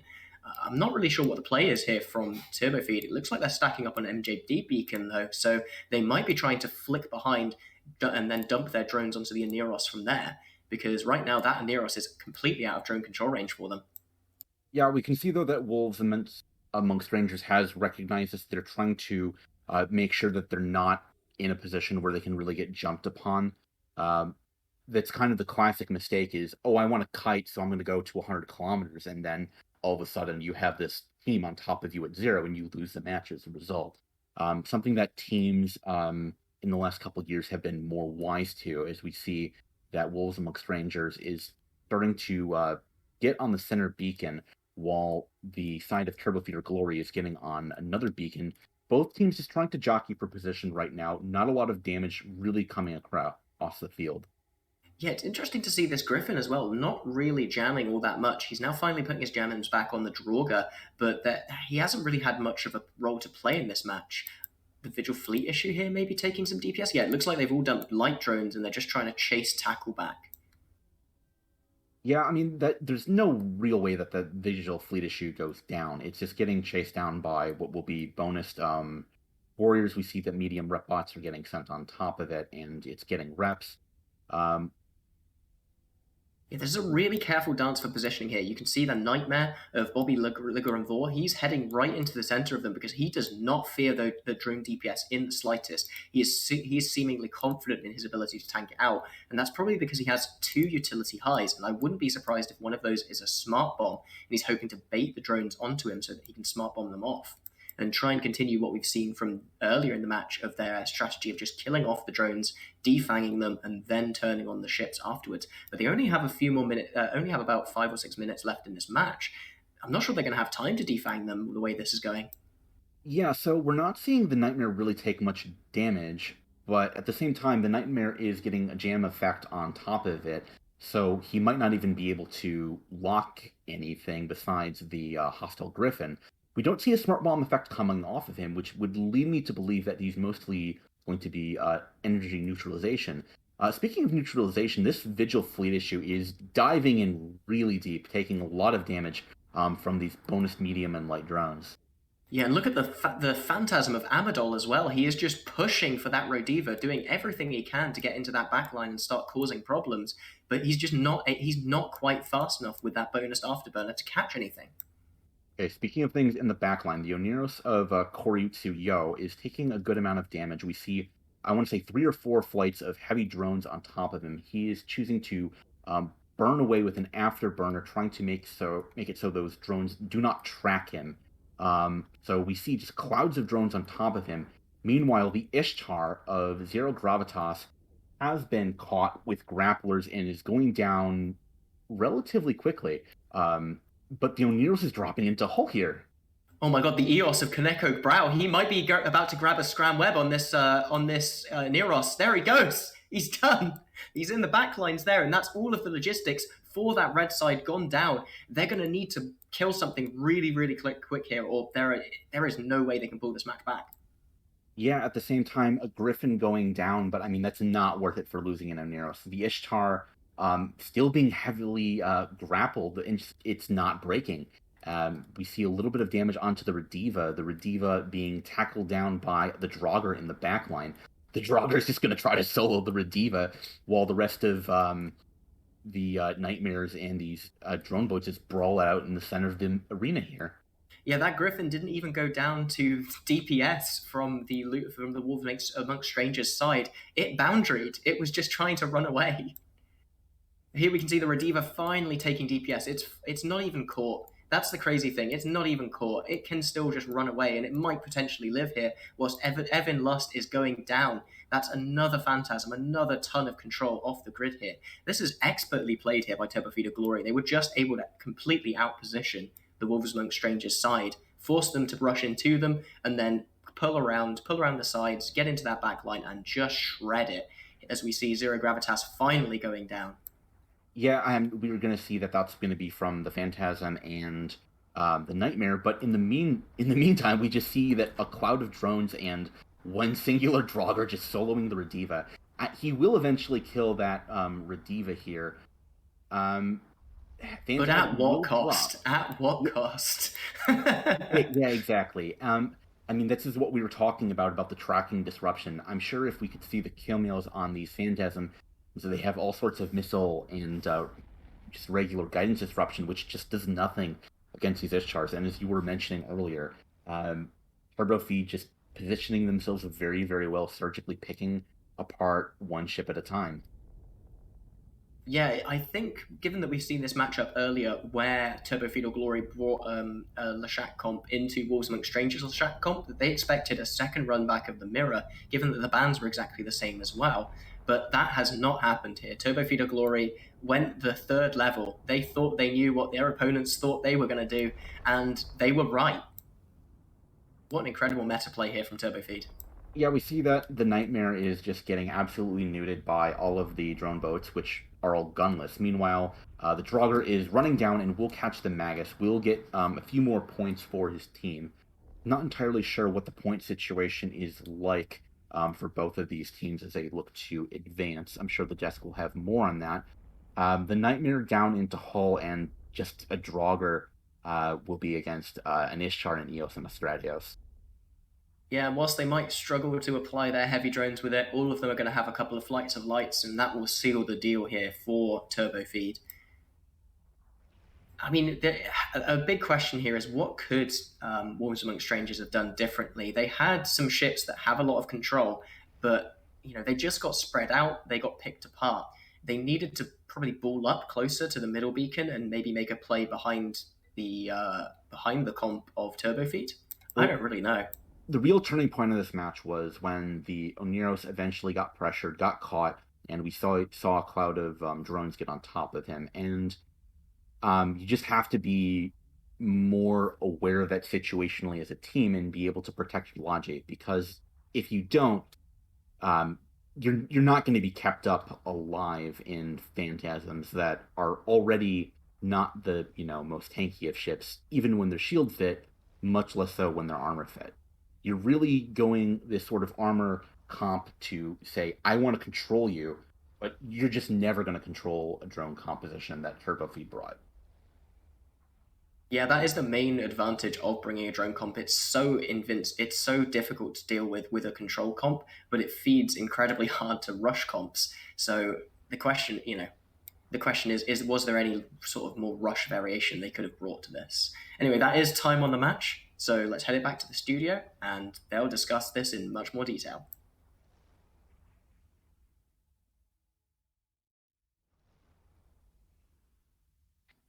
And we're back. Quite a nice show of the Sansa ships. Oh goodness, tongue twister for myself that I made there. Murray, what bonuses do these Sansa ships give, and why are teams maybe showing them here? I don't know, man. That looked like a sort of copycat of a very high execution, but like very targeted comp that I believe it was Hydra brought out in the last AT. And I don't know how or why it would work here. I mean, you've got the afterburner bonuses for mitigation, but I don't know what you're trying to mitigate here. And then you've got a lot of TDs and GDs, which we've seen a little bit out of some of the TDs in a couple of other matches, but really they haven't made much of a presence in this tournament, and I think we kind of saw why there. So unfortunately, Fear has left us, but Ithaca is still here on voice comms with us. So Ithaca, I'm going to ask you, our commentators did mention the tactic of defanging drones. What does that actually mean, and why would that be a tactic teams look at? So defanging drones is a way of basically neutralizing the DPS of your opponents. The fangs, obviously, the pointy bits that are going to, hurt you. So if you can kill those by getting rid of flights of drones, then that ship is basically useless as a DPS ship. Some ships it's a lot harder to defang than others. Ishtar, for example, can just put out drone flight after drone flight. Gila drones are bonus to their health, so they can stay alive a lot longer and are a lot harder to kill. But in general, when you're facing a drone comp, if you defang by killing off the enemy's drones, then slowly their available DPS will start to drop and drop and drop until they are just literally harmless, and then you can fly around and do whatever you wish with them. Oh, perfectly said there. Something else I just kind of noticed while the match was dragging on there, Murray, is I think some people forget that the Draugr is actually a command destroyer. Is that correct? The Draugr? Yes, it's a command destroyer. It's a little unique insofar as they gave it its own set of bonuses in terms of link strength. So most races have their tank type and then either skirmish or info as the bonuses for the particular ship. The Triglavians have bonuses for info and skirmish, but no tank types. So would teams actually be looking at the Draugr's links, where it's bonus to that info and skirmish, or are they looking, because the Triglavians have quite a lot of utility bonuses, what would teams actually be looking to do with those highs on the Draugr? So typically, even if they are running links, and even though they don't have the 2% bonus, you'll most likely see them still utilize those ships for tank links if they need to. Something that catches a lot of people is if you run the numbers, there are certain things that matter a lot for link strength and certain things that don't. The percent strength bonus on ships is actually very marginal, whereas something like a mine link is very impactful, and something like the skills you have for the ship are very impactful. The difference between armor links from a Draugr and armor links from a Pontifex is actually very, very small. And so it's something very important to not get caught up on when you're planning a comp or planning what links you're going to bring to a fight. All right. Ithaca, I'm not too sure if you have anything you'd like to talk about for that last match that just happened. Not really, other than just one of the important things about flying in and captaining matches and tournaments such as this is patience, and also the ability to look at what's on field and then make that decision, but be ready to be like, hey, this is the wrong move, rather than just overcommitting onto the same thing continuously. We saw there the Turbo Feeder Glory guys were patient in their execution until the moment was right, and then they came in and did some damage. That's an underrated quality. You'll see teams, especially newer teams, just like they'll either just rush in or they'll pick a target and they'll go for it, and then it doesn't work, but they stay on it, or they don't have the patience to let the match develop until the time is right for them to go in and try and do something right. So just wanted to point out that was some good team sort of herding on the Turbofeed side there. Yeah, Well and it's said. particularly important with a drone comp because your drone comp, almost exclusively, your win condition is headshotting Logi first. You don't have the damage to do anything else. And so it is absolutely critical when you're flying a drone comp, especially as low damage as drone comps are in this format, that you need to make sure your eyes are focused on killing that Logi first so that you can actually win the match. All right. And with that, we're going to be hitting a bit of a big break now. The next match we'll be seeing will be Game 17 of Gussie v. Beta versus the German Railgun team. That game will be starting at 20 past. We'll be here back on the desk a bit before that again, but until then, enjoy the break, grab a couple of drinks, and we'll see you back here soon.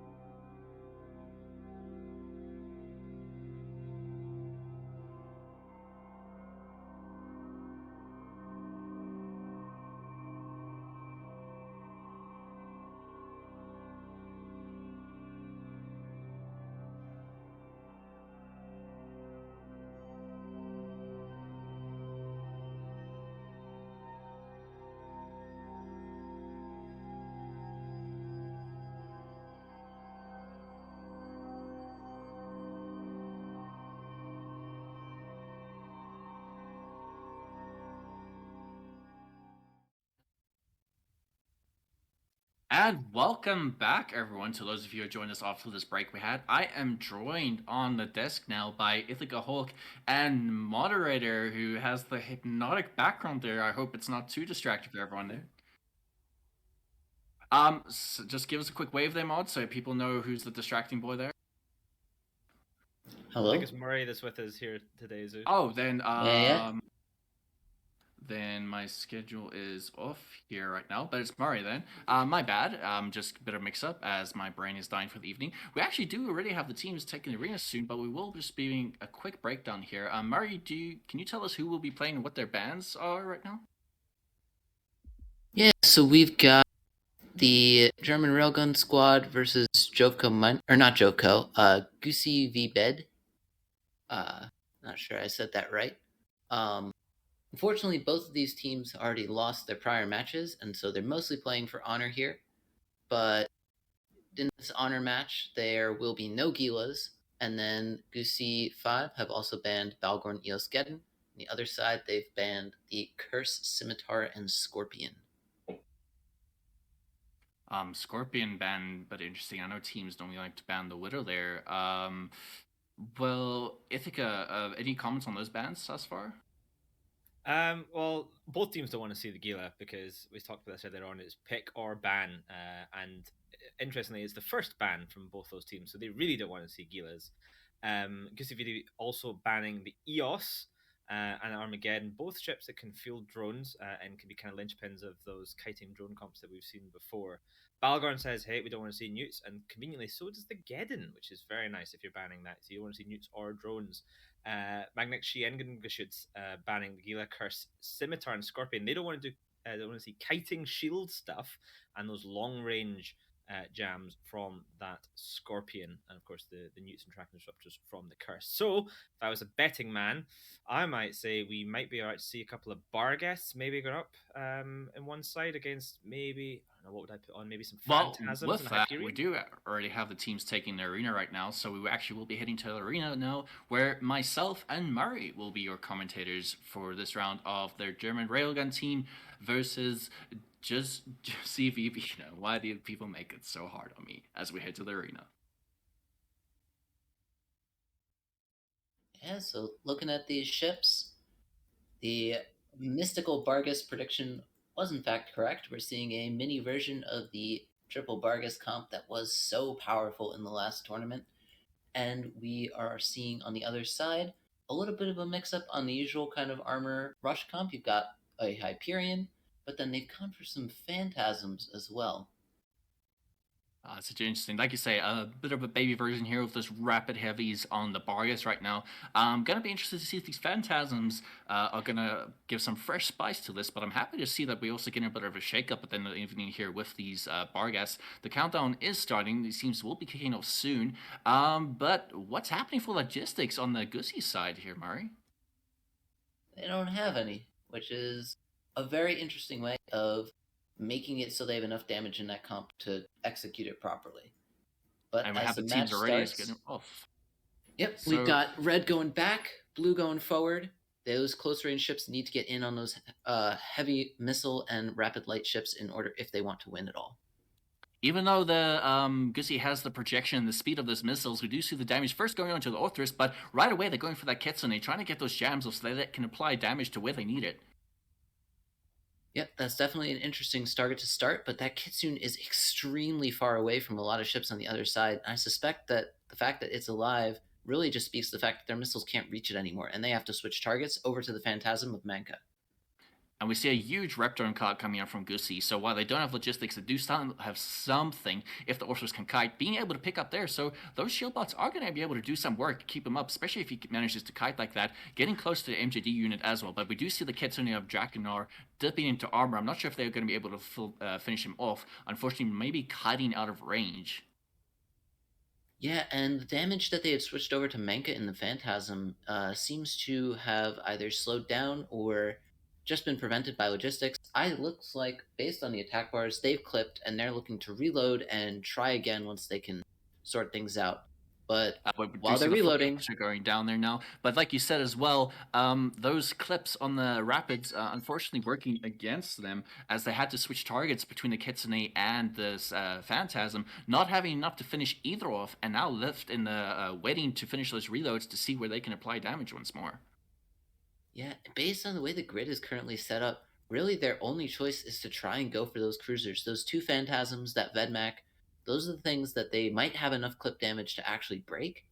And we do see the Jackdaw of Exynos creeping at the top of the arena. I'm not too sure what he's trying to do. There's no logistics to grab him while he's out there. He's dipping into those shield. Shield bots are far away if they're trying to get to him, so I'm not sure if he overextended there, but the Phantasms are gonna... That's easy pickings for them if they can finish him off. yeah, there's some moves towards him. It looks like he's trying to go for that Kitsune and force that Kitsune away, try and kill it, or more importantly, right, force that Zarm to expend its rep on the Kitsune, because the Zarm can only rep one target at a time, and right now they want to kill the Vedmak. Well, hopefully that pressure on the Kitsune, like you said, is splitting the reps on the Vedmak. They might be finishing him off. Losing a Jackdaw, yeah, that might be worth it. Even this Jackdaw likely is going to go down, trading that full Vedmak, and hopefully he can finish off this Kitsune before he hits the grave. But actually doing some good work there, splitting that pressure and dividing their attention. Yeah, unfortunately now the Zarm only has one thing it needs to rep, and the Kitsune is fine. The big issue for them, they're a Logiless comp. They need to get the Logi down on the other side very soon, or they're rapidly going to find themselves in a situation where they simply can't break it. And that Zarm right now is still sitting at full health, and the longer they wait, the fewer tools they have to make sure they can take it down. It seems like these Phantasms can't make up their mind what they want to do. For a moment there, they turned back, going onto the Jackdaw of Exynos, applying a good pressure onto him, forcing him to hull, but now they suddenly changed direction again, and now, as I'm speaking, they've changed direction again. I'm not too sure if they're overconfident in their execution of that Jackdaw, but he's been alive a lot longer than I thought he would right now. Yeah, he managed to just kite out of range of all the weapon systems that were on him, and they're trying to make work of some ships on the other side. He actually gets the Kitsune because the reps had to switch over to the Phantasm. So he's kind of mission accomplished. He's happy to burn off into the void, knowing that he got his job done. Yeah, that's going to be looking quite good here for Magnetic Rail Team. Well, I think these things might switch around, actually. But the Kitsune, the Jackdaw doing an excellent job there. Only being finished off by a wave of Acolytes which are chasing him now. I think the Phantasms did a bit of a mistake letting him linger that long, not realizing the damage they could do to a core member of the team as the Jackdaw of Exynos finally goes down. Yeah, and the question is, as these reloads come up, what's going to be the next target for these Barghest? They need to choose something because they're taking a pretty heavy amount of damage. Hafi's Barghest is down to about half shields, and those shields aren't coming back anytime soon. Well, hopefully they can still do some work. It depends where the clips are right now. Also, he should be running at XLA speed, giving a lot of charge for his local tank, also having the cap charges to probably get a reload if he has enough time to buy that reload, maybe making use of the MJDs, but also that shield drones, hopefully they can make their way over there. There's a bunch of medium shield bots on the Railguns team still lingering around, making their way hopefully to the Barghest, although this could actually be the Barghest's own drones, not able to apply his own drones to himself, unfortunately. And the Barghest, they're starting to do some work on that Zarm. The Zarm is at about half armor. It does appear to have a self-rep, and it has a handful of Logibots with it. So it might be able to buy itself some time. And if it can live until the Orthros is down, that is actually pretty huge, because the Orthros has the best applied DPS onto that Zarm of what they have on grid.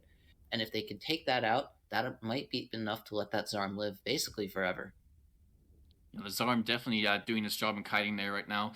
It looks like it's probably running an AB right now, but it looks it's going. So it's quite a good job of mitigation. I'm not sure if they're applying any paints to him right now to help with that application. It looks like there is a paint coming from the Barghest of Marisi, so that's going to help them. But not for long, because Marissa's in armor. The Hyperion has managed to tackle Marissa's Barghest way out on one side of the grid, so that Barghest is barely, if at all, in range of the Zarm, and it's actually dying to the Hyperion. Goosey actually might be having a good comeback here now. Doing quite well in the earlier phases of splitting their attention between the Kitsune and a Vedmak. But now looks like they're going to pay for it as this Hyperion does creep on and finish off the Barghest of Marissa.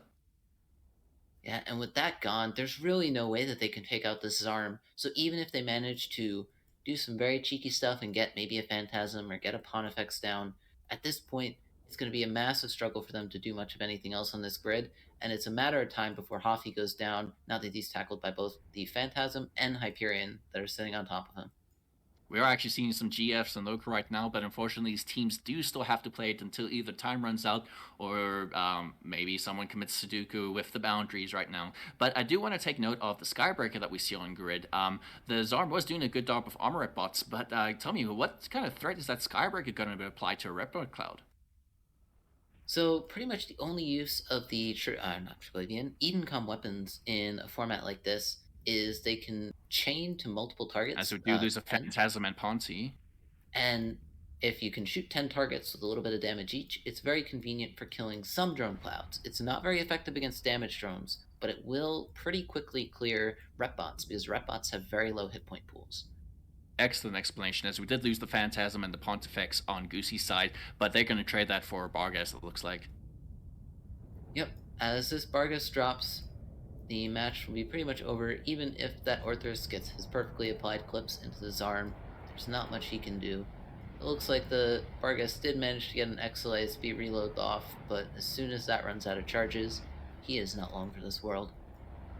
And not looking good for him. I'm interested to know if this Crucifier had guidance disruptors or missile disruptors, but most likely, guidance tracking disruptors, my bad. Most likely the tracking then.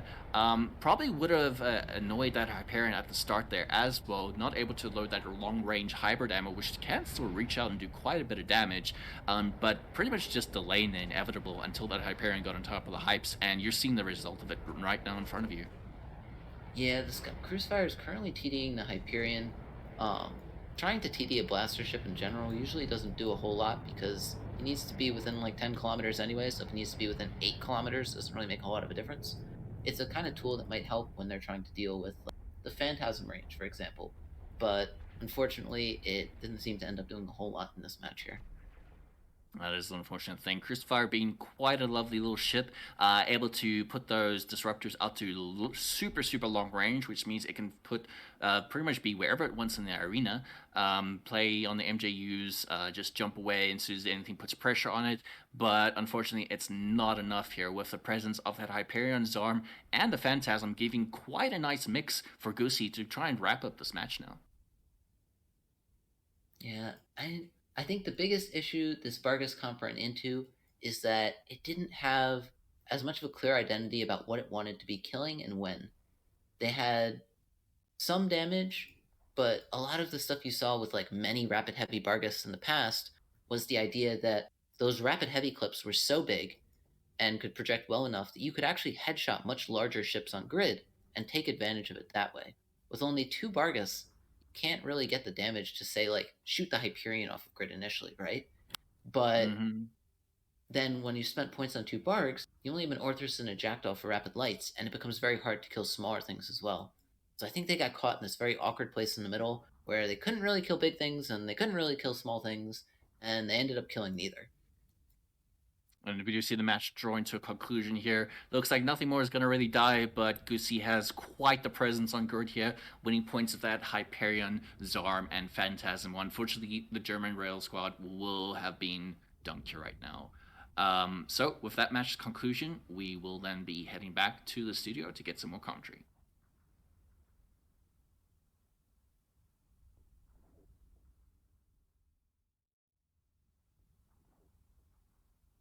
And we're back to me again. I do believe this time we are joined by Ithaca and Moderator, if I'm correct and didn't mess it up. But Moderator, what's the thoughts on seeing these Barghests finally show their face on grid? Yeah, so we see the Barghests, but we finally see the Phantasms being really brought there against that composition, where we were talking about how that Phantasm armor core is really bad against drones. Well, now when you can actually apply tracking disruption to things like, those missiles that would be on Barghest, it's much, much more effective. Ithaca? Yeah, I mean, to be honest, I think that they debated the Barghest coming in there by not banning them and kind of leaving Magnet Shien and Geschütz to pick them basically, and bring a counter, because you saw a bunch of guidance disruptors land immediately on those Barghests. And to be honest, if you're bringing those, I mean, I know the Phantasms have a lot of mid slots, but if you're baiting people into bringing Barghests and then bringing guidance disruptors, I think that's a smart move.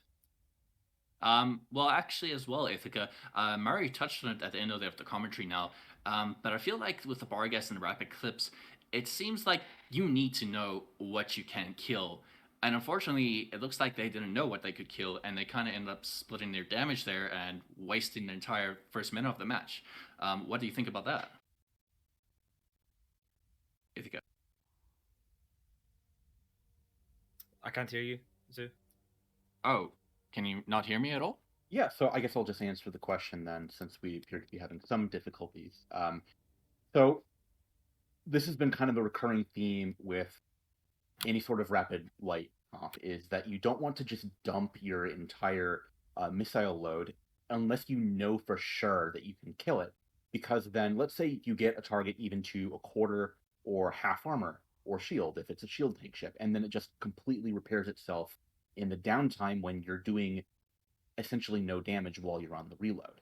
And that's one of the weaknesses of putting all of your points, or almost all of them, into two ships, the Barghest being so expensive. Definitely so. Ithaca, are you back with us now?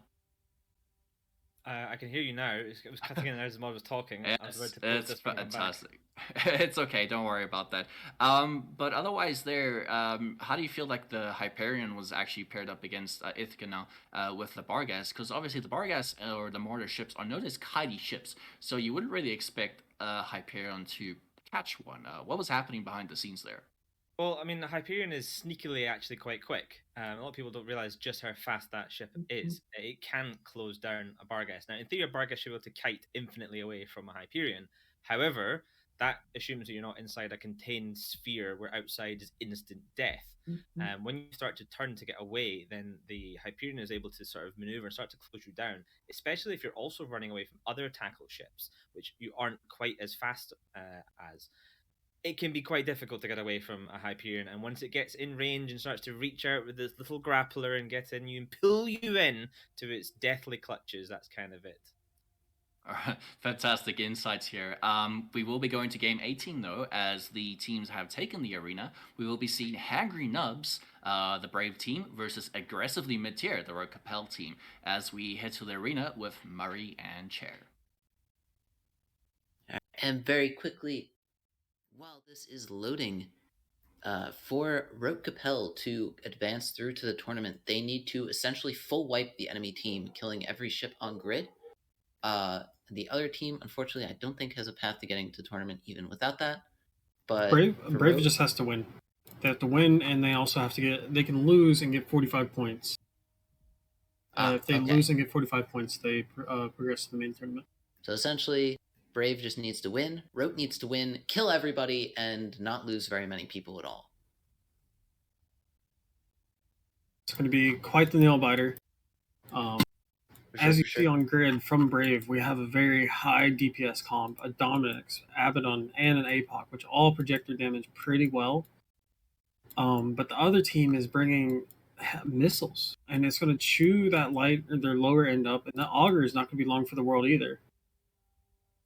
Yeah, it's going to be very dangerous, particularly because Rogue Capel, their logistics is an Osprey that's very vulnerable to these lasers as they zip across grid. So they're going to need to pull range and pull it quickly in order to try and have a good chance at this match.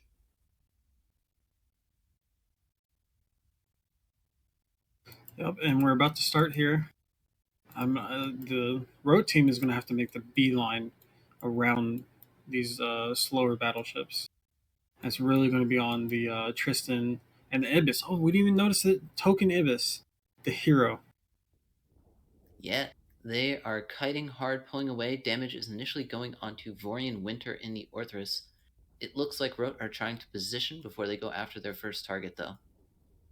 And they're going straight for the Augur. And he's not going to have any respite of getting away from that damage because they can pretty much apply to the whole arena. Yep. They're trying to move around the battleship core as the battleships burn in. But because they've spent so many points on these three battleships, they don't have a lot for their back line. Those are heavy missile Orthruses, by the way. So very slow damage, but more consistent damage than rapid light missiles. Rote used those a fair bit in the last tournament as well. I knew because I was flying in one of them many at a time, and they are definitely a very dangerous ship that can project damage extremely far. So far, though, this Augur appears to be holding, and as it gets out of range of some ships on the Rote Capel side, it looks like they're going to try and snipe the Draugr. Yep. And with their links going down that, it'll even make the Augur even more susceptible. So I'm pretty sure that's their only armor links on the field. I'd imagine Augur is also probably AB fit, so the missiles are having issues applying. Yeah.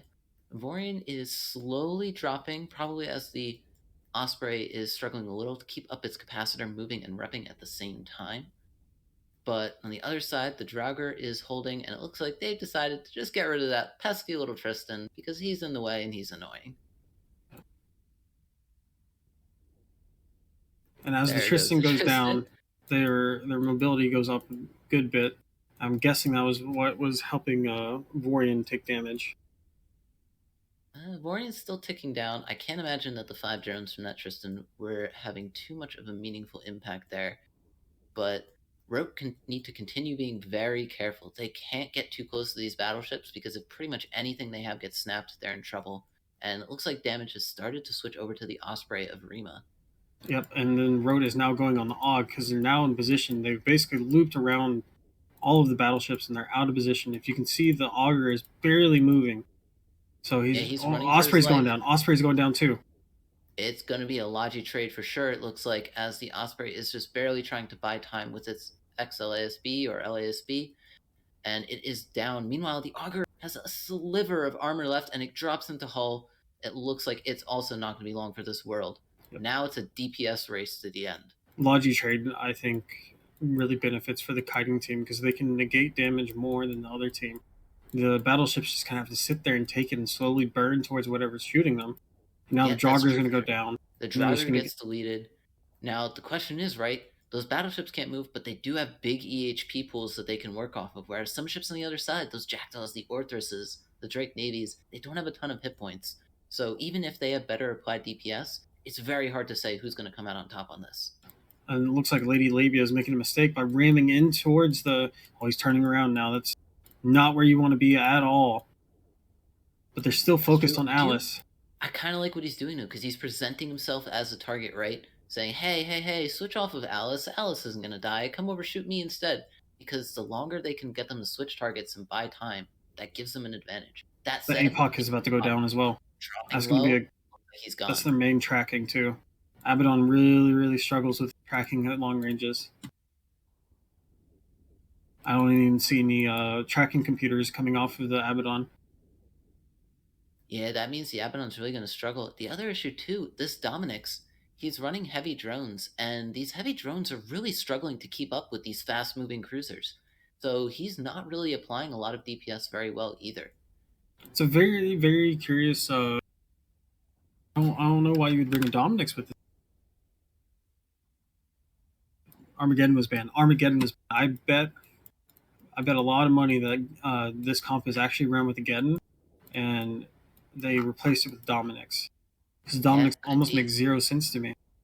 Well, there are some Dominix bits that could work, but there's a good chance that either they don't have enough drone nav comps or whatever other issue they're running into, right? Now, as we look towards how this match is going, there's about 5 minutes left. And keep in mind, Rote needs to full wipe the grid. They need to make sure that all of these ships are dead by the end, whereas Brave are really trying to get enough points. They need to make sure that they knock out enough of these ships that they can go on. And the Dominix and the Abaddon are right on top of Lady Labia now, with newts on it. And we should probably see Lady Labia dropping pretty quickly. I think they have to kill 2 of the Drakes and 1 of the Orthruses to get to the points they need to get to. So what Lady Labia is here is actually doing is he's gone straight for the MJD beacon. He's going to try and jump away from those battleships before they can get a scram on him. Because if he jumps another 100 kilometers away, they're just forced to switch targets. They have to go to something else because they're never going to catch him again. And you see the Dami is trying to burn in. He's trying to get him before he can get off on that MJD beacon, but I don't think he's going to be able to get in range in time. Nope, and then now the Drake just started his MJD cycle, but the Dominix and the Abaddon are pretty close. The Abaddon is going to start chewing through the Drake. It can two-shot its armor easily. And he's out. But, he's out. And what he a landed great right next to close another match. beacon, so if he needs to, he can jump again and just be infinitely far away from them.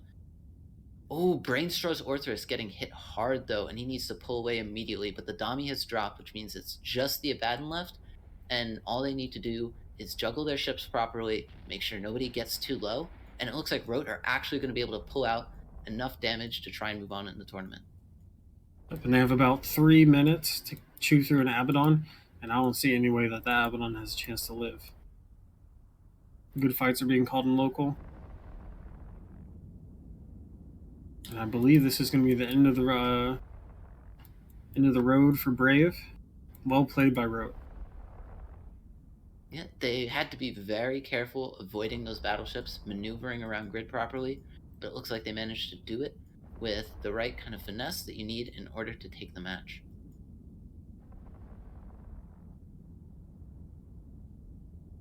Yeah. Now, I will say, I have a question for you. What do you think about the choice to go with these 3 battleships and sacrifice so much on their bottom end? Because they were running an Augurer, which is a much weaker Logi than we've seen in many armor comps, and they were literally running filler ships at the bottom. They had an Ibis that was just there to exist, and they had a Tristan, which basically wasn't doing anything the entire fight. Yeah. I don't like it at all. I think battleships really need support, and I know the rules say you can bring 3 of them, but I think you're capped at 2 with just how much support they really need to be able to apply their damage and actually do their job. So I think the Brave team, honestly, on the theory crafting level, lost this game before they even got on the field. Yeah, it's a tough balance trying to figure out where you should allocate your points as you're looking through these comps. As we're talking, though, this Abaddon got a couple of reps on itself, but it's at about a 3rd hull and will very quickly be down, and that'll be the match in favor of Rote Capel. Well played by everyone. Back to the desk.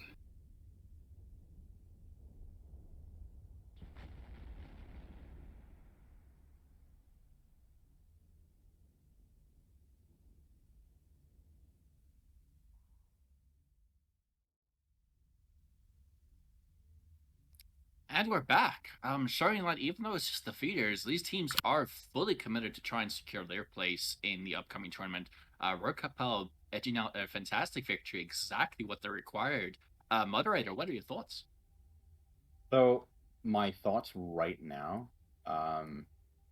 is that I got to say that Apathetic Brent is actually a god.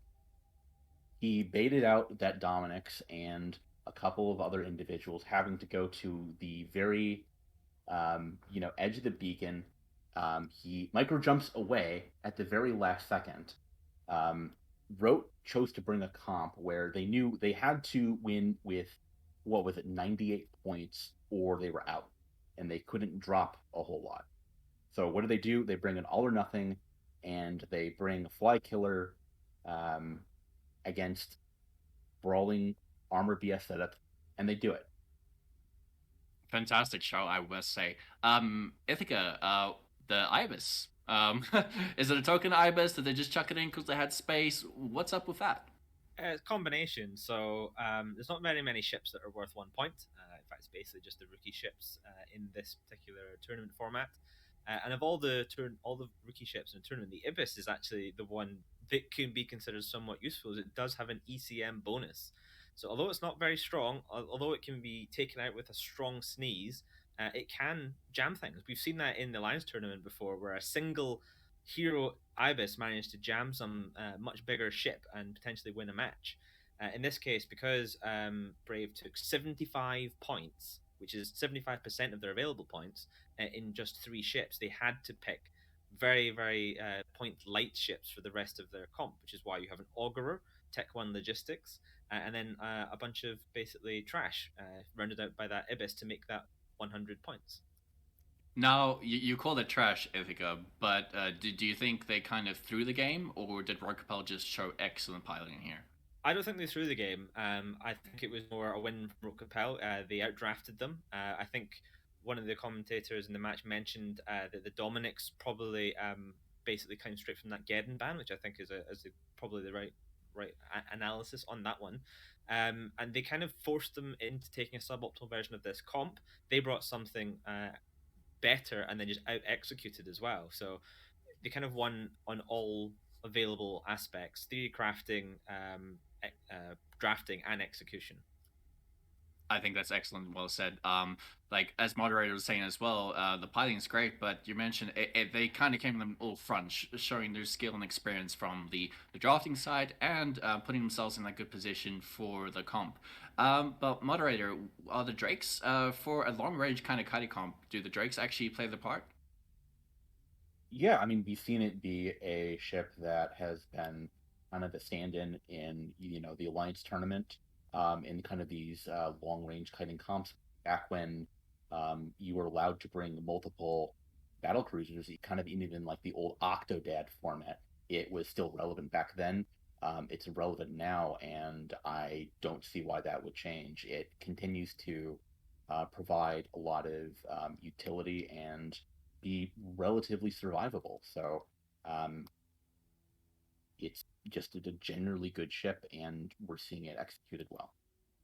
Okay, but moderator, also your thoughts on the all-in comps versus comps which are bringing the Logi now as well. I mean, that's a kind of a tactical decision if you're on the part of Rote Capel and you know that, hey, maybe I need to get some more utility in sort of missile guidance disruption or tracking disruption or damps, what have you. Bring more E-War because you need to, in their position, you need to have basically a clean sweep. You need to get that all kill. And if you don't, you're out of the event. So you basically go for broke and you do what Ithaca was talking about earlier, where you hard pick against that Armageddon that would be very, very good at being a long-range neuting platform that you do not want to see as a flight killer comp. You force them into a Dami, which you do want to see, and then you take the W. Now Ithaca, I know it was pretty much a high-stakes scenario for Rote. Do you feel like that kind of comp might be something they would have taken in another scenario, or were they forced to kind of go for this all-in because of the nature of their position in the tournament right now? It depends how much they want to commit, but to be honest, if you're in we need to win by 98, we need to get 98 points and win situation, or we're out of the whole tournament, then you have no reason not to just pull everything that you possibly got out.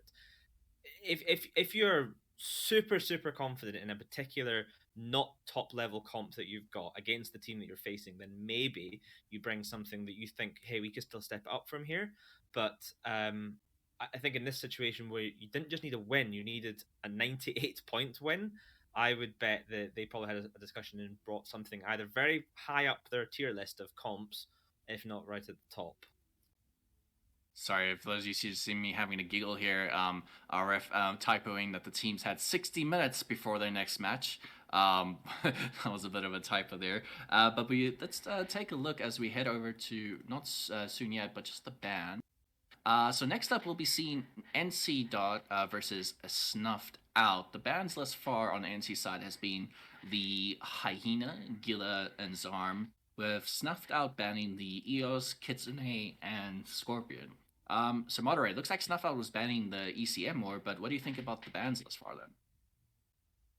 So I can't say too much because I, am actually in Snuffed Out. I don't want to kind of give that away. But if you are Snuff and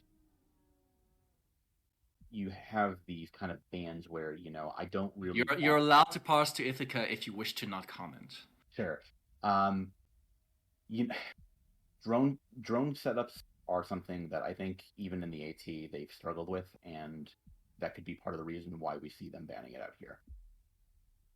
All right, well, we actually will be hearing more from moderator talk about his team, as the teams are taking the arena here in Game 19. Like I said, it will be Northern Coalition versus Snuffed Out. So we'll be going to the arena now with Murray and moderator. All right. One of our few matchups of the day with some shield on shield action. Moderator, tell me a little bit about this NC dot team. This zone has a couple of ships we haven't seen much of today. Yeah, so we haven't really seen much of the Sleipnir or the Nighthawk. Kind of the traditional kind of Minmatar core rush comps, and we see that Nighthawk appears to be heavy assault missile launcher fit, and the Sleipnir is very certainly autocannon. So we know from the jump what Northern Coalition is going to want to do. They're going to want to brawl in. Snuffed Out choosing to bring a Paladin and Ikatursa, a pair of, this Amarr core where they have a Retribution, a Vengeance, and a Mauler. This is going to be a match that really comes down to control. NC Dot has a very, very front-loaded amount of damage with those Orthrus, Osprey Navy, and Scythe Fleet. Snuff wanting to play control, and it's going to be difficult for Snuff to control that much damage. Yeah, as this match starts, keep an eye on how Snuff try to kite. How they can manage this burn-in is going to mean all the difference in this match. Now, the timer goes, and we see NC Dot immediately burning straight in, props on, overheated, let's go, diving right towards the enemy line. Yeah, we see that from the Northern Coalition side. It looks like they're taking their light missile ships. They're just burning past Snuffed entirely. They're going to burn for the backline. They're going to kill the Oneros, and then they're going to try to kill the Blackbird. Meanwhile, Snuff is going for the Osprey. The Tech-1 Logi is just not going to hold up against a Paladin of all things, and it immediately drops. And we see that both sides immediately going to play for the logistic trade as Snorbert is getting absolutely pounded and held down by an Orthrus and Osprey Navy. Yeah, the Blackbird's getting destroyed, and the NC screening, the Vengeance, Retri, Mauler, they didn't catch anything. They maybe are going to slow down the Sleipnir, but the entire dive line from NC has gotten right on top of what they need to, and their damage output is just going to be insane as they worked on these ships. Yeah, for now we can see that Trony is holding, but look at the cloud of just jam drones and ships that are getting on top of him. I don't think he's going to hold much longer. But as I say that, the Sleipnir of Enveri gets held off by Alex O'Meara in the Retribution. That is good.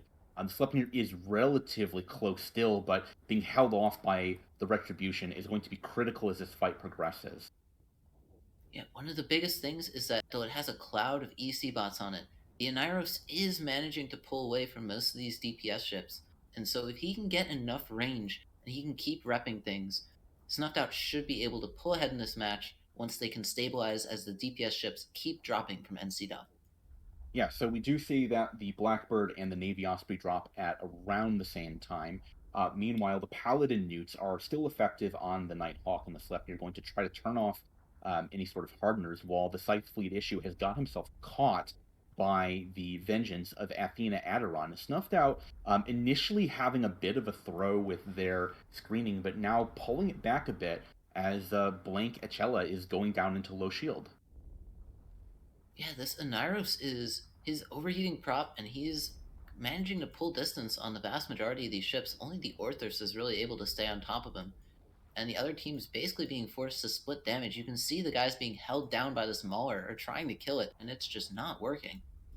I never really thought I would say this, but I see that Snuffed Out is just straight up out executing in a control comp against NC Dot. NC not quite having a lot of the quality players that used to make up the Shiva core that was getting them top 4 in the Alliance tournaments, but look at how strung out the NC Dot team is. We have, just an Oneros and a Worm, an Orthrus and a Worm on top of the Oneros. Meanwhile, this Nighthawk's been separated. The Sleipnir was separated, and the Nighthawk is down into low shields, and it's going to break to this conflag from a Paladin. Yeah, and trying to split up and, use things like the jams that they had as well to slow down this NC team has been so critical as the Nighthawk dies, because they needed to buy time for the Ikatursa and the Paladin to work through these ships, because those are really the only damage they have in this composition. I mean, I thought for sure that when I saw at the very beginning of the match a bunch of NC ships completely blow past the Snuff tackle, and keep in mind, these are shield ships going up against a Mauler, which is very slow, Vengeance and Retribution, which are faster than a Mauler, but still slow, and they didn't go for the Oneros, which I think is rather telling. Yeah, and to be fair, those Naras can be slippery, but it looks like they just weren't able to get that first target down.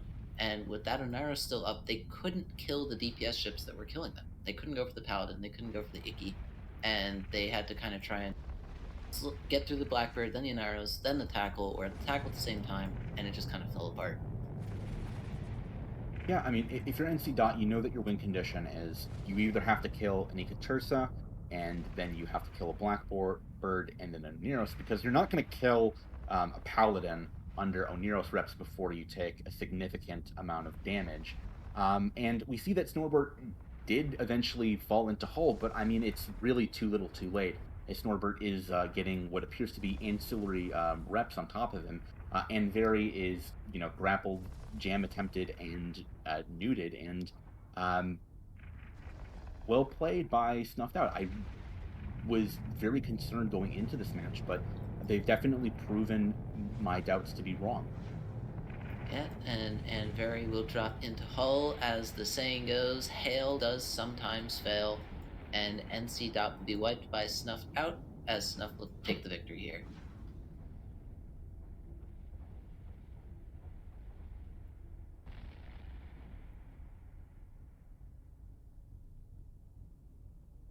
Alright, and with that, I believe we can pass it back over to the desk. And we're back. Snuff putting up a lovely show. Unfortunately, even though Snuff did win their match, they did not have enough points to actually advance themselves. This means that they did knock NC out, preventing NC from progressing further, but this is left the way clear now for Scarf to actually go ahead and advance in Snuff's place now. Ithaca, what do you have to say about the match?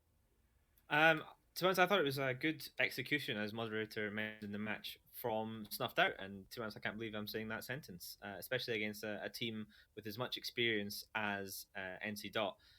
Yeah, they don't have all of their experienced players, but and Very, one of the captains from the team, is hugely experienced pilot, theorycrafter, and captain in his own right. And to see that Snuffed Out team just flat out execute them was quite impressive. I did notice that they essentially immediately clapped that Osprey, and I can't help but wonder if maybe the NC team had brought Tech 2 logistics with better resists, it would have survived long enough for them to get in about the Snuff team and actually do some damage. But that's the projection of that Paladin and that Ikatursa. As well, I just want to note, moderator, we saw the show now here of two ships we haven't seen the entire day. One of them being the Marauder, specifically the Paladin from Snuff side. First time we saw it today. What does the Marauder, specifically the Paladin, have to offer? So the Marauder is usually thought of as a ship on Tranquility that hits the Bastion mode and then active tanks until you have, basically Dreadnought's worth of damage to actually go on top of it and kill it. That module, of course, for balance reasons, is not allowed in this event. Otherwise, they would never, ever die. What they do have, though, is an incredible amount of damage. Even outside of Bastion, they project very far across the arena, and they have utility highs and Tech 2 resists that make them an absolute brick and just a monster of damage output. Oh, that is well said as well. Though it doesn't really come into play, they do also have that MJU bonus on themselves for the reduced spill time, reactivation delay, which can help them ping around the arena, but teams will rarely make use of that advantage. Ithaca, the other ship we saw for the first time was the Ikatursa. Teams liking the T1 Vidmac, but instead we see them trying to upgrade to the hack version now. What would be the decision making behind that? It's a lot harder to kill, and it does more damage. It obviously costs more points for that, but to be honest, if you're putting most of your damage into two ships, which is kind of what they're doing here with the Paladin and the Ikatursa, yeah, the Retribution, Vengeance, and Mauler do damage combined, but compared to the Ikatursa and the Paladin, there's just nowhere near the amount of EHP and damage output, especially with that I don't want to die button, which of course the Icky has, and then couple that with the Oneros and its strong reps, it's going to be very, very, very hard to kill that thing. So it can get on top of someone, load up high DPS ammo, and then just shoot it, and then not be killed for a very long time. That is very true. I think the other thing the Igitosis has over it is I think the spool works a bit differently, as in it takes longer to reach its max, but it does a lot more at its max. I think that's it. It also has some good utility highs as well. It's probably worth mentioning. So, but if it does screen off any like small tackle, it can do a lot with those newts. So moderator, at the start of the match, with NC running that's much more rush comp, especially with like the Sepner and stuff, we saw a swarm of ECs suddenly appear on their side. Why would teams be looking to use ECs versus maybe the damage drones if they would be all in on a damage rush? So part of the NC dot strategy was to throw a quite literal cloud of Hornet EC300s on top of the Nero. So in that kind of a situation where you have a rush comp, you're basically trying to outtrade your opponent, but you realize that you are bringing essentially faction Tech 1 ships, and those are going to die pretty quickly. So you either need to kill the Oneros, or you need to throw a ton of EC drones on top of it, such that it can't actually repair anything. And it would appear that they got very, very unlucky with those jam rolls, because we saw that Trani in that Blackbird was alive for much, much longer than he ever should have been. Definitely. So EC is also a bit different than the ECM modules, with EC drones, I believe, only having a 2.5 or 5 second jam. Which is it again? Well, it's a much shorter jam cycle. So in a sense, that almost makes it more frustrating, because it gives you that hope of locking up a target again, and then you just get jammed again. But like you say, a lot of RNG then, unfortunately, coming out against them. Later today, we will be hitting out our last match soon-ish. It's gonna be Fancy Pants versus Villie's Orphans. We can go over their bans for now. With Fancy Pants having banned the Barghast, Gila, and Scimitar, unfortunately that means we will not be seeing any Gilas this evening. And Villie's Orphans banning the Scorpion, Curse, and Sleipnir. Ithaca, you got any thoughts on those bans? Barghast, Gila, Sleipnir. I mean, the Gila is it's not even worth talking about the Gila anymore. It's just ban or pick. But the Barghast and the Scimitar says kind of don't want to see heavy shield stuff and kiting. Like, we want you to be a little bit closer to us. And the Scorpion, Curse, and Sleipnir ban says just, get out of here with your ECM nonsense. Get out of here with your tracking disruption. And Sleipnir, that's a pretty key component from a high DPS rush comp. So interesting set of bans. I don't really know what that points to, but I think that Fancy Pants definitely don't want to see something kiting around them. Yeah, moderator, these are also the last bans for the evening, so they might have had a bit more feel now for the meta that's developed over the day, but do you have any thoughts to add? I mean, as Ithaca Hawk was kind of alluding to here, these are bans like with the Gila, that's just very common bans. We're seeing a lot of these sort of bans throughout, not just this feeder event, but through the open events that Angry Games has hosted to give teams practice and also to kind of showcase the event. These have been pretty consistent bans. Teams are often not comfortable going up against what these ships are capable of doing. Again, the Gila not wanting to deal with the ECM of a Scorpion, not wanting to deal with the neutralization or the disruption of a Curse. All in all, makes sense. I don't want to get controlled. I don't want to get jammed. I don't want to have, 600 plus damage worth of drones on top. Always scary. I was hoping like someone would let it through, feeling that they could either have that counter for it, or the actually just show why the Gila is also such a monster. But unfortunately, that won't be the case. Hopefully, in a month's time or so, when teams have had more practice, either someone's going to be a bit more confident in going against it and got that secret tech, but we might still have to wait a long while to see that. We do actually have the teams taking the arena for our last match this evening. Once again, it's going to be Fancy Pants versus Villie's Orphans. And with that, we are actually going to head to the arena as the teams are finishing the warp-in. And we will be commentated for this last game by Jintan and Ithaca Hawk.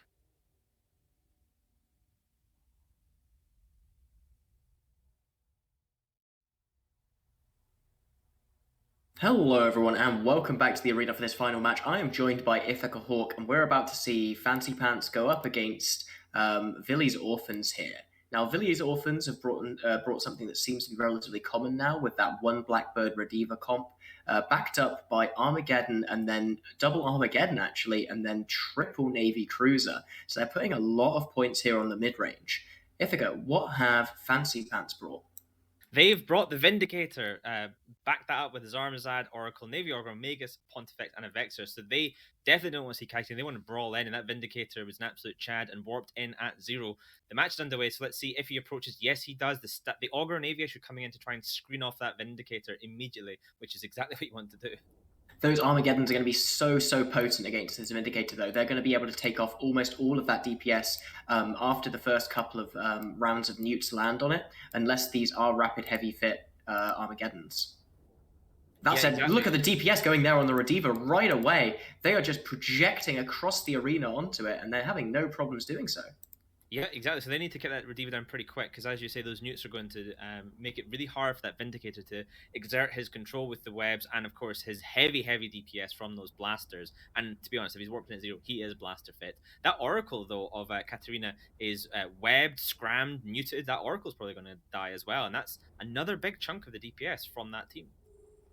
Yeah, there's a lot of DPS just getting traded back and forth here. You can see, though, that they are going to be able to tank on him. It doesn't look like he's going down fast enough, even because that Vindicator is just being held away from the fight. The Vindicator's on his team. The Vindicator has been screened here by this Augur and Aviash, and he is just able to do nothing to him, and they've got nothing to get him free either. There's no newts, really, on the Fancy Pants side. Yeah, it's really interesting to see where that the spooling rep is going to be landing right now, because the Zarm's going to have to move onto the Oracle to keep him alive, and that might give the Vindicator an opportunity to get... Navy Ogre is everywhere. That might give the... Let's just start this one again. The Vindicator's got to shoot people, and he's having a hard time doing it. Jintan. Yeah. Oh, there we go. The Rediva there, dripping into hull, but then suddenly repping it all back, and suddenly losing it again. This guy's bouncing up and down like a midget on a pogo stick, but he is going to finally go down there. Speedliner now entering low armor as well, so he's going to drop without those reps. But there goes down the Magus of Fancy Pants, so they're losing boosts. This is a back and forth slugfest here. Both teams just able to punch through their opponent's reps. It's starting to get quicker as well. As that Pontifex is maybe about to go down as well. He's webbed, he is scrammed, and the damage is going to start to apply very quickly. Navy Ogre, though, Speedliner, finally the Vindicator with the Rediva dead is able to start shedding that tackle. And once that Vindicator is free to roam around this battlefield, those Armageddons have got to watch out, because if he gets near them, he can do a lot of damage. There's Armazad, critically still alive.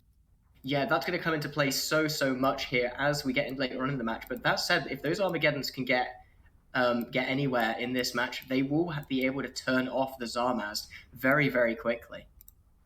Yeah, I mean, look at that Blackbird, though. He's just ignoring absolutely everything. He's got a bunch of drones on him, Fed Navy Hobgoblins, but they're just going to sort of tickle the back of his scrote, if anything, to be honest. The rep bots will be able to keep him alive, no problem.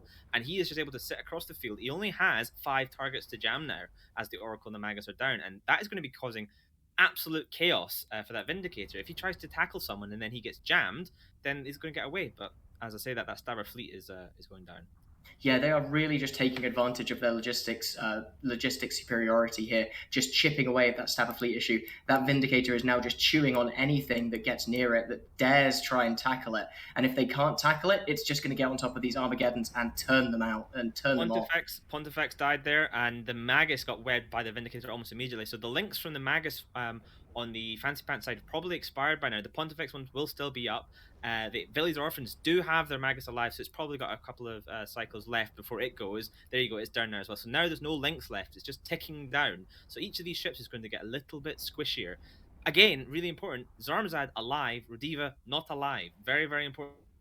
Yeah, it's going to be really hard for the for Villy's Orphans to win this back here. They need that Blackbird to be landing jam after jam on the Zarmaz, and it's not going to happen. You can see DPS here finally going onto that Vindicator as well as the Augur and Navy, and they're using their newts just desperately hoping to burn through all of these cap booster charges, but it's going to be so difficult here. You know, if this match was on for 1-2 minutes longer, maybe we would have seen that Vindicator's guns go dry, but in this case, it's not even going to happen. Look at the size of the attack bar on Fancy Pants side. It's minuscule. It is shrank right down. So I suspect that Vindicator is really struggling to get any rounds out. He's probably going to have to cap boost, get a couple of cycles. He might be capped dry, although there's no newts on him right now. The Blackbird just got clapped, and that's important because now the jams are off. It's just these two Geddons. This probably is over because I don't think these two Geddons, without the help of that Blackbird, have a chance to beat the Vindicator. While that Blackbird was still alive, there was a chance that a good couple cycles of jams would have stopped the Zarm reps and they could have plowed through that Vindicator or at least mitigated some damage, but I think it might be too late now for them. Yeah, this was really, really great piloting, and more specifically, just great damage selection. Great target prioritization here from Fancy Pants. They were able to they just decided to ignore those Armageddons, rush all of their Navy cruisers through the lines, and eventually one was able to get free, land on that Rediva, and that was pretty much game, set, and match from there. It's really, really good piloting.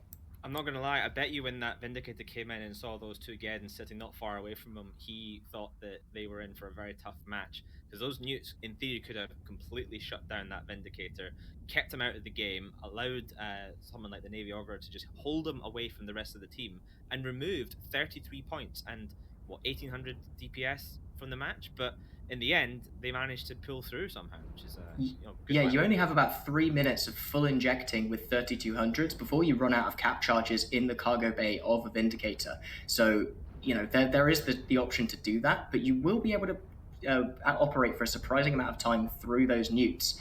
But, you almost have to take it to an attrition wall. Do you think if that Rediva on Village Orphan's side was a Zarmazad, it would have been able to keep the Navy Augur heavy tackle alive against that Vindicator with a couple of nice jams from the Blackbird? Yeah, I think a couple of jams early on from the backboard or a critical moment would have been very, very effective here, but at the end of the day, it is all just luck of the draw. For all we know, that Zarmaz has double sensor boosters or something cracked just to keep it from being in that sort of situation. Yeah, I mean, they had him tackled, they had him screened. I thought for a while that was going to be just, a great move from Village Orphans. But, I guess Billy didn't pay the heating bill, so it's another cold winter for them.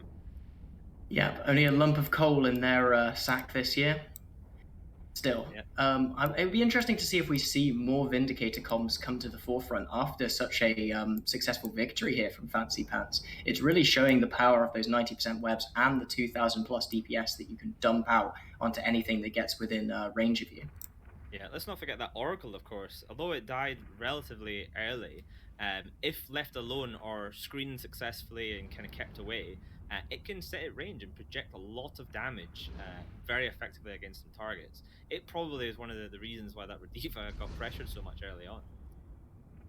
Yep, they're all just gathering around him now just to bask in the warmth of the final explosion of the evening as this Armageddon finally ends its existence. Wow, what a fun match here. Do you think there's anything that they could really have done differently, even on the comp selection stage, to win this? Personally, I just don't like the double Armageddon. I know you can put an incredible amount of pressure on your logistics backline, but you just lack the DPS that you normally get from bringing two battleships. Yeah, it's a lot of the points. It's 52 points for two Geddons, and as you say, just not as much DPS. Maybe even swapping out one Geddon plus one Abaddon, for example. Then you get high DPS as well as those utility newts would have been. That would have probably been allowed them to punch through the Navy Augur or the Zarmazad with the extra utility. But not to be in this case, as we've mentioned.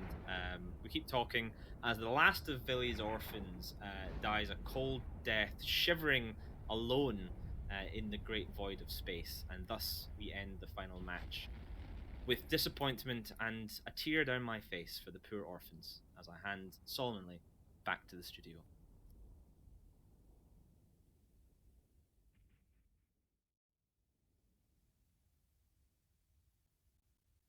And we're back. I'm joined here once again by the illustrious Ithaca and Captain Cadier as Jintan. I'm very glad we saw a Vindicator. It's been quite a scary ship. But now, Jintan, I'm wondering, if you're a Vindicator and two Geddons land across from you, who's more scared of who initially? Oh, you are absolutely terrified of those Geddons. You know that they're going to be able to newt you out and probably stay out of range of you for most of the match. And And we saw that for that match. The Armageddons were never in a position where they were going to get shot by the Vindicators until it was far, far too late in the game. And that kind of defeats the initial purpose of the Vindicator. But as you saw in that, those 90% webs come in huge handy. They're what makes it so much better than a Megathron. Because if you can grab one of those cruisers, and with the comp that... what was the blue team again? I forgot their name. We had Villy's Orphans. Villy's Orphans, yes. They had no tackle other than those mid-range cruisers. So they were able to just get 90% webs on it and apply pretty much perfectly from close range. I think we did see this in opens last week, when again it was just a Vindicator running down, and you kind of have to make the play of, if you can't kite, you have got to throw something, and if that's what you got, that's what you got. Organ Navy is still pretty tanky, but Ithaca, I'm wondering now, we saw 2 Geddons there, but unfortunately they had to commit some of their high slots to rapid heavies. Now, isn't that pretty much, for the Vindicator's sake, actually like going only against 1 Geddon's worth of newts though?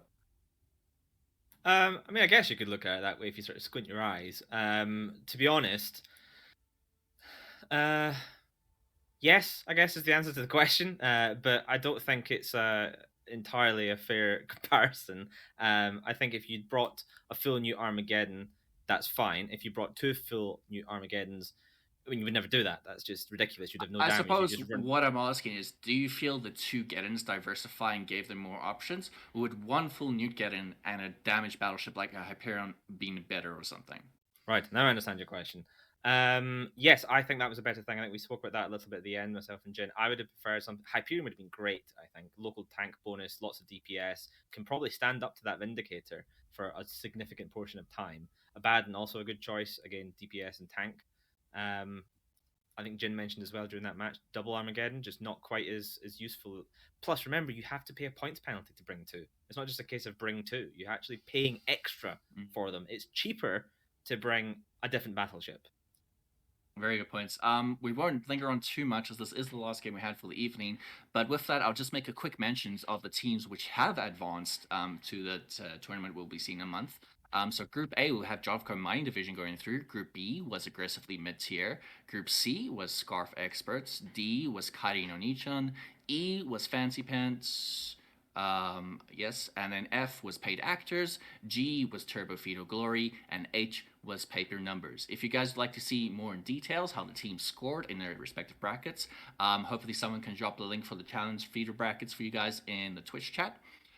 We do also want to note that CCP has made a contribution to the main tournament. So teams who were eliminated today, unfortunately, they were eliminated, but they will get their entry fees refunded to them, with the rest of the team's Plex prize entry going into the prize pool, and with CCP contributing their own Plex towards the prize pools, numbers still to be announced.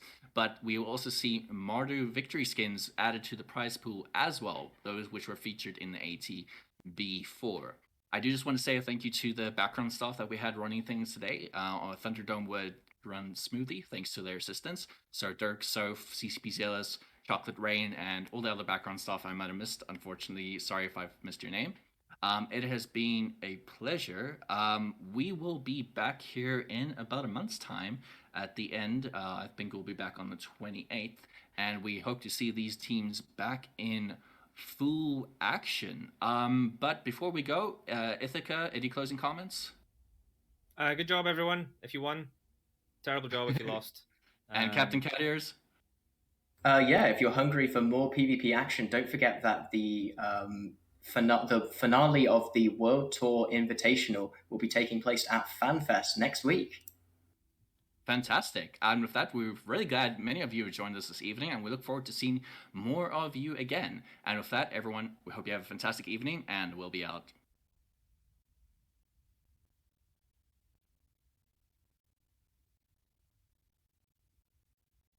As we experience technical difficulties right at the end. Expert timing. Well, we hit the raid button, so apparently our the guy who pushes the button to change the scenes, his mouse has literally died, so he cannot take us off the desk. So you've literally got us until the raid. Bye-bye. Okay. Holy fucking shit. What a time for your mouse. Oh my god, I'm so sorry, team. I'm so sorry.